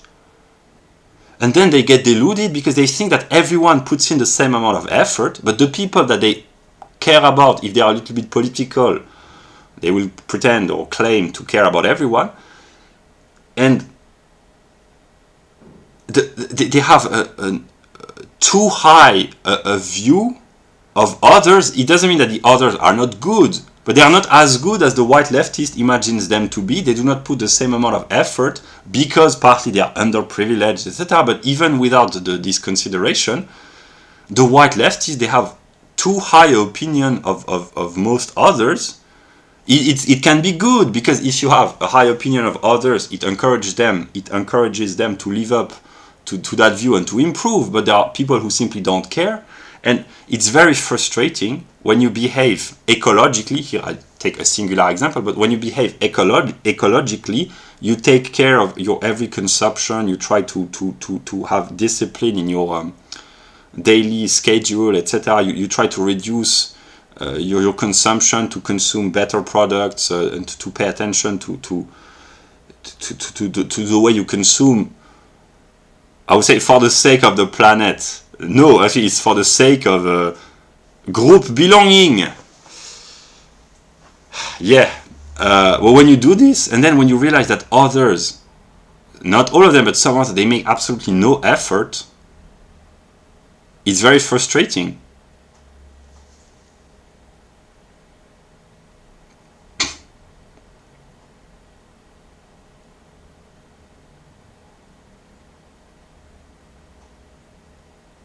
And the white right-wingers, the free market conservative, they see that some people make no effort, but they themselves, in terms here, just in the case of ecology, I'm making no effort here in the sense of social behavior. The right-wingers, they see this, that's why they are right-wingers. The leftists, they don't see this, but they make tremendous individual efforts. So yeah, the right-wingers, usually they make efforts, but only their self-interest, business, making money, etc. And ecologically, they make very few efforts, but they are aware that very few people make efforts for the sake of the community. It's because it's the libertarians here, they are honest. It's always self-interested. It's not a criticism, but that's how it works. But the leftists, so the right-wingers, they are aware, but they themselves make very few efforts for others. But by working for themselves, they usually do good for most others, because that's how the invisible hand functions, as Adam Smith would say. But the leftists, that's kind of the opposite. They do a tremendous amount of effort on an individual level and for the good of the community, whether a local or global community. But they are unaware that most people don't do this. So it's very frustrating for a white person, because some of the best members of the white people, they do an enormous amount of effort. Here I praise white leftists, but they work for everyone and they do not work for their own people.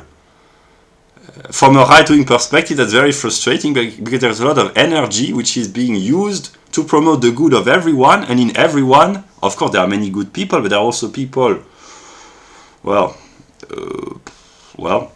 and it's frustrating.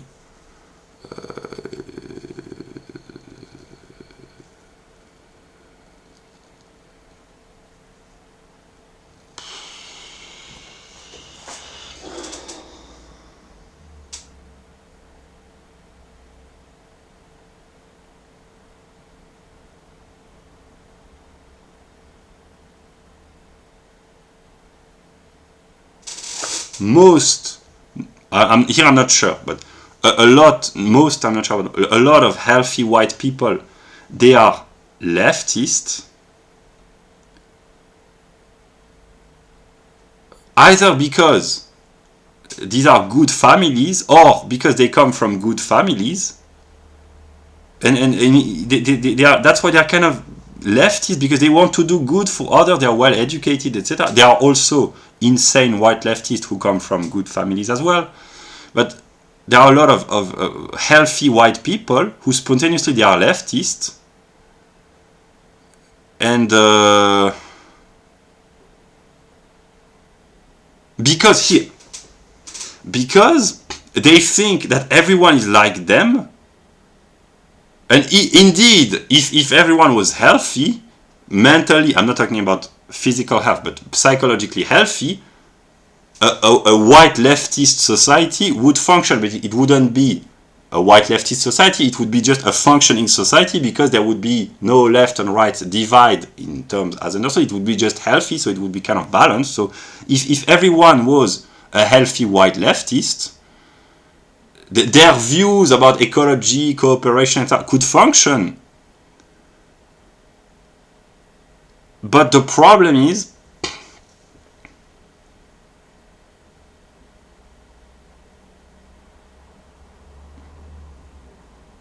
modern society produces massively unhealthy people. There are dysgenic processes, but also the problem of the ruined and wrecked educational system, the destruction of the family unit, the lack of authority figure, not in authoritarian sense, but in a sense of prestige and competence, etc., the deception of the media, the manipulation, etc., the overall decadence. So the very few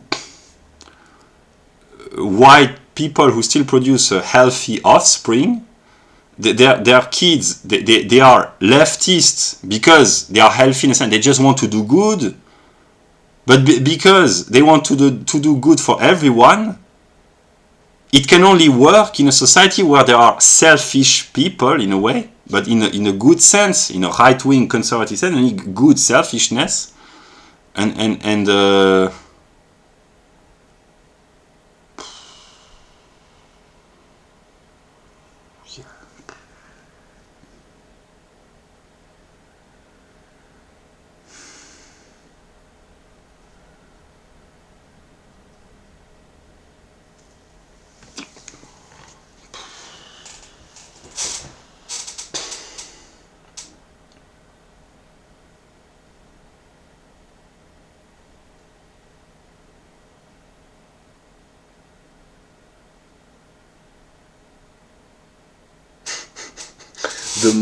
the modern West is a mental asylum.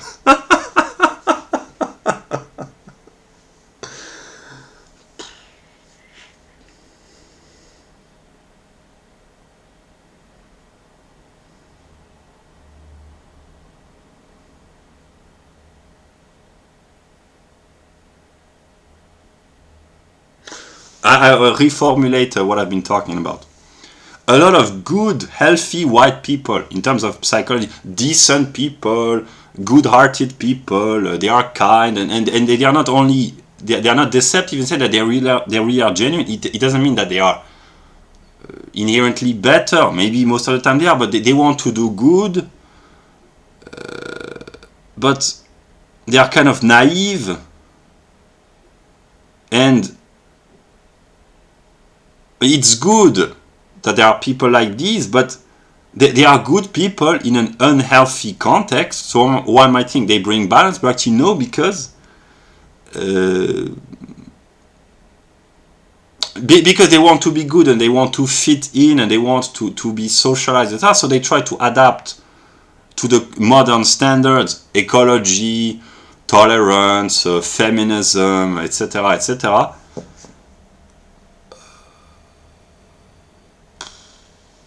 They just get indoctrinated. I'm not against ecology. I behave like an ecologist in my day-to-day life. And I'm not against, I'm opposed to feminism, but I am not opposed to the emancipation of women, but women can only be emancipated in a healthy society. Otherwise, this is just lunacy. And in order for women to be emancipated, the whole of society has to be emancipated, and it requires the ability to have intelligent debate, a sound economic system, a sound educational system, sound economic view. So women can only be emancipated not only as women, but as member of a healthy society.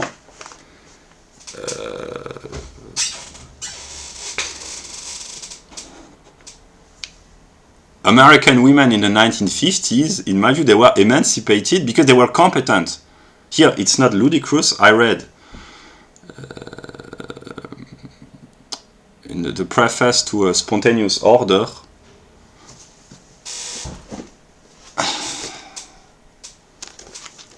the preface is written by Stephen Kinsella, and he talks about the libertarian movement. Rose Wilder Lane, Ayn Rand, and Isabel Patterson, libertarian women in the 1940s who published libertarian books, very high quality books. And American women, historically, these were women, because they lived in a healthy society, they were more emancipated than any other women, although they were stay-at-home housewives or moms, but they were competent. There can be no emancipation without competence. If you are incompetent, namely if you have been brainwashed by the educational system and your skills consist in nothing but the ability to mindlessly talk about whatever sociological leftist nonsense, if it's the only ability that you have, you cannot be emancipated.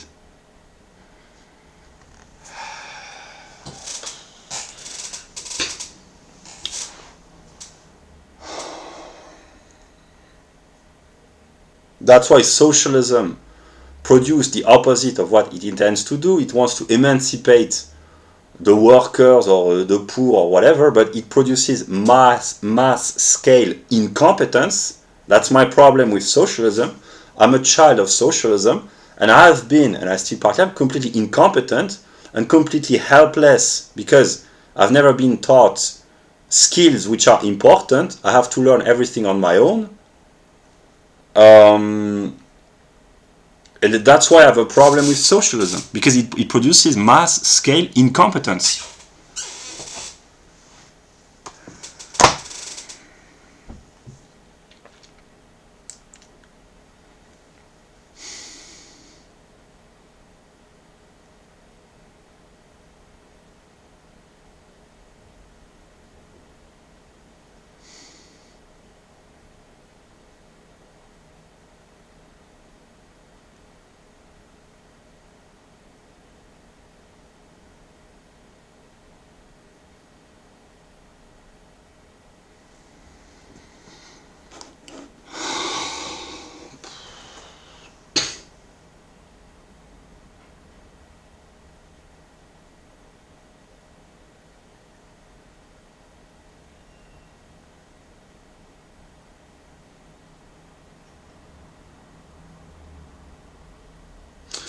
I am a little bit frustrated because I've understood I have to take care of others which have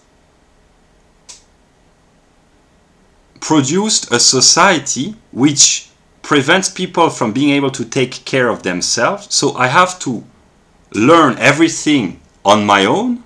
I draw a lot of inspiration from a lot of people, but I have to select the knowledge, apply the knowledge, learn the teachings, learn the skills, etc. I have to do everything on my own, and I have to help others, because when you grow up, you understand that you actually have to help others as well, if you can help them.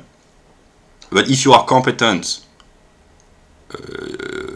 globally doesn't mean on a global scale, but if you are competent, if you are wholly competent, you are competent ethically, and then you understand that you have to help others. But I have to learn everything to acquire skills, competence, not only technical, that would be easy, but moral competence as well, because when you are a product of socialism, you have no moral compass, you have no skills, you have everything is unconsciously the message, the state takes care of everything, don't worry. But then I have to learn everything on my own, and then I have to help others who, a lot of them are helpless as well, but they only listen to the figures of authority and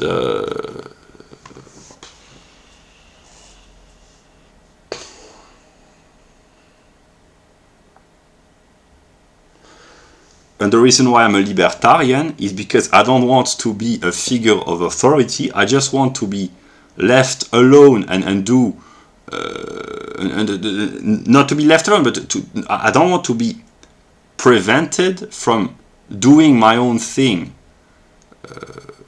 by regulation and burden of taxation and legislation. Basically, here I agree with Ayn Rand. I never even read Ayn Rand, but I get the idea, as I say. Nietzsche, I know she disagrees with Nietzsche, but Nietzsche and Ayn Rand, they are kind of the revolt of the aristocrats. They are very different, but they are both revolt against the oppression of the masses. This is something that is learned. I learned this many years ago. The masses are not oppressed by the elites. Here, elite mean the best. It doesn't mean the corrupt politicians who pull the strings. The noble, in the Nietzschean sense, the aristocrats, if you will. Not the blood aristocrats necessarily, but the best. The people, the masses, are not oppressed by the elite. The elite, not the empirical elites, but the real elite, the intelligent people, the competent people, the best people, they are oppressed by the masses. I agree with Nietzsche.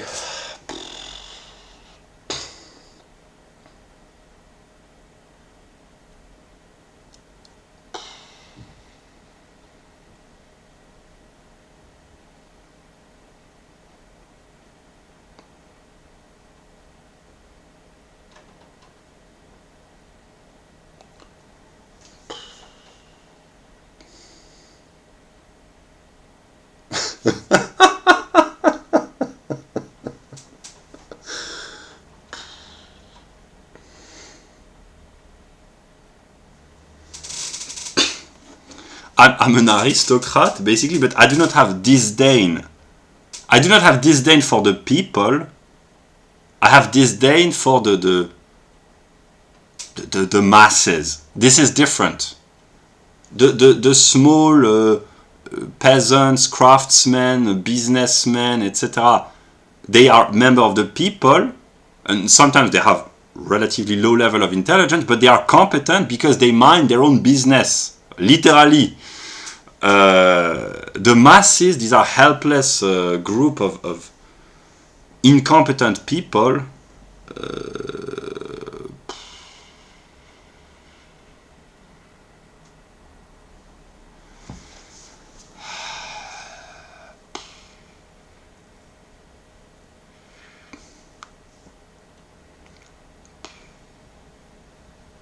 And the United States of America is the only country, with a few exceptions, maybe Switzerland and others, which has succeeded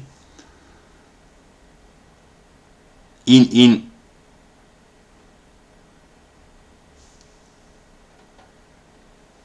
implementing aristocratic individualism, egalitarian aristocratic individualism, which is the philosophy of the West anthropologically. This is what I know that a lot of people disagree. Left-wing and right-wing people disagree with this. The right-wing, they disagree with the egalitarianism and sometimes the individualism. The left-wing, they disagree with the aristocratic aspect and sometimes also the individualism. So both the left and the right, they are as annoying one as the other. I'm talking about white leftists and white right-wingers. And Kevin MacDonald has successfully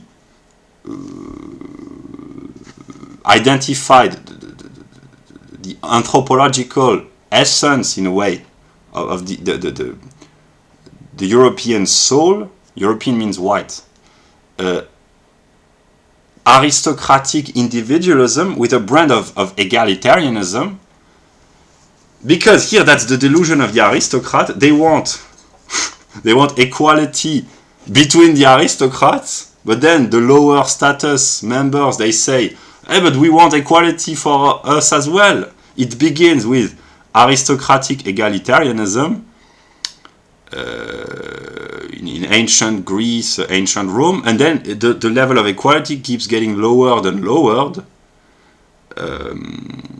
In ancient Rome, the plebeians and the patricians, the plebeians, they wanted equality with the patricians, but the plebeians, These were Roman citizens, when Rome was not completely decadent. They were above, morally, they were superior to most other peoples.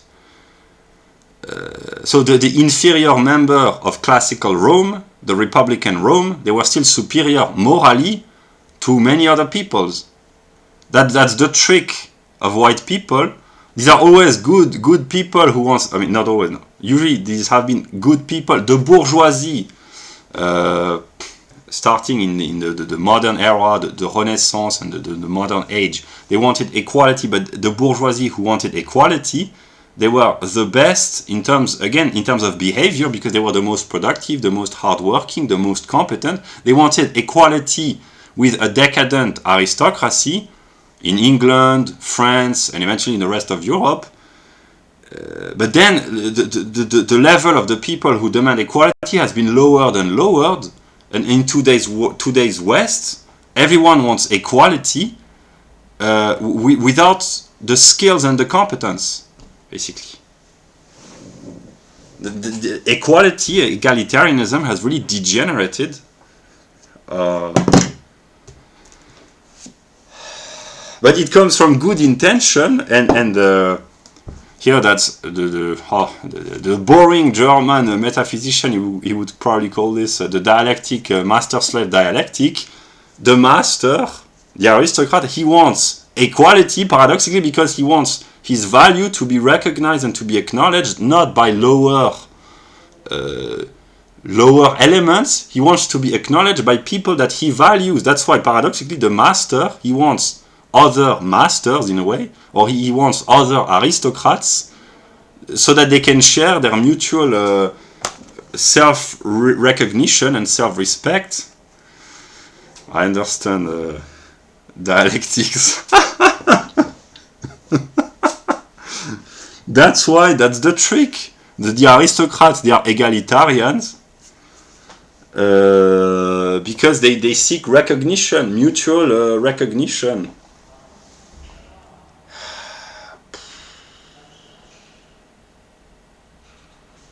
I will make a joke. Basically, I'm just a very intelligent person. I'm so intelligent that I cannot communicate with anyone because the others, they are too dumb.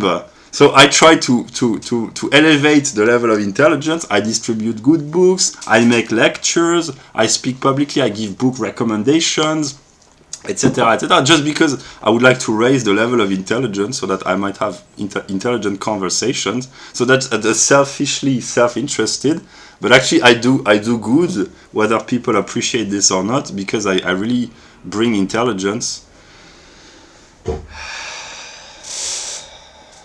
Yeah.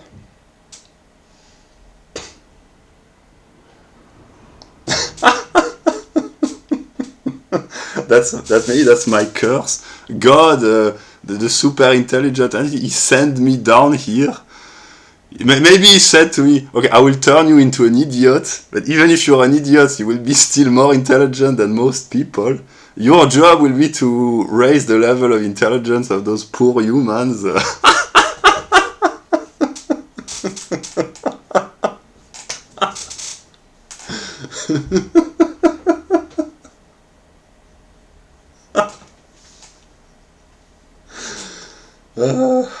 Yeah.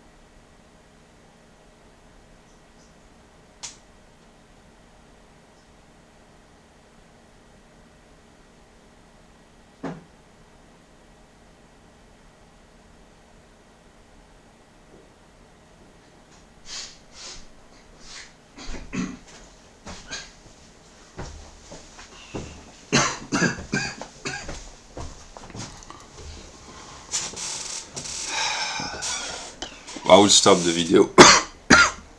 I have work to do. I have to clean my room. I will read Per Bylund. I will go out a little bit to breathe some fresh air. I will rewatch the video, put eventually the structure. I don't know when it will be published. And I intend to work on my video about home economics because, like I said, I will go my own way. I will promote my own ideas.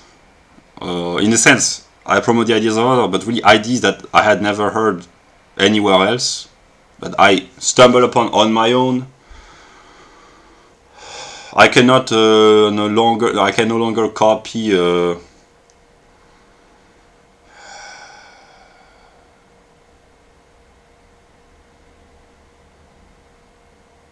the boring German metaphysician. I have gotten rid of his books.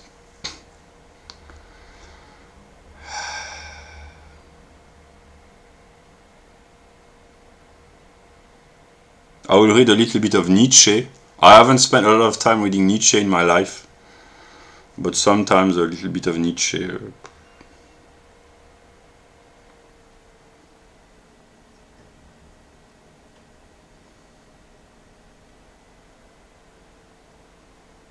Yeah.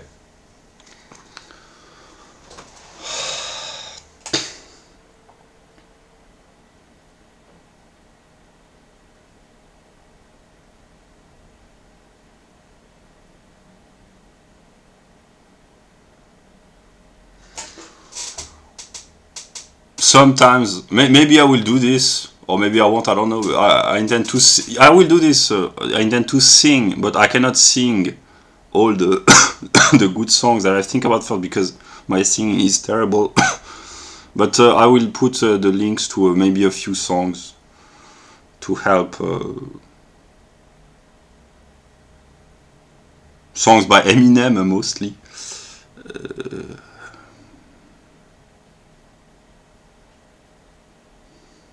Share my mood in a way.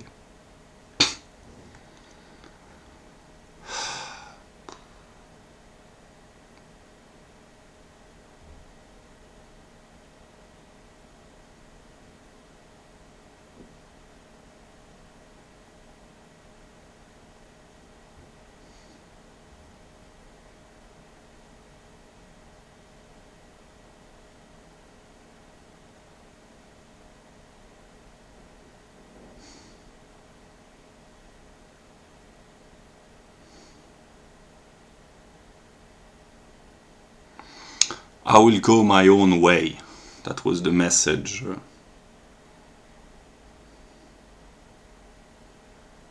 of this video.